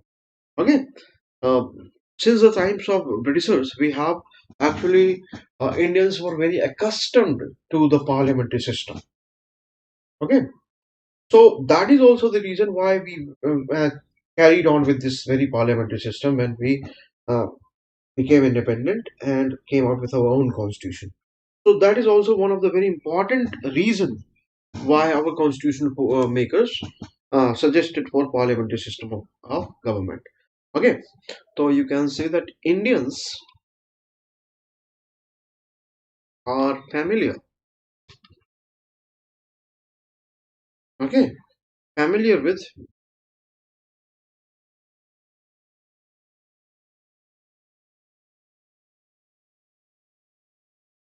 parliamentary system. Okay, familiar with parliamentary system since British times. Okay, since British times. So that is also a factor why we continued with the system after independence.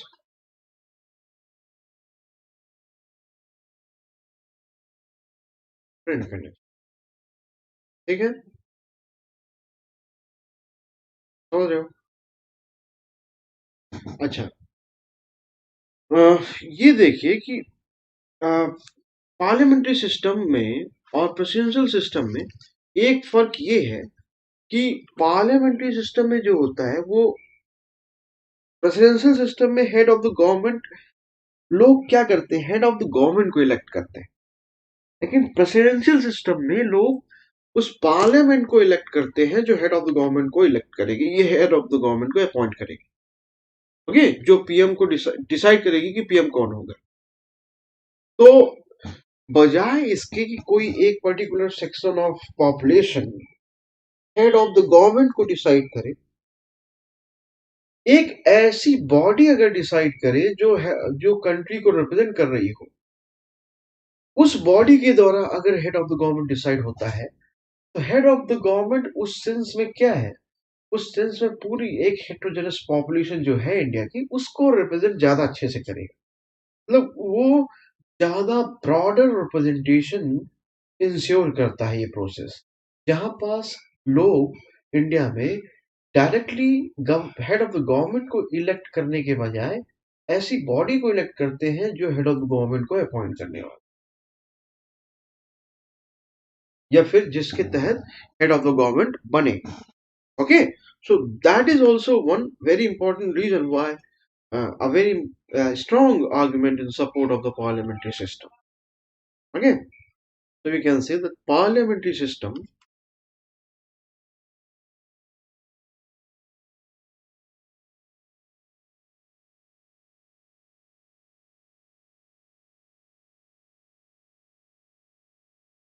provides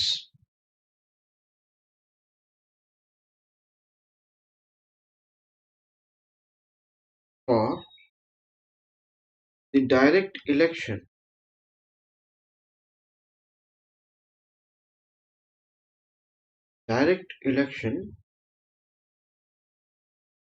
to the parliament only. Okay,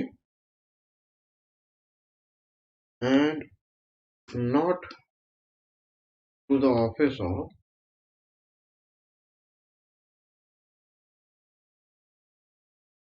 head of the government.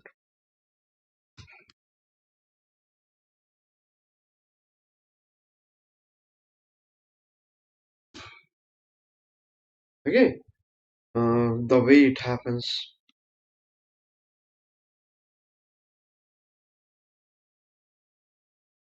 in presidential system.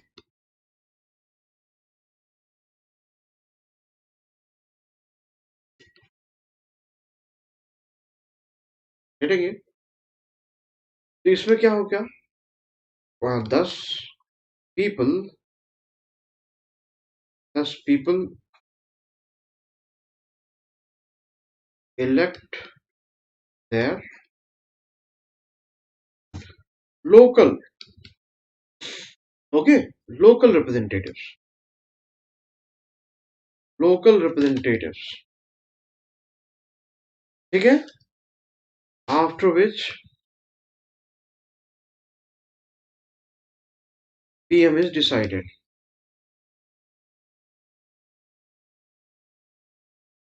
समझे? अच्छा, uh, that is why you can say through this process,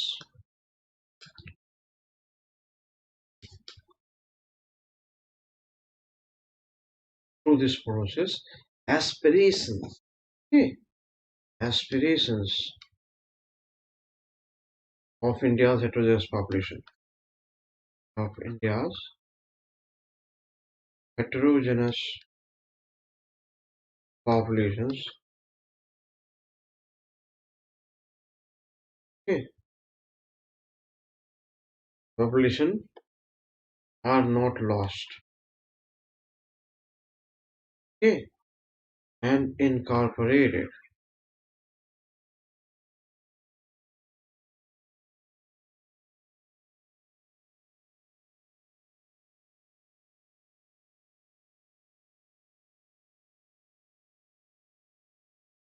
Where?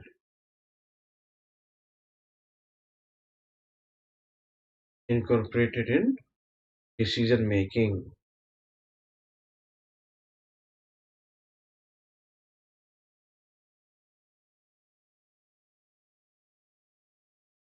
Okay, through local representatives.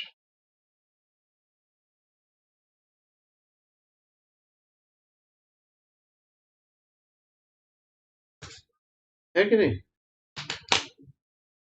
Through local representative.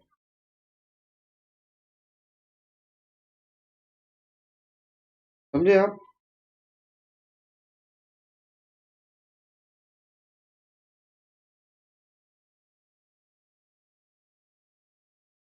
Okay, so this is how you can argue. This is how you can argue in this case. समझ रहे हो आप? अच्छा, अगर किसी अगर ऐसा system रखा जाए जहां हेड ऑफ द गवर्नमेंट को डायरेक्टली इलेक्ट करना हो, okay, head of the government को डायरेक्टली इलेक्ट करना हो, तो इंडिया जैसे केस में क्या वो सूटेबल होगा? इंडिया जैसे केस में वो सूटेबल नहीं होगा। मतलब वो ये इंश्योर नहीं करेगा कि प्रेजेंटेशन बहुत अच्छे से हुआ है। क्यों? ऐसा क्यों? इसका रीजन ये है कि understand that directly electing the head of the government in country like India, वो जो है वो अलाउ नहीं करेगा। It may not allow one man to understand the diverse aspirations. Okay, it may not allow one man to understand the diverse aspirations. ये चीज ध्यान रखने लायक है। तो आप कह सकते हैं कि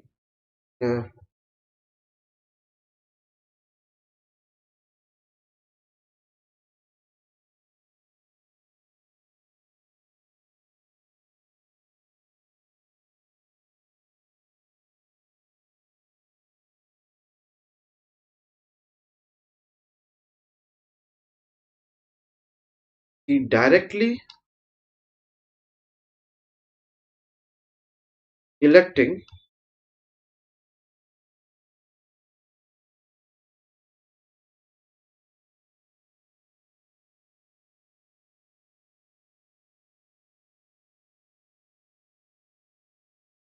directly electing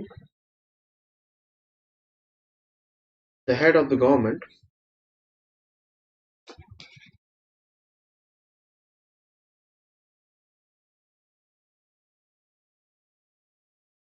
in a country like India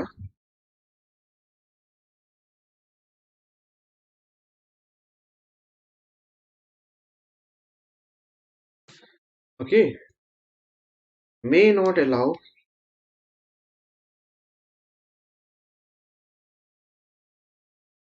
one man to understand the diverse expression of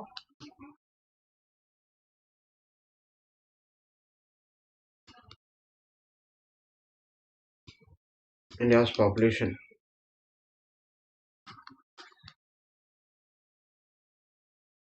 Okay, diverse expression of India's population.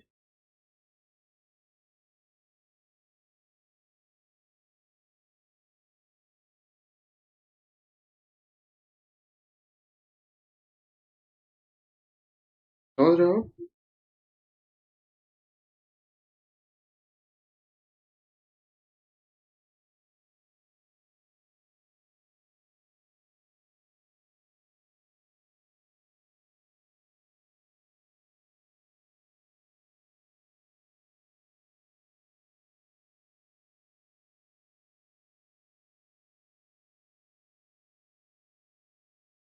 ये चीज यहाँ पास इम्पोर्टेंट है। अच्छा, एक चीज और ध्यान रखिए कि पार्लियामेंट्री सिस्टम में क्या है कि इसका एक मेन फ्लॉ जो है वो हमेशा जो साइड किया जाता है कि this is the main flaw here, and what is that? Political instability. Political instability is considered the main flaw in the system here. But that political instability क्या है, which is considered as the main flaw in the system, that is mainly the reason to switch to presidential form of government. Okay, लेकिन इस case में भी याद रखिए कि political instability is not really an inherent problem of parliamentary system. Parliamentary system की कोई inherent problem नहीं है. जैसा कि ब्रिटेन, कनाडा, बहुत सारी कंट्रीज में पार्लियामेंट्री सिस्टम ने लगातार स्टेबल गवर्नमेंट प्रोवाइड की है. ओके, इनफैक्ट अनस्टेबल गवर्नमेंट जो है वो तब देखी जाती है जब कोई पार्टी जो है पावर जो है एंजॉय नहीं करती, और ऐसा तब होता है जब कोई party diverse section of society की नीड्स को, उसके डिमांड्स को फुलफिल ना कर पा रही. तो वो डाइवर्स सेक्शन ऑफ पॉपुलेशन में पॉपुलैरिटी एंजॉय नहीं करती, और इस वजह से क्या होता है, इस वजह से वहां पास दिक्कतें आती हैं. ठीक है, समझ रहे हो आप? तो that becomes the reason for instability. Then other reason for instability in parliamentary system is corrupt nature, corrupt parliamentarians. That also becomes a very important factor. Misuse of instruments of accountability. So all these becomes the factors. So you can say that often political instability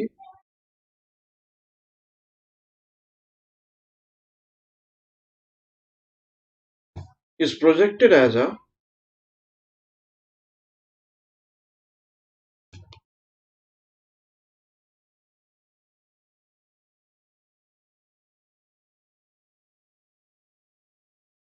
strong reason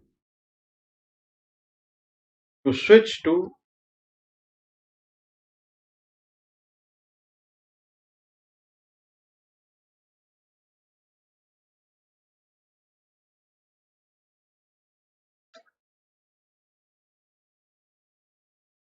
presidential form of government. However, political instability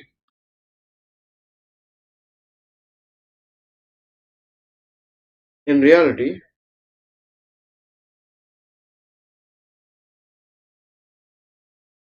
in reality is not an inherent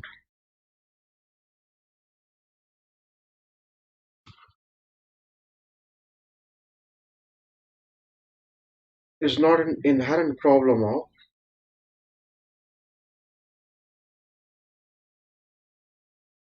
parliamentary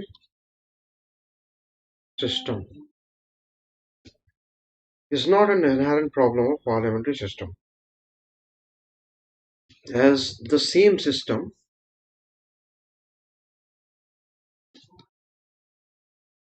has been same system has been providing a stable government,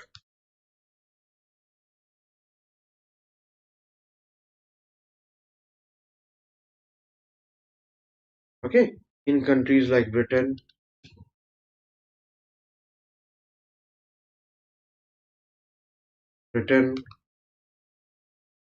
and Canada. Okay, Britain and Canada. Okay, uh, you can say that uh, we see unstable governments because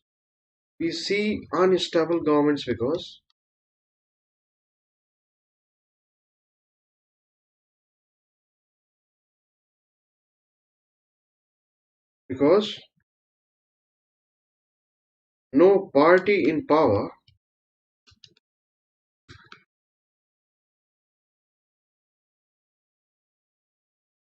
has been able to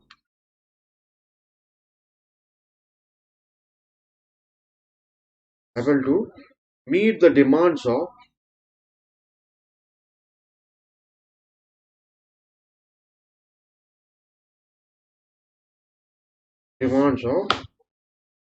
diverse section of India.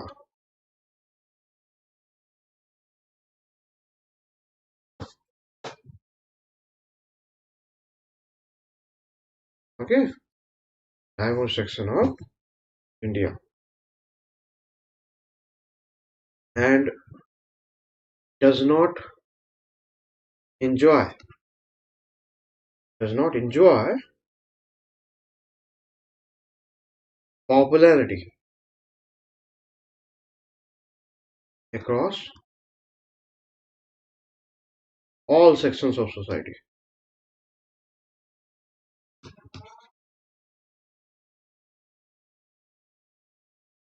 Across all sections of society.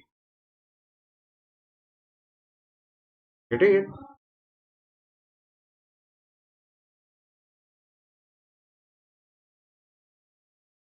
Okay? Corrupt parliamentarians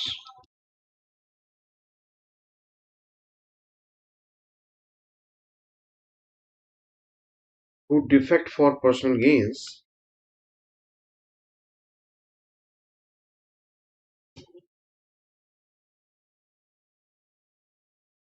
Okay, personal gains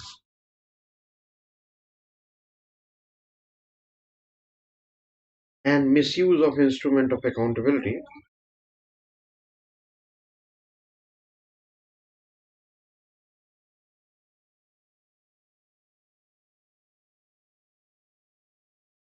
Okay, like like what? Like no confidence motion.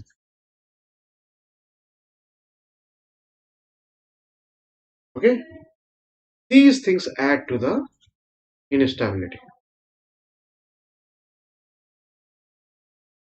Okay, instability of the government. ये चीज ध्यान रखने लायक है.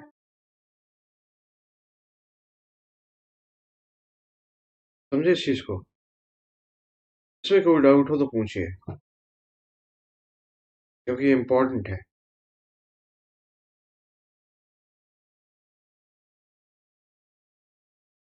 ये important चीज है यहाँ पर.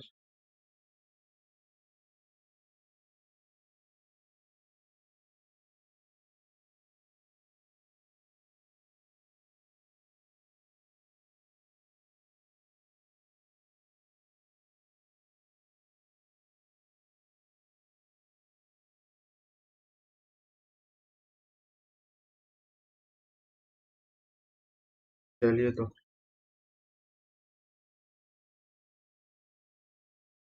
इसमें क्या कोई सजेशन दिया जाता है?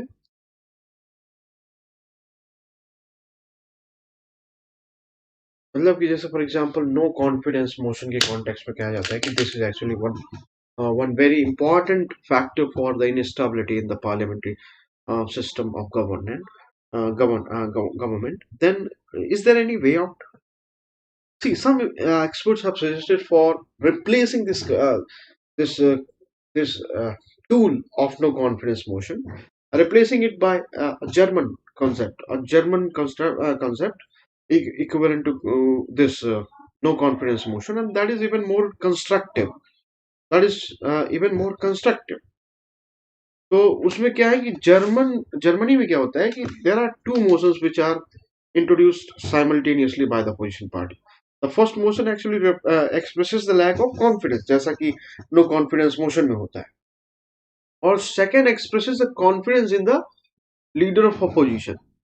अगर दोनों मोशंस जो है वोट हो जाए तो वो क्या है, अपोजिशन उसी टाइम बिना इलेक्शन की उस करंट गवर्नमेंट को रिप्लेस कर देती है और एक बहुत अच्छा अल्टरनेटिव मिल जाता है, ओके, कंट्री को. तो instead of just going for no confidence motion, there is an another resolution. वो अनदर रेजोल्यूशन किसके लिए होता है? वो एक्सप्रेस होता है कॉन्फिडेंस किस पे? अपोजिशन के लीडर पे. ठीक है? So that is even better alternative, okay, because there will be no interregnum. If the second motion is also passed, that means what? There will be no interregnum, no break, no fall in the government. So definitely फायदा होगा उससे. Okay, इससे definitely क्या होगा, फायदा होगा. चलिए तो उसको देखते हैं.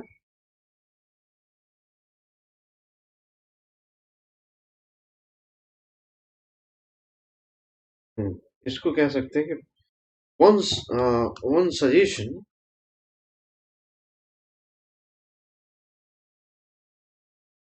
uh, for adding to the stability. इसमें क्या हो सकता है? um, to replace what? Replace tools like no confidence motion,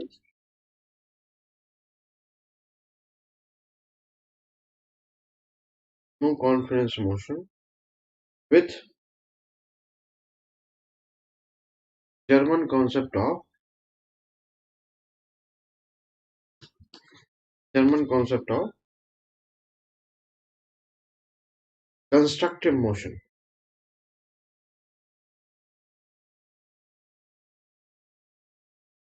Constructive motion of no confidence. Constructive motion of no confidence. इसमें क्या होता है constructive motion of no confidence? इसमें होता है कि अपोजिशन क्या है? जर्मन कॉन्स इसको समझो.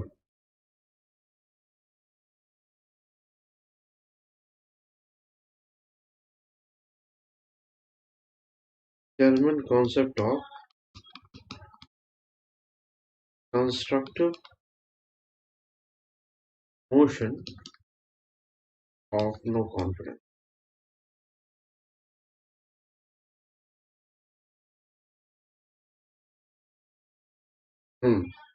इसमें समझो कि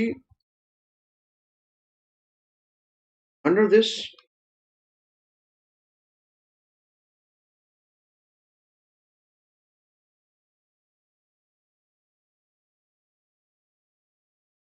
opposition introduces two motions simultaneously. Two motions simultaneously. Okay, in the lower house of parliament. The lower house of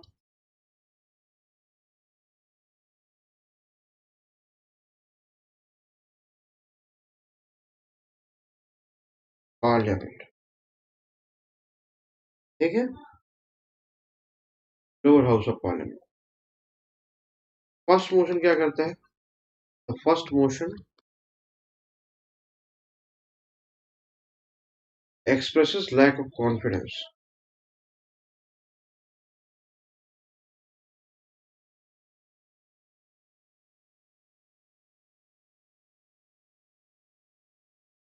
Okay, in the current civilian.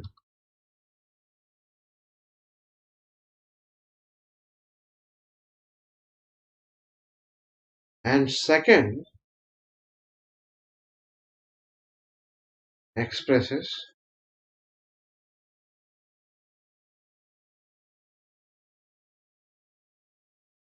what? Confidence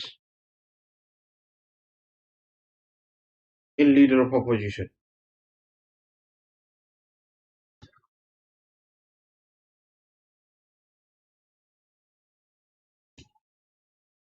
Okay, और अगर both motions pass हो जाते हैं, both motions are voted.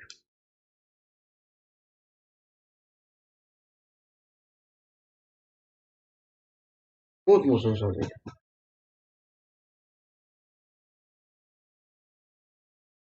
And if both motions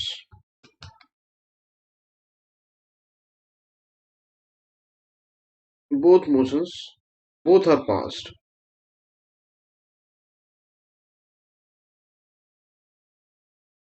then what happens? Current government जो होगी, it is replaced by government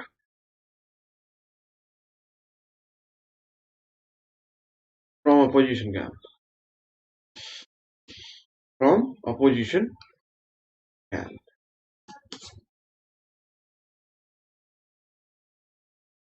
Okay, thus giving the country what? Giving the country a better government. Okay, without going for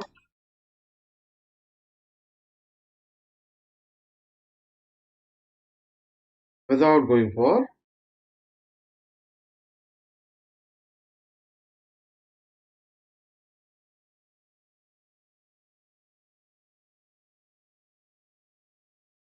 re-election.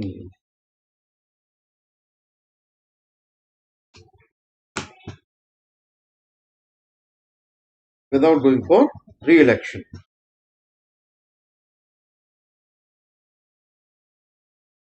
लेकिन अगर first motion pass हो गया और second motion pass नहीं हुआ, then then क्या होगा? Then same CM shall continue. Okay, तो आप कह सकते हैं कि but if first motion is passed,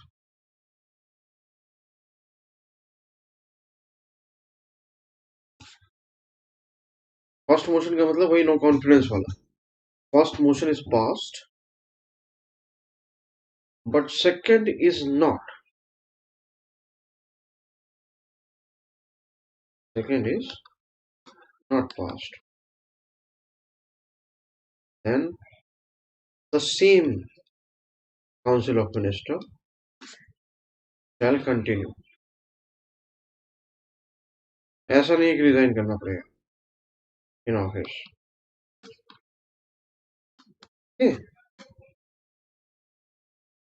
तो इससे क्या होता है? इसका मतलब ये है कि अगर दोनों मोशन पास हो गए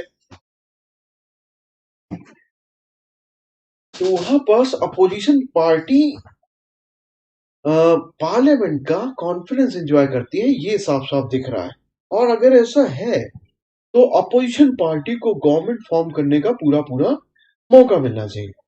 लेकिन अगर नो कॉन्फिडेंस मोशन पास हुआ और उसी के साथ जो जर्मनी में दूसरा रेजोल्यूशन इंट्रोड्यूस किया जाता है जिसके तहत ये दिखता है कि अगर पास हो गया तो अपोजिशन पार्टी को कॉन्फिडेंस है पार्लियामेंट का. अगर वो पास नहीं होता है तो मतलब ये क्या है कि ठीक है प्रेजेंट गवर्नमेंट जो है नो कॉन्फिडेंस रखती है, मतलब कोई कॉन्फिडेंस नहीं रखती पार्लियामेंट का. लेकिन वो नो कॉन्फिडेंस जो है that is mainly being directed by the opposition party which is interested in forming the government, but that itself does not enjoy the confidence of parliament. Because it does not enjoy the confidence of parliament, that is why one can say that this assertion of opposition and its attempt to vote out the government from the power, even when it does not enjoy the confidence of uh, parliament, is an irresponsible act, and that is why should not be adhered to, should not be heeded. Okay, getting it?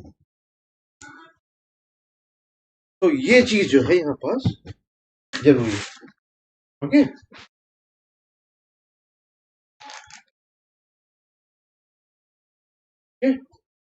this what this prevents, you can say this prevents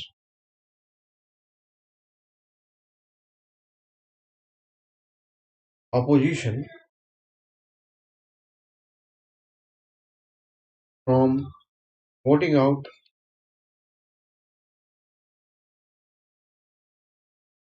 voting out the government irresponsibly.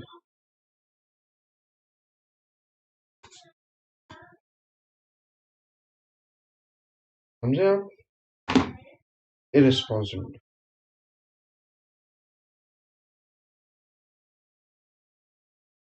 ये मतलब होता है इसका.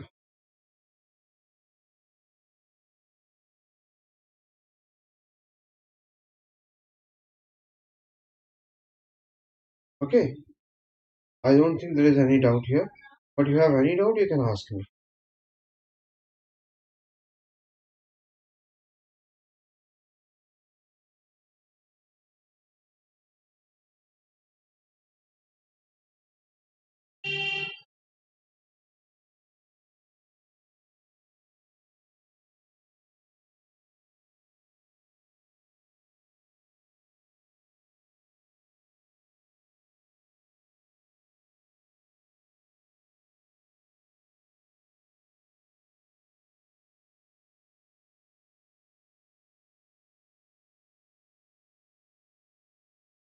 चलिए तो if there is no doubt, then I will move to the next topic, and my next topic is benefits of presidential system.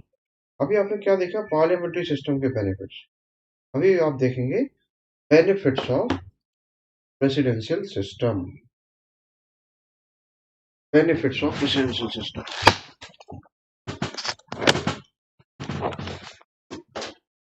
Okay.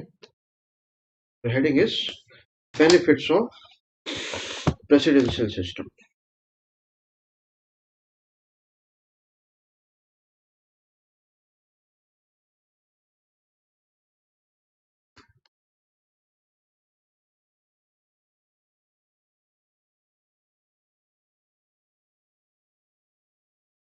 ठीक.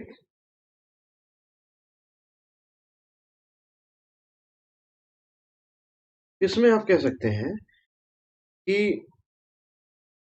पहला point जो है, right now you can say that in parliamentary form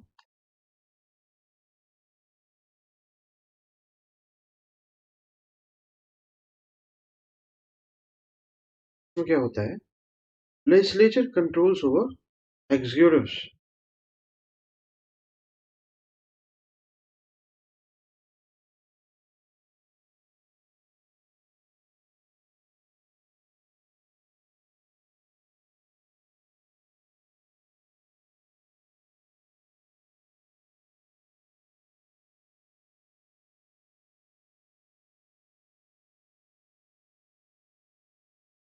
Okay. It was accepted. Okay. With a basic rationale.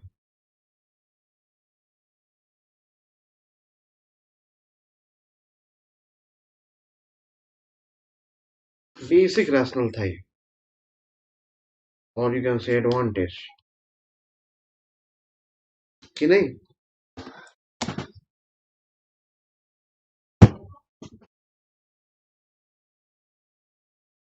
लेकिन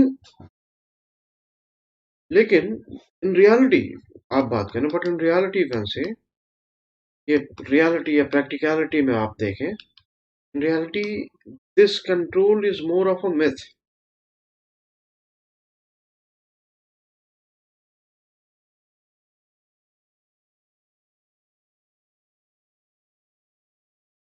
okay. And it is actually the executive that controls legislation, and it is the executive uh, that controls the legislature, at least in the lower house.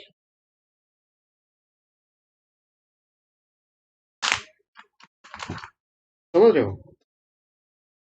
ये कहना कि parliamentary system का सबसे basic rational advantage ये था कि वहां पास legislature जो है एग्जीक्यूटिव को अकाउंटेबल रखते थे, या लेजिस्लेचर एग्जीक्यूटिव के ऊपर कंट्रोल एक्सरसाइज करते थे. लेकिन रियलिटी अगर आप देखेंगे तो एग्जीक्यूटिव है जो लेजिस्लेचर को कंट्रोल करते हैं, और ज्यादा ये बात सही है लोकसभा के केस, क्योंकि executive enjoys the confidence of Lok Sabha. Government, if it is a majority government, is very powerful and will do whatever it wants in lower house. जो करना चाहेगी वो करवा लेगी. हो सकता है बहुत पार्लियामेंट का बहुत बड़ा सेक्शन जो है, बहुत सिग्निफिकेंट सेक्शन, वो एग्जीक्यूटिव के व्यू पॉइंट से एग्री ना करता, उसको कंट्रोल करने के बजाय उस तरह से एग्जीक्यूटिव लेजिस्लेचर को ही कंट्रोल कर रहा है.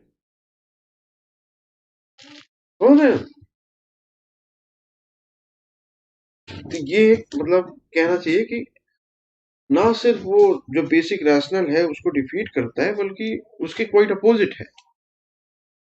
ओके, उसकी क्वाइट अपोजिट केस है. आगे देखते हैं.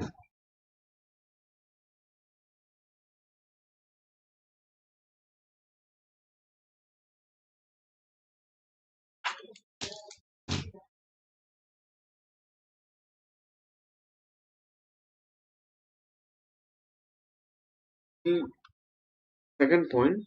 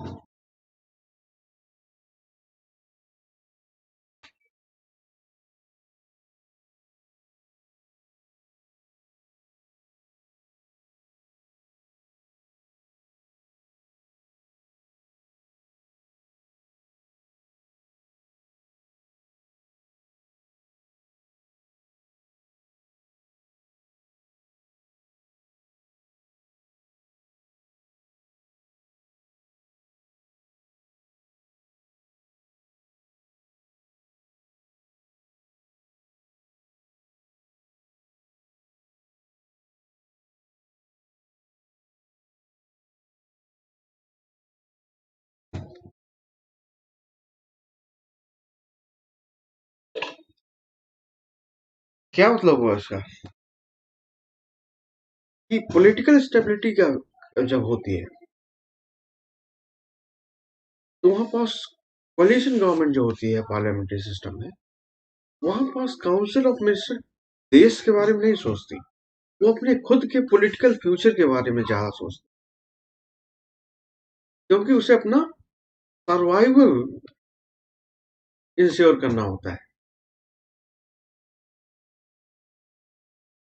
ये बहुत बड़ा फ्लॉ है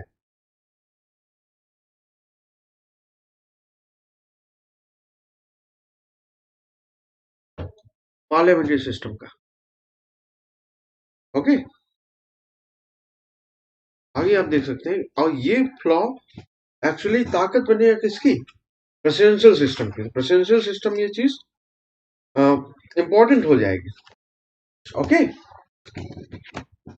फिर आप तीसरा आर्गुमेंट देखें कि यहाँ पास ये भी कहा जा सकता है कि पॉलिटिकल डिफेक्शंस ये कहाँ ज्यादा कॉमन है?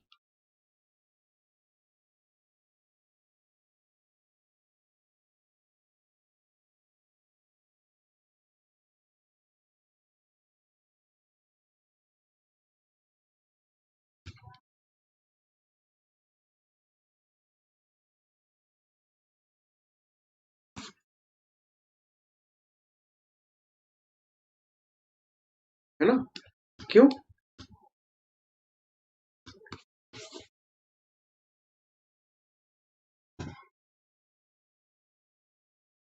क्योंकि significance of defections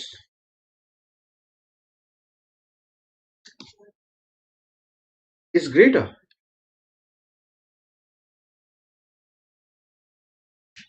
Greater here.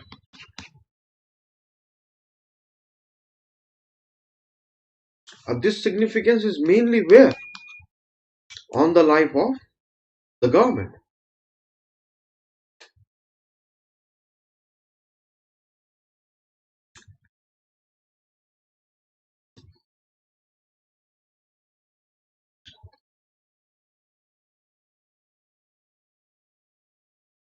ठीक है, तो पॉलिटिकल डिफेक्शंस जो है ये ज्यादा कॉमन है, क्योंकि वही जो है एग्जीक्यूटिव के मेंबर्स, यूएम के मेंबर्स दूसरी पार्टी से मिलके नई गवर्नमेंट तैयार कर सकते हैं, वो भी इंस्टेबिलिटी लाएगा। ओके, और क्या हो सकता है? प्रेसिडेंशियल सिस्टम की एक बहुत इंपॉर्टेंट बात है, बहुत खास बात है, वो ये है कि मिनिस्टर्स देयर,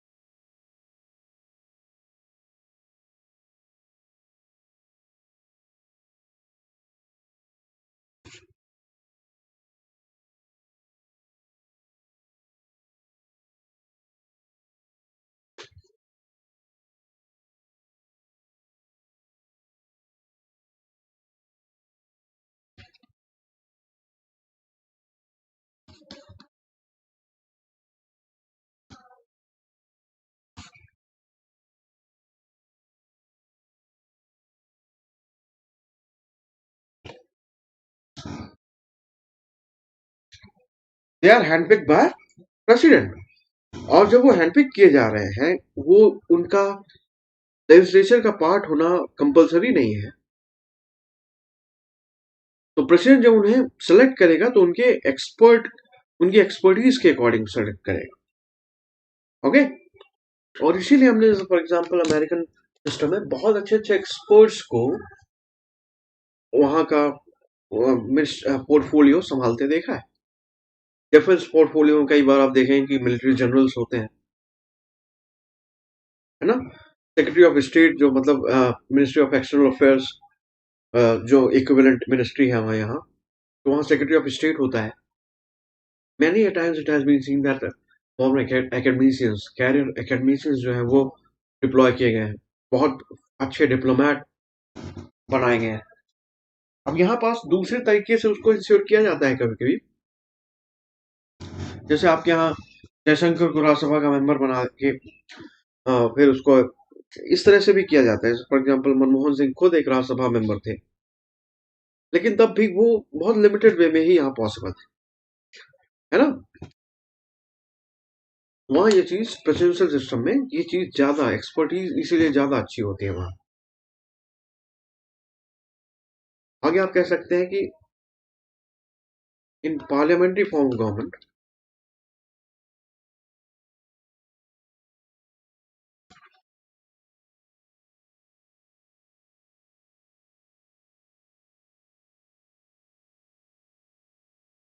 सिंस पीएम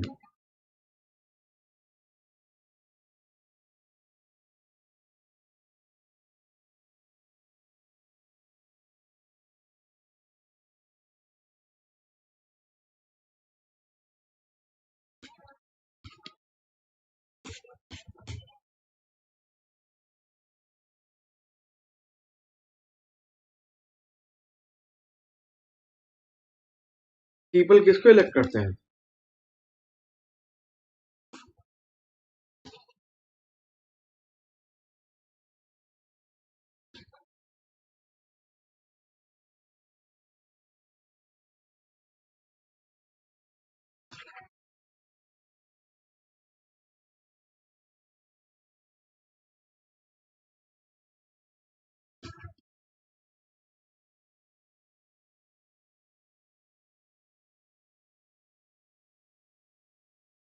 है ना, मोर पैरियोकली ड्रिवन।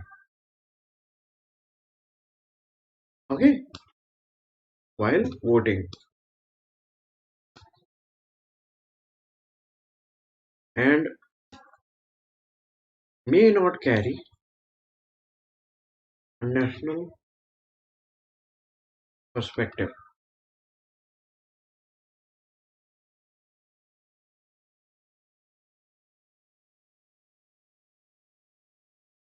तो नेशनल पर्सपेक्टिव हो सकता है कंप्लीटली मिसिंग इस केस में। ओके, नेशनल पर्सपेक्टिव हो सकता है कंप्लीटली मिसिंग हो इस केस में। तो यहाँ पास आप समझिए कि पैरोकियल ड्रिवन हो गया, तो आइडेंटिटी पॉलिटिक्स यहाँ पास हावी हो सकती है। आइडेंटिटी पॉलिटिक्स का मतलब है कि कास्ट, रिलीजन, एथनिसिटी, रीजन, इससे लोग ज्यादा ड्रिवन हो सकते हैं जब वो वोट कर रहे हैं, बजाय कि कंट्री के नेशनल पर्सपेक्टिव जो है हो सकता है इग्नोर किया जाए। एक बहुत इंपॉर्टेंट ड्रॉबैक है, बहुत सीवियर फ्लॉ है इस सिस्टम में यहाँ पास। ओके, तो आपने देखा कि प्रेसिडेंशियल सिस्टम में और पार्लियामेंट्री सिस्टम की अपनी अपनी खासियत और अपनी अपनी कमियां हैं।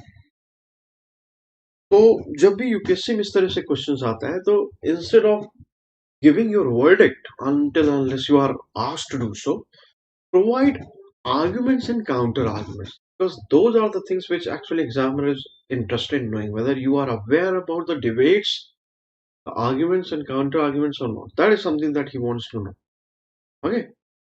In the stage of interview, I would suggest you that even if he's insisting on your own opinion, many a times it has been seen that it is not actually your opinion. Again, it is actually the knowledge of all the prevalent opinions. That is something that is being demanded. समझ रहे हो, आपके and से वो कोई बहुत expert policy view नहीं चाहता। आपके स्टेज में वो चाहता है एग्जामिनर कि आप प्रिवेलेंट, जो प्रिवेलिंग आर्ग्यूमेंट्स हैं, जो ऑलरेडी एक्सपर्ट्स के द्वारा दिए जा रहे हैं, उनकी आप उनके लिए आप अवेयर हो कि नहीं, ये है। समझ रहे हो, उनके लिए आप अवेयर हो कि नहीं।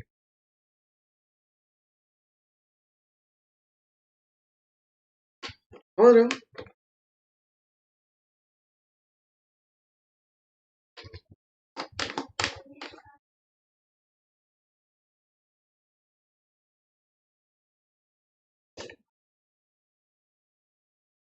समझ रहे हो, तो ये चीज थी। इधर कोई डाउट हो तो बताएं, फिर मैं अगला पार्ट 18 शुरू करता हूँ, इमरजेंसी का। If there is any doubt just tell me, otherwise I will start part 18 now.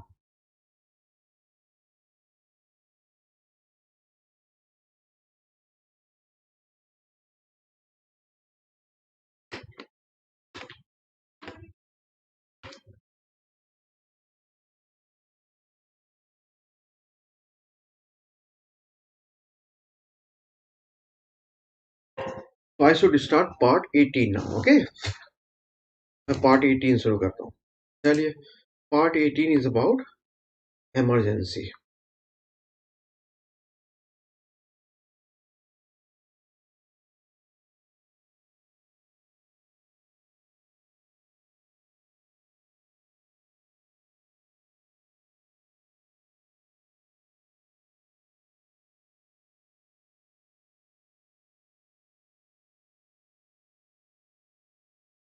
Emergency provisions.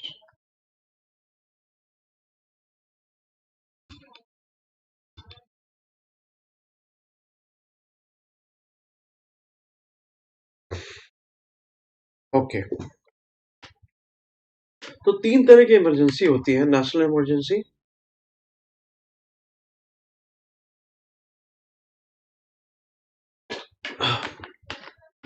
State emergency, also called president's rule, and financial emergency। Okay, तो इनके बारे में हम पढ़ने वाले हैं। तो सबसे पहले उसमें आता है national emergency. Okay, national emergency, and this is dealt by article 352, national emergency, article 352।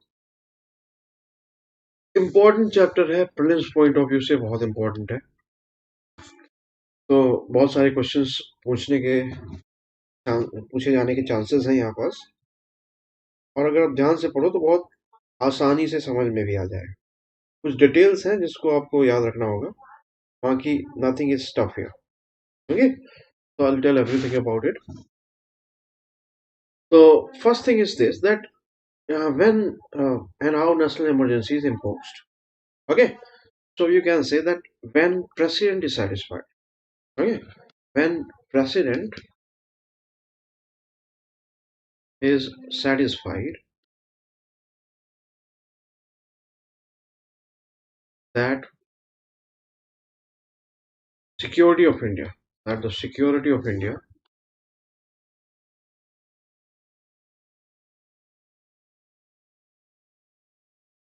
is under threat.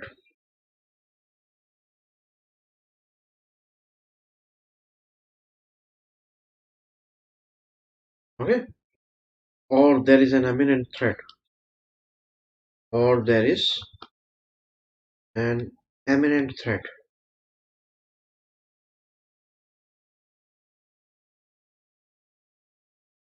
to the security of India.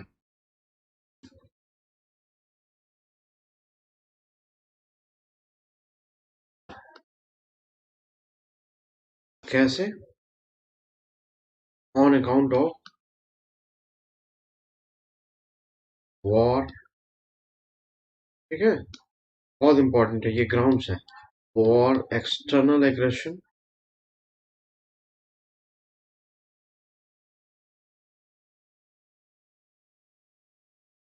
और तीसरा ग्राउंड है armed rebellion. Armed rebellion. Okay, then president can proclaim. Then president can proclaim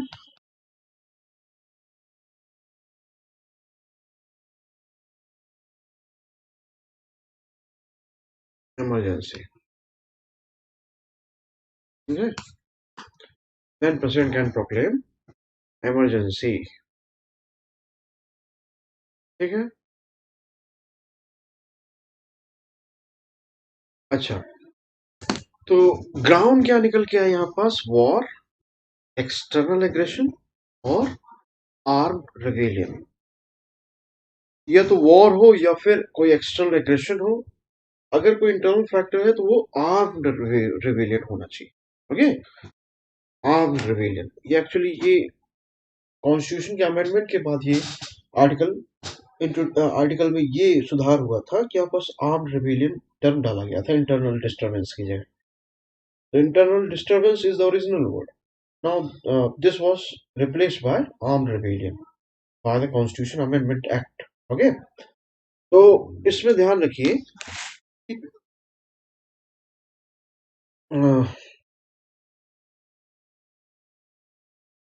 before national emergency is proclaimed,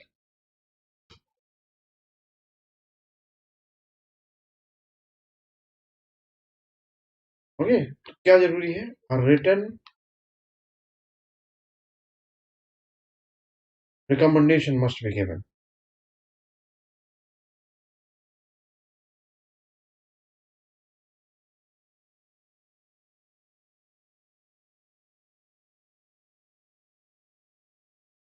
Okay, to him, to what? To him, to मतलब president को. To him by the Union Cabinet. By the Union Cabinet. Okay, अब ये return recommendation भी actually amendment के बाद ही, जनता government ने amendment लाए थे उसके बाद ही ऐड हुआ था. पहले इसकी भी जरूरत नहीं होती थी.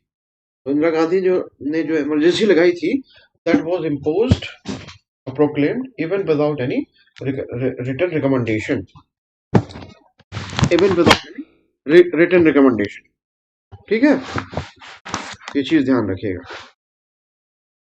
ठीक है. अच्छा, आगे क्या है? बहुत सारे इंपॉर्टेंट प्रोविजंस हैं उसमें, देखते आइए, एक एक चीज समझ में आएगी. Now you can say that national emergency, it can be imposed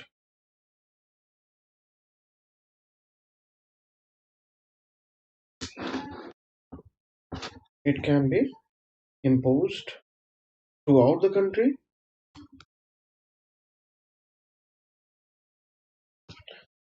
पूरी कंट्री में भी इम्पोज किया जा सकता है,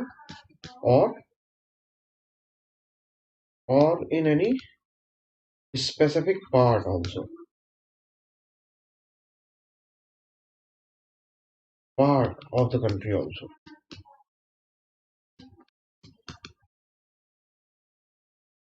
ठीक है. यानी specific part of the country also. ठीक है। अच्छा, फिर क्या है, एक चीज और ध्यान रखिए कि the proclamation of emergency,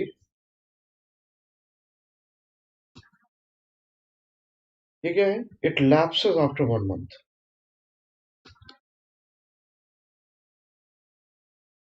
after 1 month, after 1 month, unless approved by parliament, unless approved by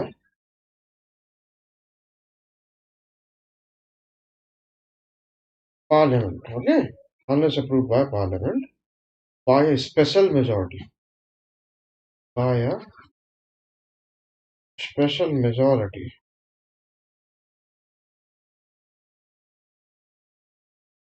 of not less than two-third members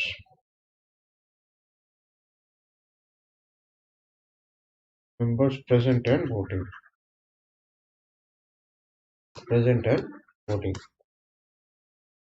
and also by the absolute majority of the house. Okay, you can say, and also by the absolute majority of the house.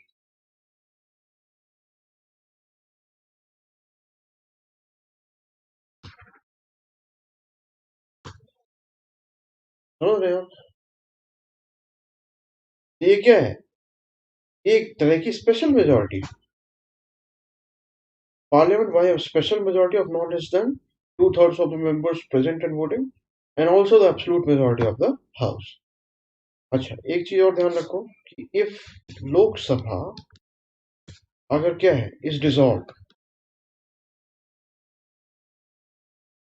अगर Lok Sabha dissolve कर दी गई, okay, कब, during the period of approving of the emergency,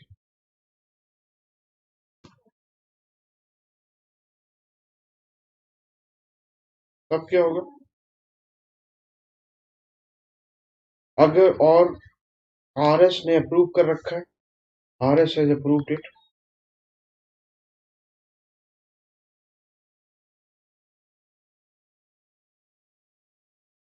with in 1 month,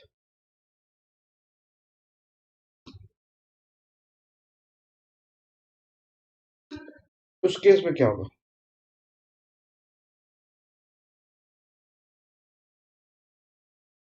जो newly formed Lok Sabha होगी उसको भी approve करना पड़ेगा 10 दिन के अंदर। ओके, हाँ सॉरी 30 दिन के अंदर। ओके, तो आप कह सकते हैं then the newly formed Lok Sabha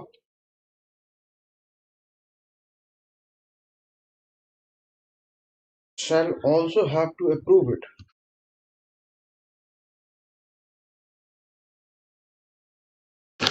shall also have to approve it, okay, within 1 month,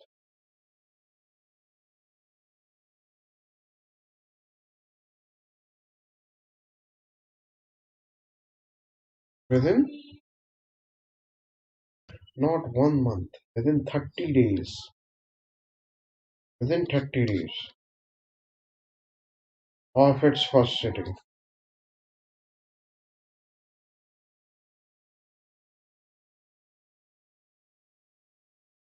ठीक है। अच्छा, यहाँ पास एक चीज में फर्क मैं आपको दिखा पॉइंट आउट करना चाहता हूँ कि it is not 1 month, not 1 month, यहाँ पास एक फर्क है, ये 30 डेज है, जो कॉन्स्टिट्यूशन का प्रोविजन है ये किस केस में, ये 30 डेज के केस में है, ये 1 मंथ का केस नहीं है यहाँ पास। ठीक है, इस चीज को ध्यान रखना है यहाँ पास। ओके, नाउ अगर इतना समझ गए तो अब ध्यान से समझना कि once approved by parliament, once approved by parliament, फिर क्या होगा? Once it is approved by parliament, then the emergency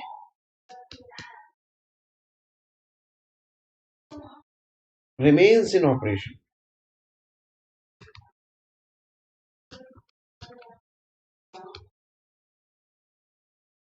Remains in operation for a period of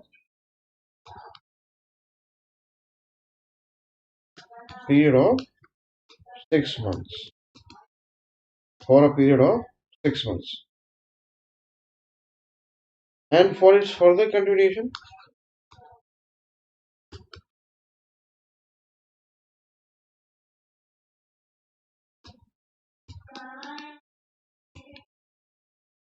उसके लिए क्या होगा?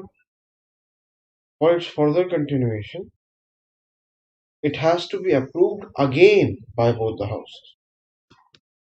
It has to be approved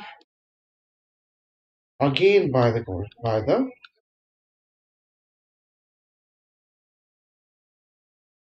both the houses.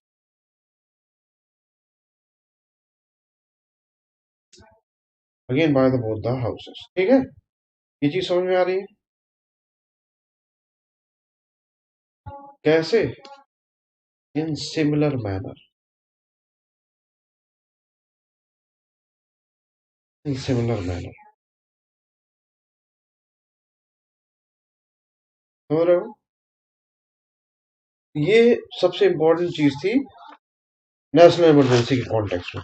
अच्छा, इसमें एक चीज ध्यान जो आपने दिया कि यहाँ पास ग्राउंड्स आपको पता चले और फिर ये पता चला कि किस तरह की मेजोरिटी चाहिए. ठीक है? अच्छा, अगर विड्रॉ करना हो नेशनल इमरजेंसी को तो कैसे करेंगे? तो इसमें ये देखिए कि यहाँ पास we are seeing withdrawal of national emergency. Okay, or you can also say revocation of national emergency. ठीक, इसमें आप कह सकते हैं कि emergency can be withdrawn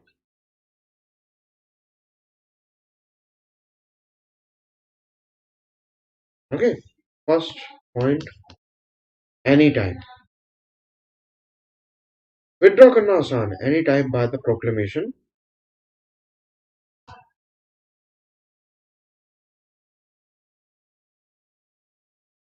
of revocation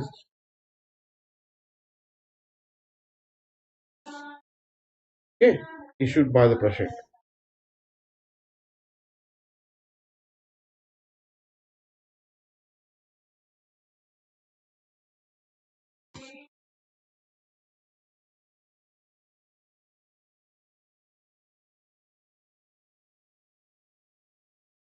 He does this on the advice of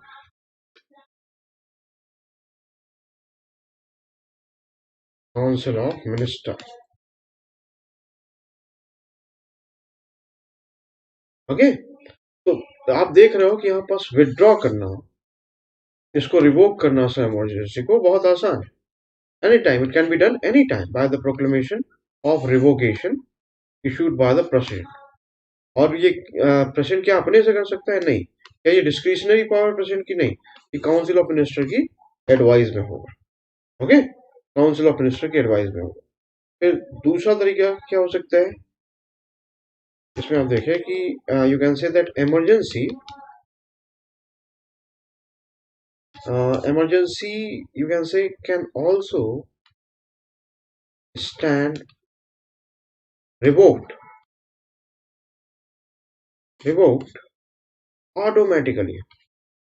Important, automatically if any house of parliament, any single house of parliament, also any house of parliament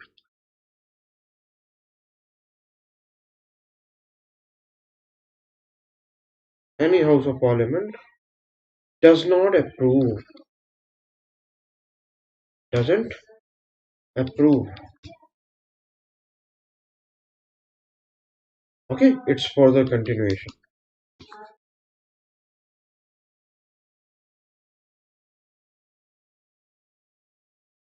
It's further continuation. Either within 1 month,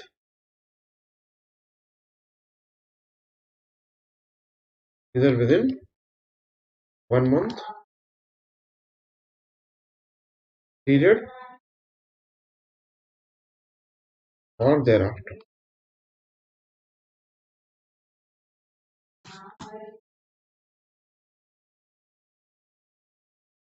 Or either within 1 month or thereafter.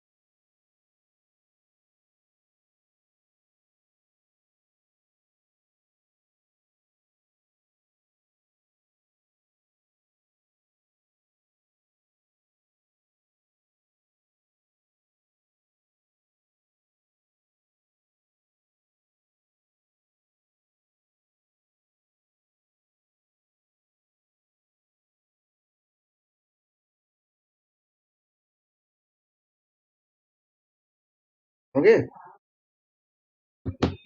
अब इसमें देखिए फिर तीसरा तरीका कैसे हो सकता है इमरजेंसी को रिवोक करने का। इसमें कह सकते हैं आप कि Lok Sabha has been given special power in this regard, okay, in this matter of withdrawal.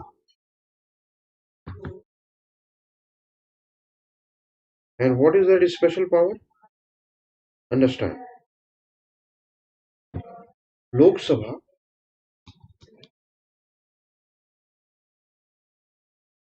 has been given special powers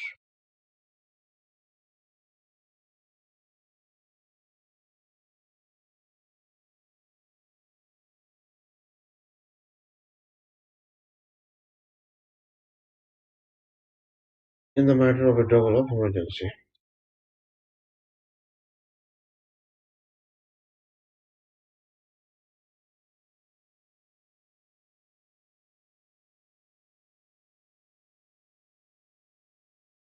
Okay, in the matter of withdrawal of emergency,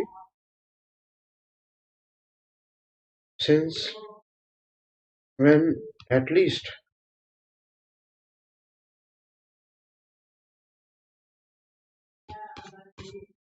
at least 10% of the total members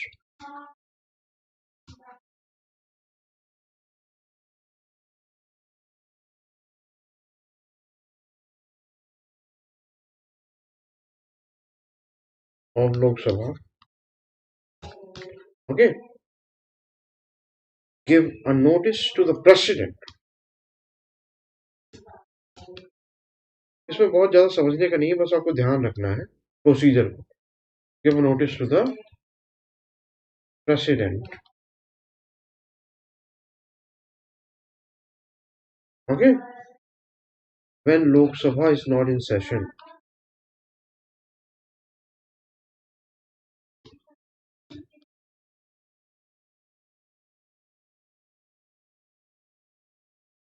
Okay, अगर Lok Sabha session में नहीं है, or to the speaker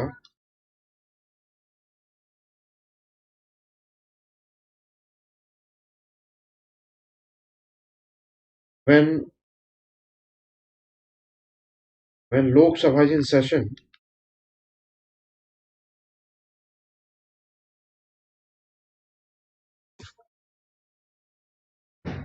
okay, mentioning their intention,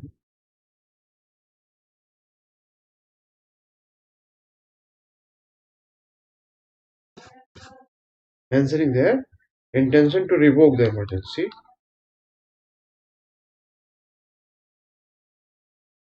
तब भी क्या होगा? तब क्या होगा? Then a special sitting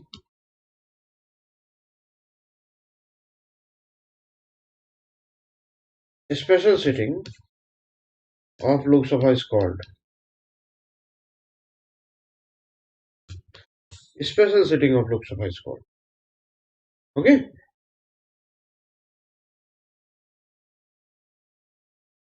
Getting it? Special sitting of Lok Sabha is called. Getting it? कितने दिनों के अंदर? Within 14 days. Within 14 days. Okay? To consider what? To consider the continuation of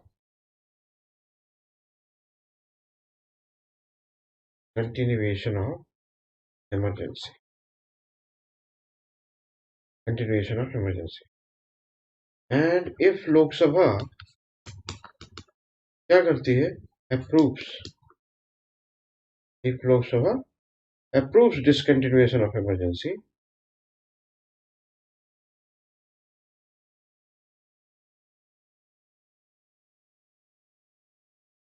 तो कैसे अप्रूव करेगी? कौन सी मेजोरिटी से? Bye simple majority. रिवोकेशन क्या हो सकता है? सिंपल मेजोरिटी से ही हो सकता है. Bye simple majority, then emergency comes to an end.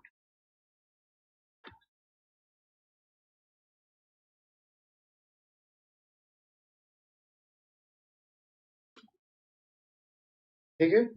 Then emergency comes to an end.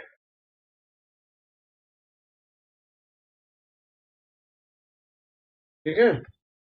ये था इमरजेंसी को रिवोक करने का प्रोसेस. ओके, उसे विड्रॉ करने का प्रोसेस.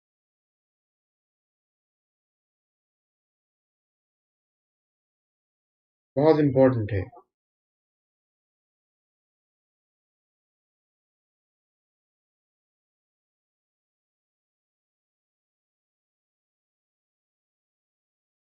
अच्छा, अब देखो कॉन्सिक्वेंसेस ऑफ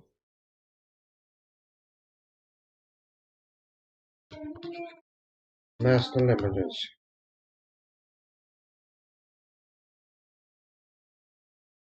नेशनल इमरजेंसी के कॉन्सिक्वेंसेस क्या होते हैं? ये चीज समझिए आप. इसमें बहुत सारे तरीकों से आप देख सकते हैं. For example there can be executive or administrative consequences, then there can be financial consequences, then there can be legislative effect of the emergency. तो उसको अलग अलग तरीके से देखा जा सकता है. और then there can be effect on fundamental rights. ये सारी चीजें यहाँ पर देखी जा सकती है. ठीक है? तो इस तरह से इसके कॉन्सिक्वेंस को या ये कहीं इसके इफेक्ट को कई तरीके से क्लासिफाई किया जा सकता है. तो इसमें देखिए पहला एग्जीक्यूटिव और administrative consequences.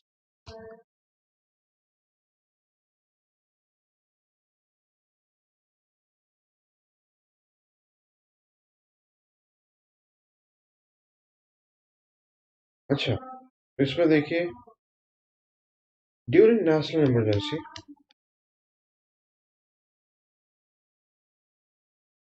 Union executive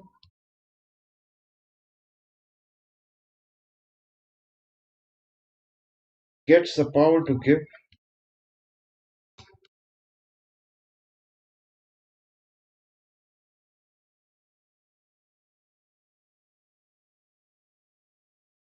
any direction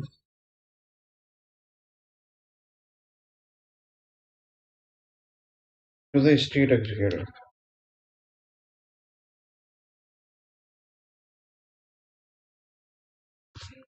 To the state executive as to the mechanisms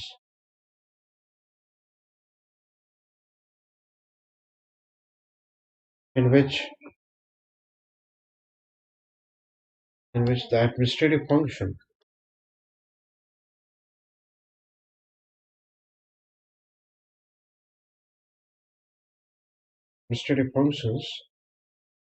of the state must be carried out.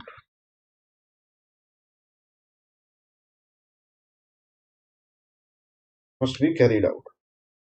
ठीक है, इसमें क्या है कि एग्जीक्यूटिव क्या है, उसको पावर मिल जाती है, स्टेट एग्जीक्यूटिव को यूनियन एग्जीक्यूटिव के पावर मिल जाती है कि वो स्टेट एग्जीक्यूटिव को किसी तरह का डायरेक्शंस और उस तरह के मैकेनिज्म्स जो है सजेस्ट कर सके, डायरेक्ट कर सके, जिसके थ्रू स्टेट के फंक्शंस को, एडमिनिस्ट्रेटिव फंक्शंस को कैरी आउट किया जा सके। ठीक है, अच्छा, अभी लेजिस्लेटिव इफेक्ट क्या होता है इसका? Legislative effect,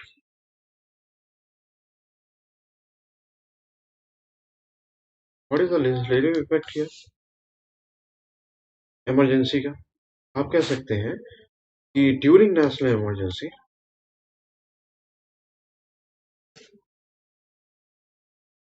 the legislative power of the parliament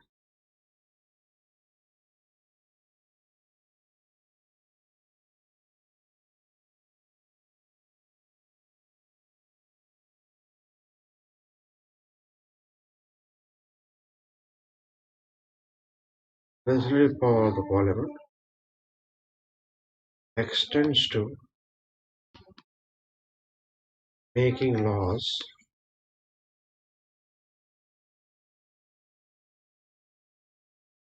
on any subject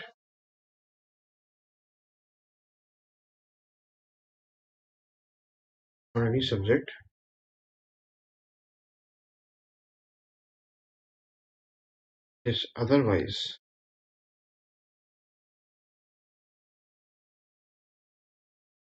subject of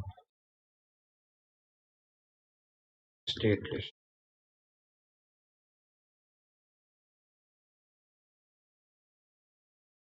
This is given under Article 250. तो नेशनल इमरजेंसी के केस में क्या होता है कि लेजिस्लेटिव पावर जो होती है पार्लियामेंट, वो कहाँ एक्सटेंड करती है?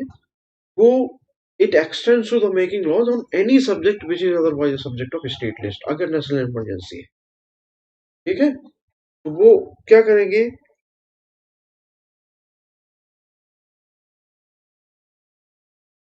यहाँ पास वो अपने सिर्फ स्टेट लिस्ट को भी कवर कर लेगा। ओके, तो वहां पास ये मतलब नहीं कि स्टेट का एग्जीक्यूटिव, स्टेट का जो लेजिस्लेचर होता है वो डिसफंक्शनल हो जाता है, नहीं, ये नहीं कहा जा रहा है, ध्यान दीजिएगा। यहाँ पास स्टेट का जो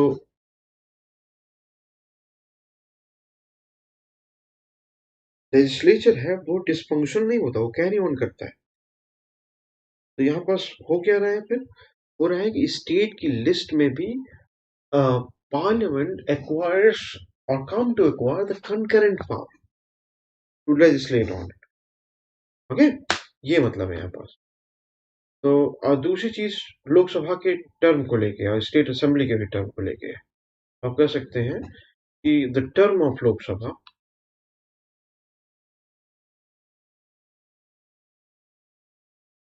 ओके और that of state legislative assembly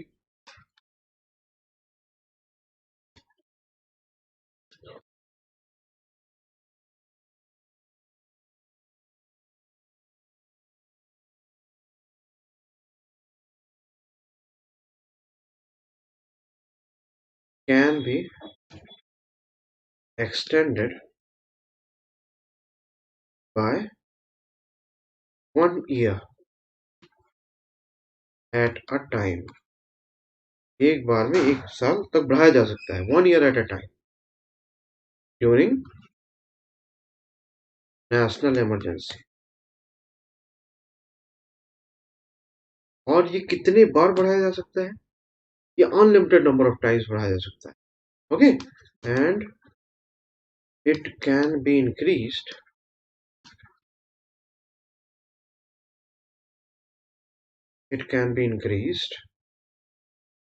you can say it can be increased unlimited number of times. Number of times. ठीक है. और in case of revocation क्या होगा? आप कह सकते हैं कि fresh elections होंगे. तो fresh elections for forming new Lok Sabha or assembly, okay, will have to be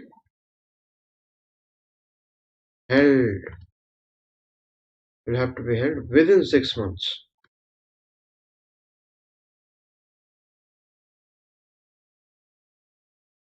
Okay, from the date of withdrawal.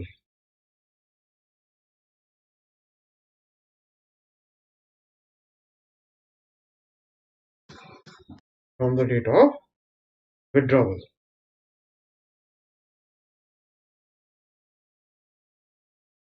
So this is the legislative effect. Getting it? Now see the financial consequences. What are the financial consequences of national emergency? Okay, understand that the distribution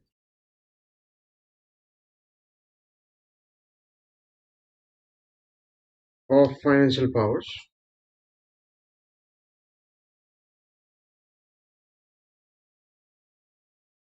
okay, and provisions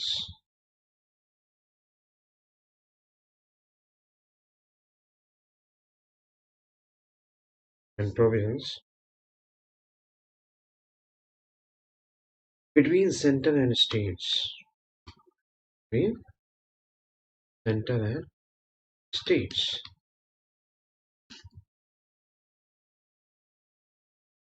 This may cease to be in operation. हो सकता है कि वो जो जितना भी financial power का distribution है, जो प्रोविजंस है सेंट्रल स्टेट्स के बीच में, वो काम करना भी छोड़ दें.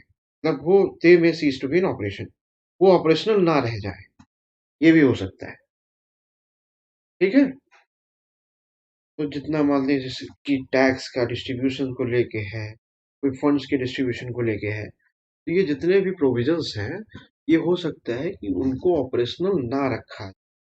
Okay, this is what it means. Getting it?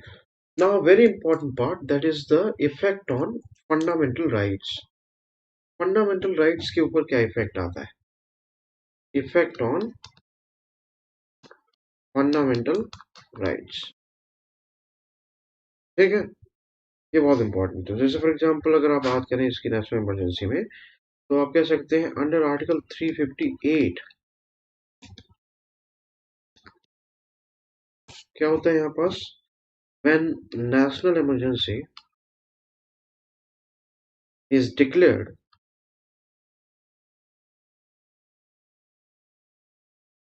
on the grounds of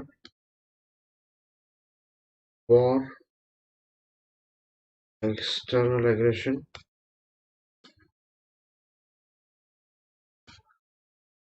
war और दो ग्राउंड, तीसरे 3 ग्राउंड है ना, उनमें से ये 2 ground, either war or external aggression. Then what happens? Then the fundamental rights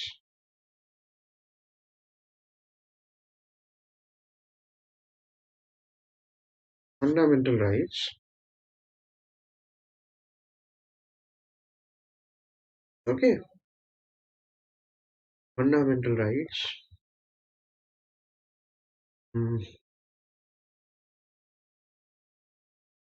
under Article 19.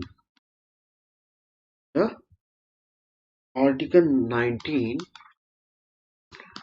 ध्यान से समझिए, automatically gets suspended.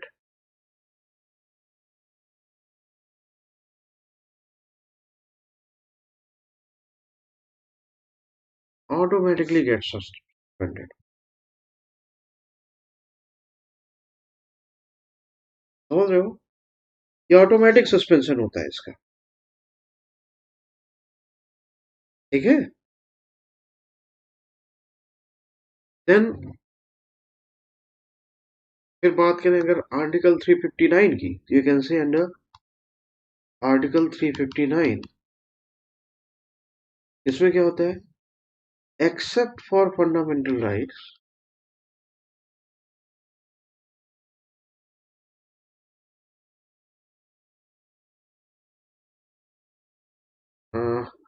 under article 20, under article 20 and 21 and 21,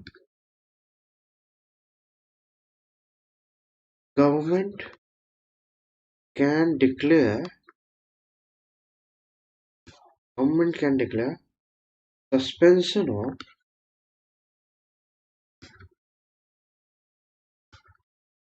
of what?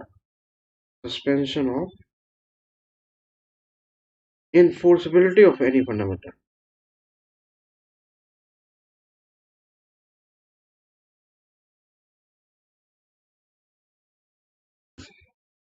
Okay. So what is the meaning of this? Meaning of this is that FRs, that is fundamental rights, are still with the person. Are still with the person. वो लोग साथ ही हैं, है ना उसके, but it cannot be enforced at the moment. But they cannot be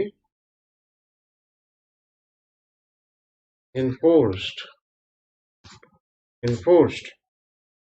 at the moment.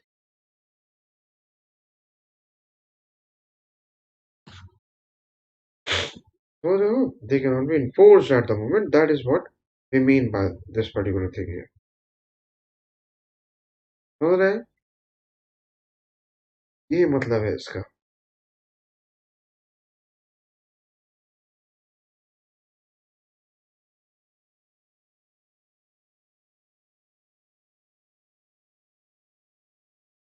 समझ रहे हो इसको? ये मतलब है यहाँ पास इसका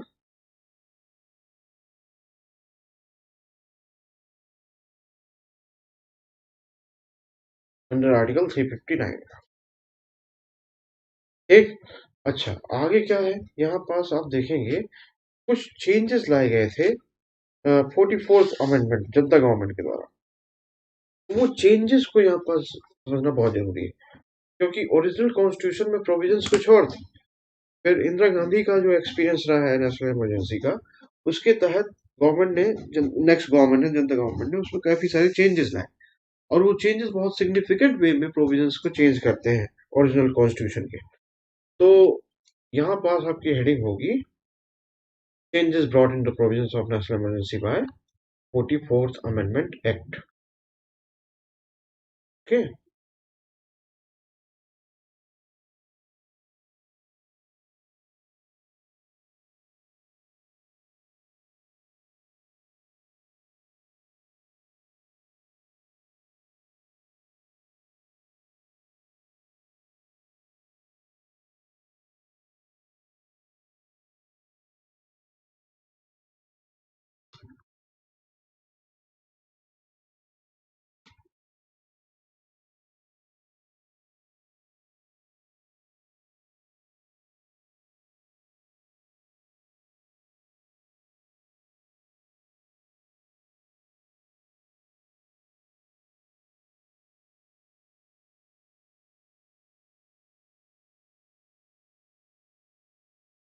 ठीक है. इसमें कौन से changes? For example first change है कि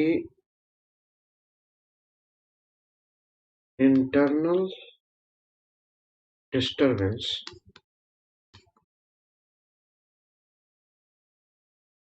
as a ground for putting national emergency got replaced by armed rebellion. बहुत इंपॉर्टेंट एक्चुअली वो था कि इंटरनल डिस्टर्बेंस तो बहुत वेग टर्म है, तो थोड़ा बहुत भी डिस्टर्बेंस हो तो वो एक लूपहोल था ओरिजिनल कॉन्स्टिट्यूशन में, जिसके तहत नेशनल इमरजेंसी भी इम्पोज की जा सकती थी। ओके, कि मान लीजिए अपोजिशन के कुछ लीडर्स हैं, वो कुछ शोर शराबा हो हल्ला करने लगे, तो उसी के चक्कर में हो सकता है कि उसी के रिगार्ड उसी को ग्राउंड बना के इमरजेंसी इम्पोज कर दी जाए। ओके, तो इस तरह की चीजों को रोकने के लिए, ठीक, इस तरह की चीजों को रोकने के लिए यहाँ पास क्या किया गया, इंटरनल डिस्टरबेंस को ग्राउंड जो था उसको रिप्लेस कर दिया किस वर्ड से, armed rebellions, armed rebellions. Okay, तो बहुत इंपॉर्टेंट चेंज था ये। फिर नेक्स्ट चेंज क्या है, नेक्स्ट चेंज है कि ये कहा गया कि president can impose any national emergency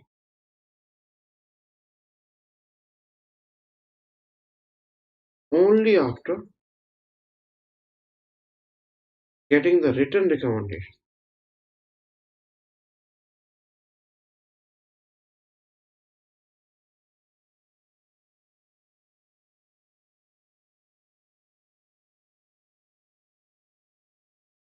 Written recommendation of the Union Cabinet.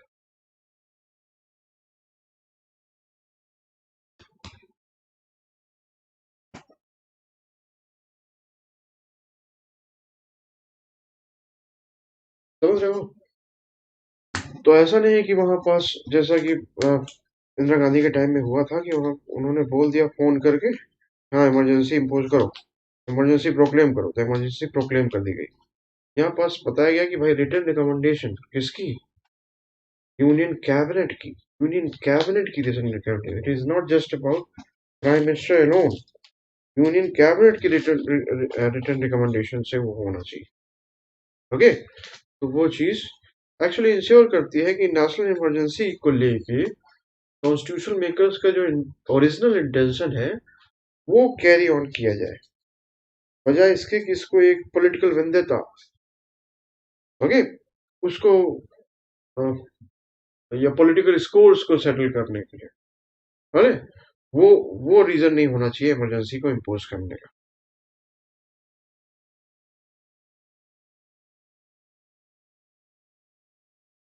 Okay, next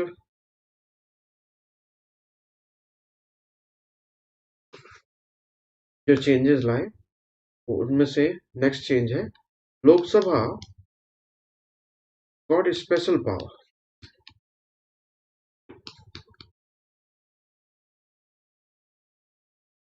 in the matter of,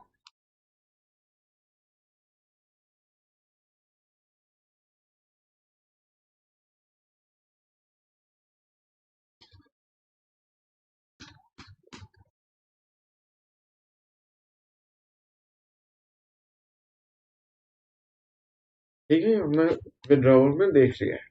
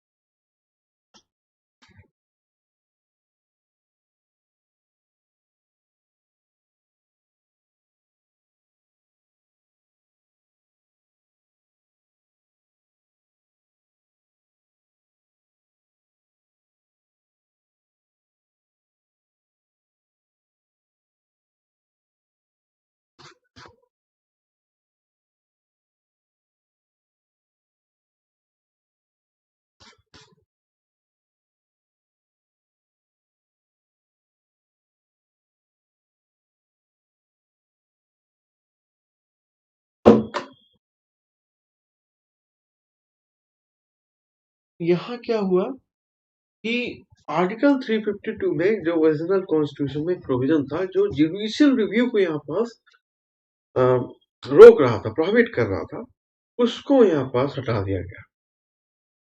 okay, मतलब कि अब जुडिशियल रिव्यू भी पॉसिबल है नेशनल इमरजेंसी के प्रोक्लेमेशन का।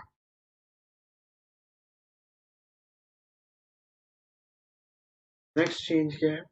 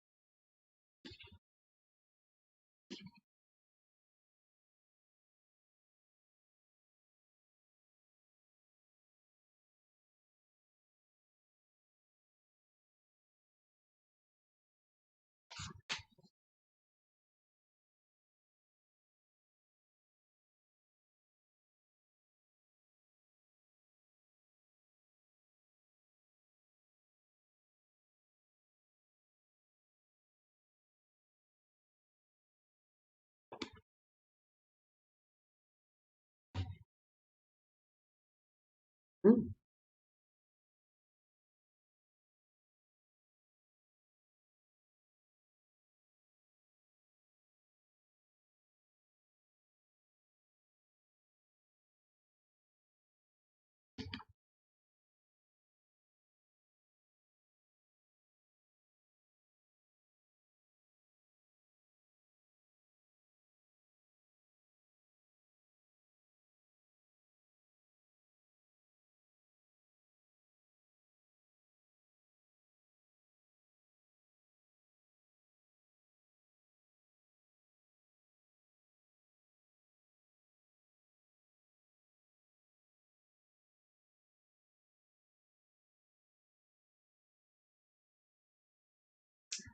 यहाँ आप देख रहे हैं कि बहुत इंपॉर्टेंट जो है चेंज है कि 1 मंथ को 2 मंथ को 1 मंथ करा और सिंपल मेजोरिटी को स्पेशल मेजोरिटी किया। किस कॉन्टेक्स्ट में? नेशनल इमरजेंसी के कंटिन्यूएशन के कॉन्टेक्स्ट में।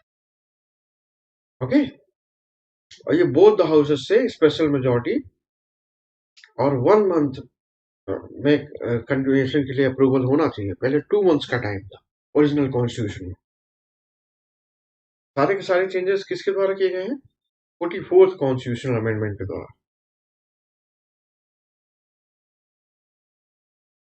ओके, 44th कॉन्स्टिट्यूशनल अमेंडमेंट के द्वारा। ओके,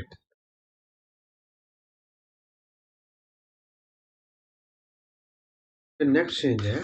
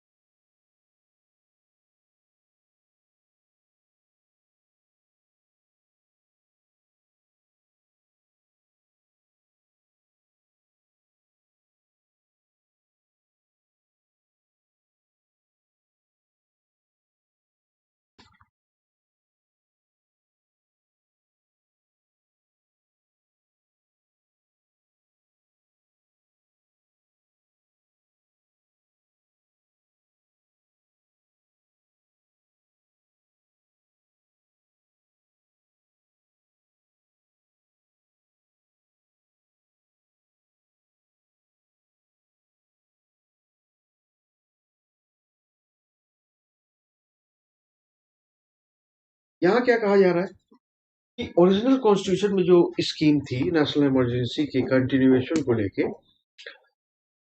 तो वो पहले क्या था कि 6 months इन ऑपरेशन रहेगी and for further continuation has to be renewed.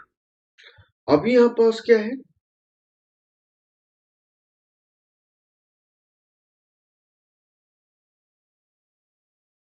अभी 6 months इन ऑपरेशन रहेगी और उसको जो है रिन्यू करना पड़ेगा। पहले क्या था ओरिजिनल कॉन्स्टिट्यूशन में, it has to be approved.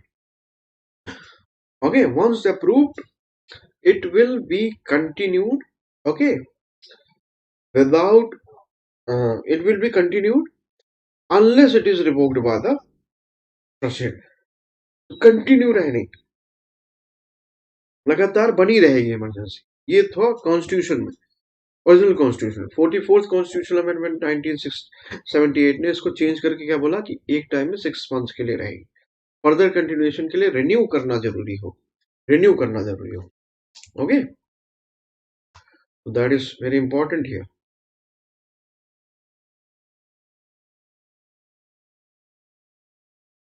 आगे देखिए,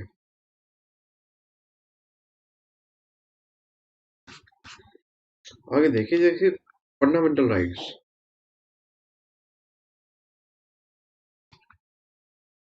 फंडामेंटल राइट्स अंडर आर्टिकल 19 वो क्या है, they can be suspended,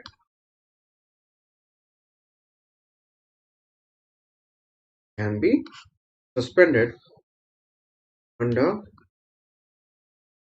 article 358 only, only when, ध्यान से देखिए इसको, इमरजेंसी इज डिक्लेयर्ड,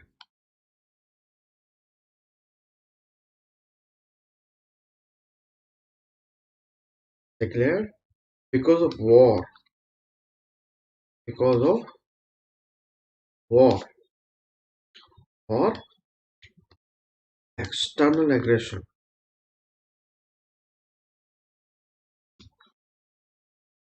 वॉर और एक्सटर्नल एग्रेशन, मतलब आर्म्ड रिबेलियन हो, आर्टिकल 19 जो सस्पेंड होता है अंडर आर्टिकल 358 वो नहीं होगा।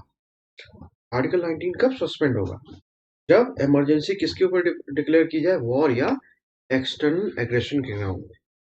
ठीक है,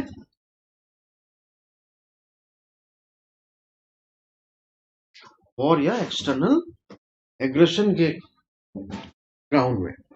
ठीक है, आगे देखिए,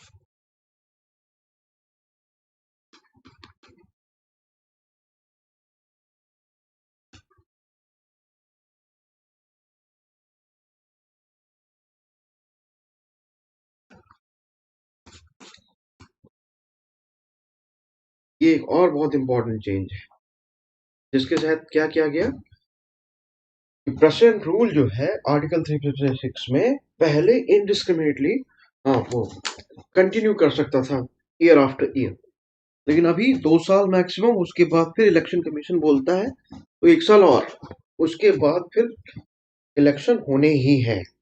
ओके, ये बहुत इंपॉर्टेंट चेंजेस है। ये 8 चेंजेस जो मैंने आपको बताए, all have been brought by 44th Constitutional Amendment Act 1978, and in a very significant way they actually brought various changes in the provisions relating to emergency। और भी बहुत सारे चेंजेस लाए थे 44th अमेंडमेंट ने, लेकिन अभी हम यहाँ नेशनल इमरजेंसी को कवर कर रहे हैं, हमने सिर्फ उसी कॉन्टेक्स्ट में इस चेंजेस को देखा। और ये चेंजेस ओरिजिनल कॉन्स्टिट्यूशन से बहुत बहुत सिग्निफिकेंट वे में उसे चेंज करते हैं। ओके, तो this was all about national emergency. अब हम करने वाले हैं article 356, that is the president rule. Okay, तो आर्टिकल 356 देखते हैं। Article 356,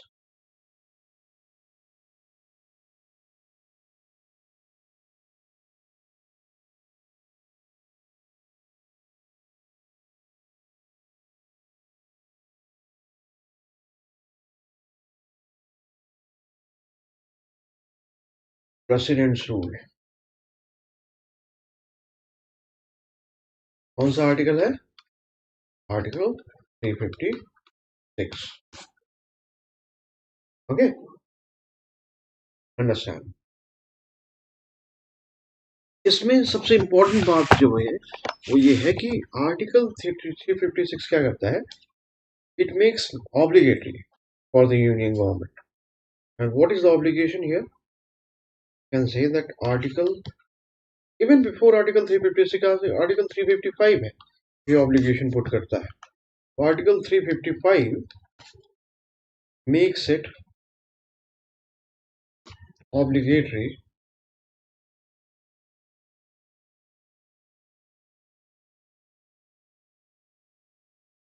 for the union government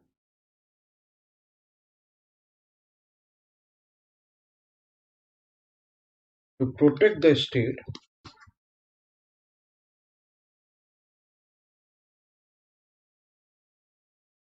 against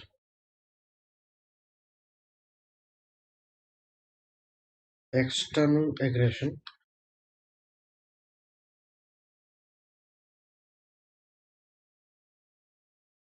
or internal disturbances.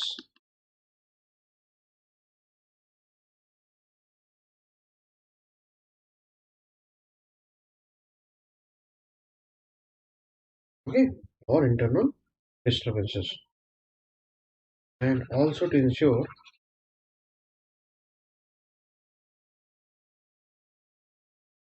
that government in the state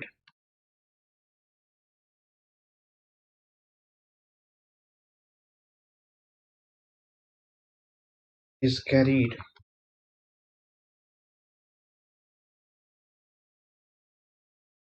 according to the constitution.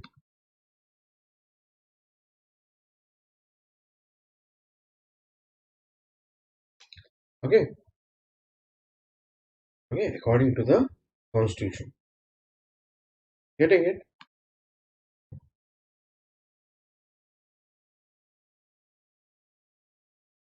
And what is the mechanism to fulfill?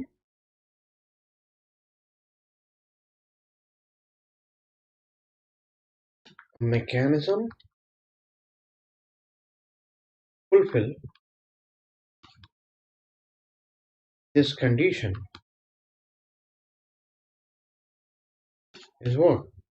Yes, Article 356. Article 356. Getting it? Or President's rule.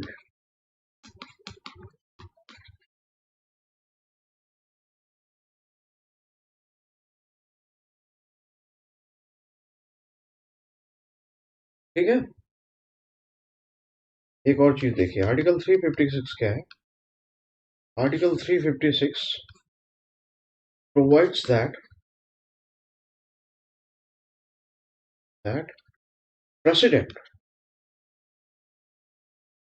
president on satisfaction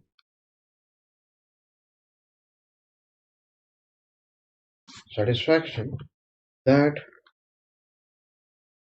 government in a state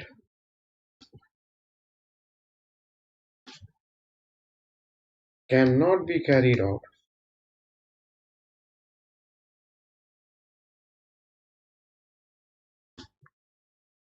cannot be carried out according to the provision of the constitution.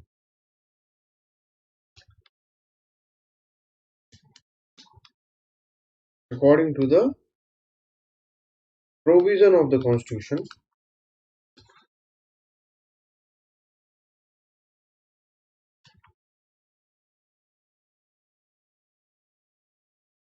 तब क्या होगा?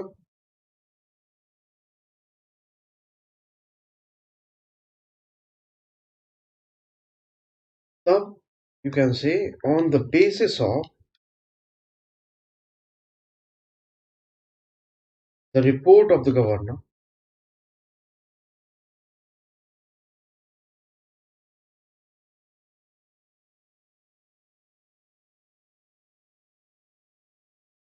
or otherwise, or otherwise, बहुत important है, or otherwise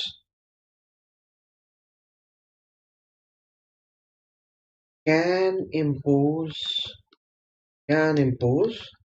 president's rule, president's rule, ठीक है? मतलब कि यहाँ पास गवर्नर की रिपोर्ट के बिना भी प्रेसिडेंट जो है वो क्या कर सकता है? वो प्रेसिडेंट्स रूल इम्पोज कर सकता है, प्रेसिडेंट रूल इम्पोज कर सकता है, समझ रहे हो? ये बहुत जरूरी है,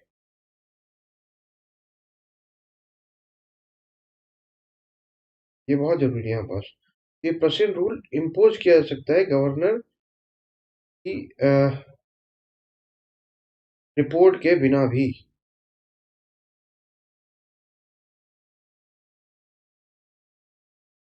समझ रहे हैं?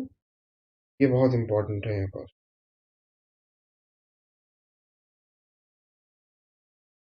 इसमें कोई डाउट हो तो बताइए।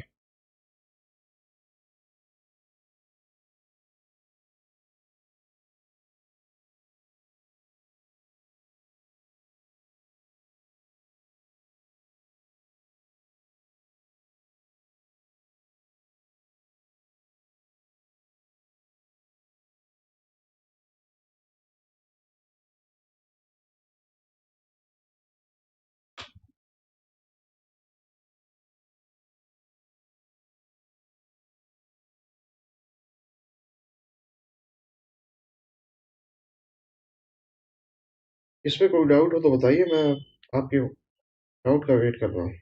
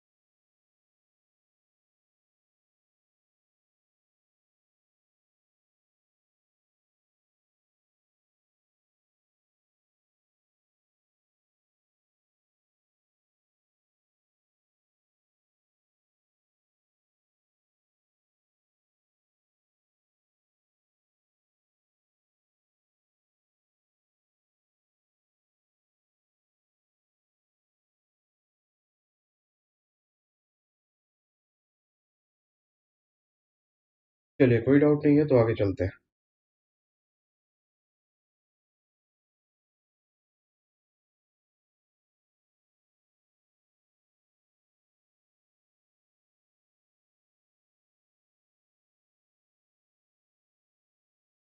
तो चलो, अब कोई डाउट नहीं है तो आगे चलता हूँ मैं।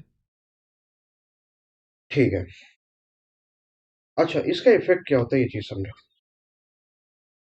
इफेक्ट से पहले थोड़ा सा एक और इम्पोर्टेंट चीज है। आप देखेंगे यहाँ पास होता क्या है। अ, जब प्रेसिडेंट रूल इम्पोज होता है, how it must be approved. ठीक, प्रेसिडेंट्स रूल, प्रेसिडेंट रूल जब भी इम्पोज होगा, presidents rule, it must be approved, must be approved, okay, it must be approved, can say, within 2 months, within 2 months, ठीक है, national emergency से compare करो आप यहाँ पास, तो ये चीज आपको याद रखने में भी हेल्प मिलेगी। तो with in 2 months must be approve of imposition.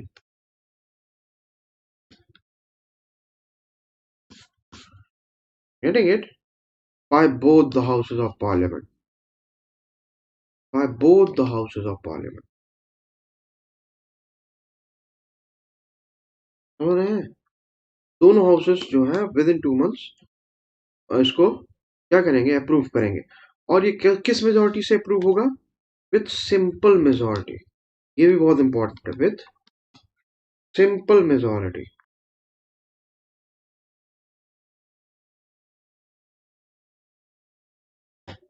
समझ रहे हो? With simple majority. ओके। अच्छा, एक चीज और याद रखिए कि once it is approved, once once imposed, president rules remain in operation. President's rule remains in operation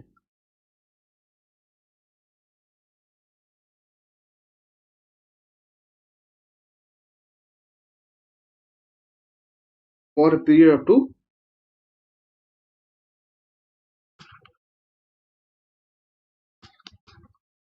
6 months. Up to 6 months.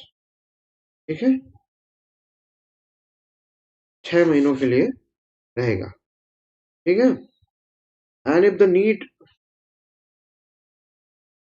B, and if the need be, the president rule can be renewed. The president का जो rule होगा, president rule can be renewed. Okay, it can be renewed for another 6 months. For another 6 months. ठीक है, लेकिन ये भी ध्यान रखें कि for a present rule to continue beyond 1 year, 2 conditions are required. Okay, so you can say that however,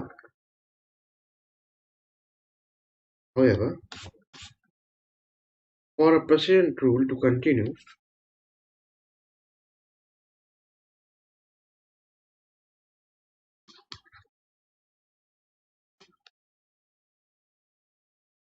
okay, beyond 1 year,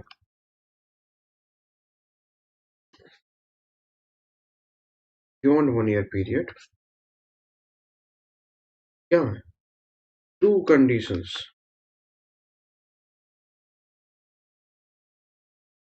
must be fulfilled. Must be fulfilled.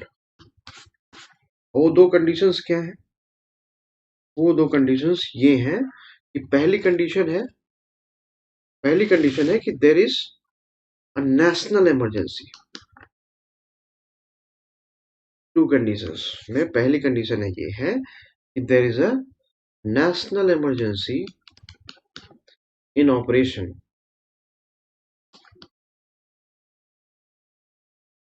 either throughout India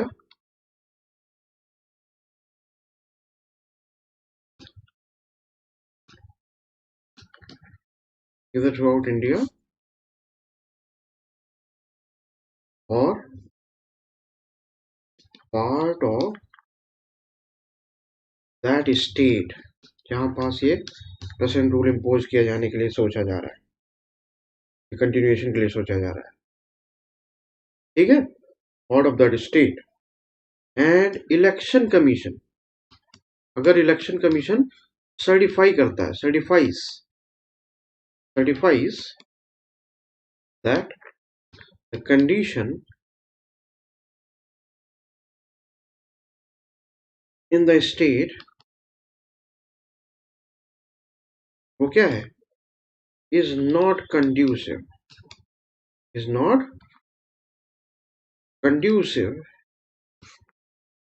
for holding what? For holding free and fair elections.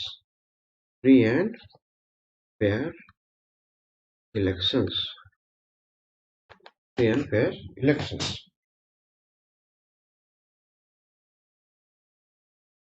ठीक है, समझ रहे हो आप?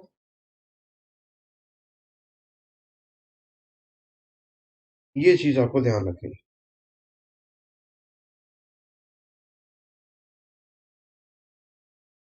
ठीक,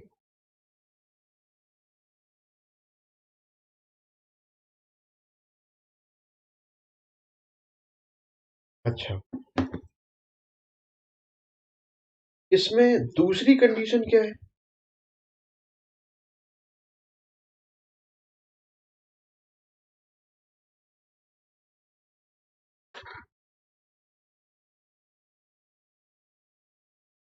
दूसरी condition यही है, ये इलेक्शन कमीशन का सर्टिफिकेशन, इसमें दूसरी कंडीशन है, समझ रहे हो? These two conditions must be met. ठीक है, अब दूसरा देखिए कि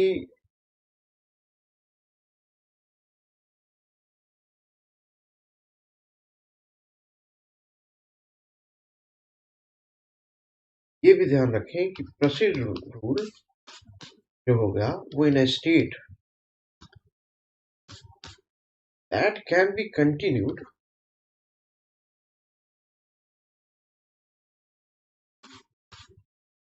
for a maximum of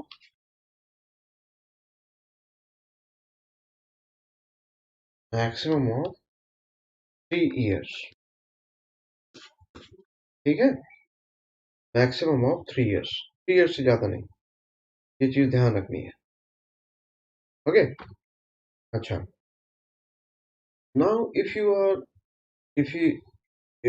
now the topic is that what is the effect of the precedent rule? Okay, effects of precedence rule।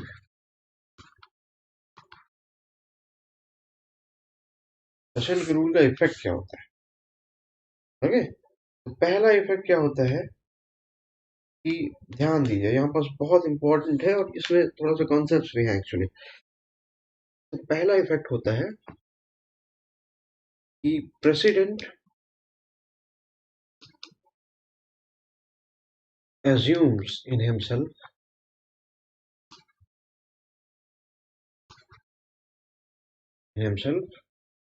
what? All the executive functions, all the executive functions, all the executive functions of the concerned state।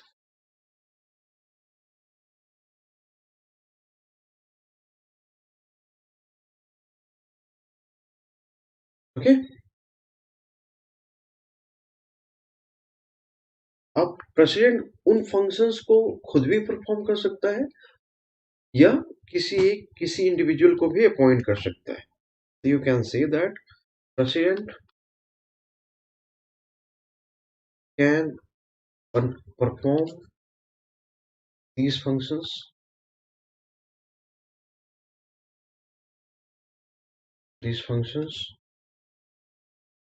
uh,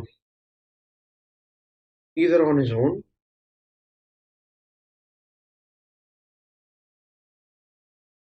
okay, either on his own or through an authority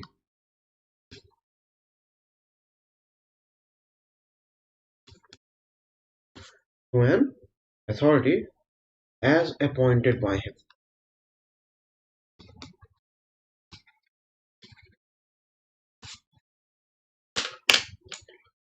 As appointed by him, समझे?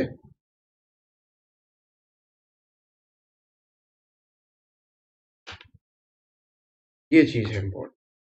फिर दूसरा effect क्या होता है? दूसरा effect है कि president can declare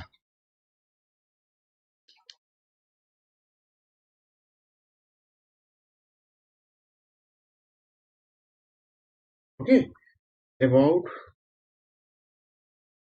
parliament getting what? Getting law-making power.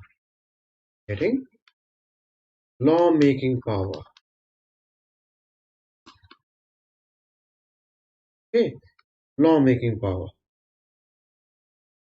for the concerned state. For the concerned state. ठीक है? And parliament can delegate what? This law-making power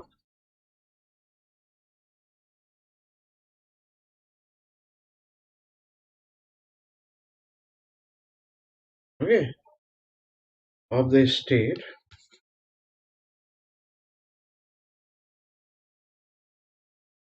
to the president.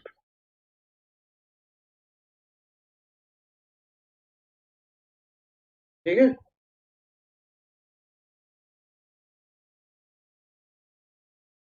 ठीक है? So president can declare about parliament getting law-making power for the concerned state. And parliament can delegate this law-making power of the state to the president. ठीक है? लेकिन यहाँ पास एक चीज याद रखनी है कि प्रेसिडेंट क्या करेगा? President can not assume the power of high court there, क्योंकि हाई कोर्ट कोई ऐसी चीज नहीं है जो वहां पास स्टेट गवर्नमेंट के अंदर काम कर रही थी. आप कह सकते हैं कि how ever president president cannot assume in himself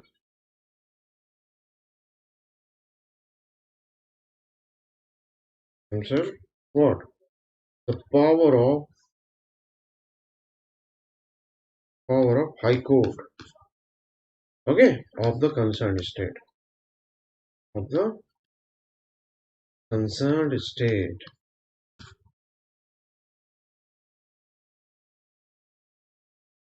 ठीक है? एक चीज और याद रखो कि parliament can also authorise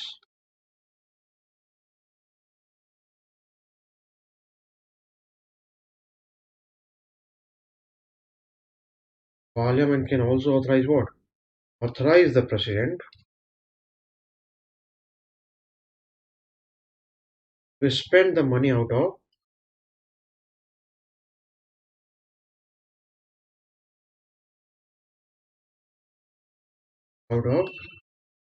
consolidated fund of India, consolidated fund of the state.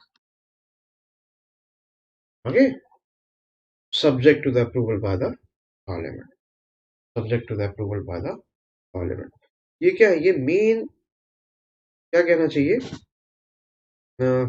Conditions हैं, इफेक्ट्स हैं जो यहाँ पास आ जाता है. लेकिन आप ध्यान रखें कि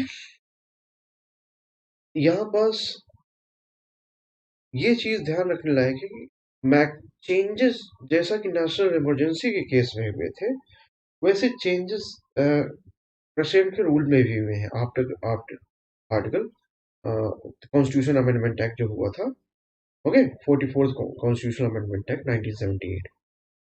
ओके, तो प्रेसिडेंट रूल को में जो इफेक्ट्स आते हैं वो अगर मैं समराइज करूं तो मैं कह सकता हूं कि प्रेसिडेंट एज्यूम्स जो है अपने में पावर एज्यूम कर लेते हैं एग्जीक्यूटिव फंक्शंस की. किसकी? कंसर्न स्टेट जहां पास प्रेसिडेंट रूल इम्पोज होता है. और वो सारे functions president can perform these functions either on his own or he can appoint any person. ठीक है? फिर दूसरा क्या है? President can declare about parliament getting law making power for the concerned state. Law making power आ जाती है parliament के पास, और parliament can delegate this power to the president. Okay, लेकिन यहाँ पर ये जो बात याद रखने वाली थी वो ये थी कि parliament president can not assume the power of high court in himself. वो उसके बाहर ही रहेगा। हाई कोर्ट की पावर नहीं है कि उसके पास आ जाएगी। ठीक है। फिर parliament can also authorise the president to spend the money out of consolidated fund of India, consolidated fund of a state, and this is subject to the approval by the parliament। क्यों parliament का approval तो मिलेगा। ठीक है। Parliament का approval तो वहां पास मिलना जरूरी है। Okay, so this was all about the president's rule। कल हम यहीं से शुरुआत करेंगे। सुप्रीम यहाँ पास एक्चुअली एसआर बोमई केस में सुप्रीम कोर्ट की वर्डिक्ट है, उसमें आर्टिकल 356 का एक्चुअली मिसयूज एब्यूज जो हुआ है उसके बारे में है। ओके, तो आर्टिकल 356 के कॉन्टेक्स्ट में सरकारिया सुप्रीम कोर्ट का जो एसआर बोमई का केस है उसकी वर्डिक्ट को देखेंगे। फिर what is the difference between article 352 and 356, then what has been the Sarkaria commission recommendation. ये आर्टिकल 356 के कॉन्टेक्स्ट में बहुत जरूरी है। फिर फाइनेंशियल इमरजेंसी का इफेक्ट क्या होता है, ये चीज देखेंगे। ओके, फिर अटॉर्नी जनरल ऑफ इंडिया के साथ हम इस चैप्टर को कंप्लीट करेंगे। This way we will complete the executive, and then I will start discussing the citizenship here। Okay, citizenship। So this way then जो है हमारा गवर्नेंस टॉपिक स्टार्ट होगा। ओके, क्योंकि जुडिशरी में बाद में कवर करूंगा।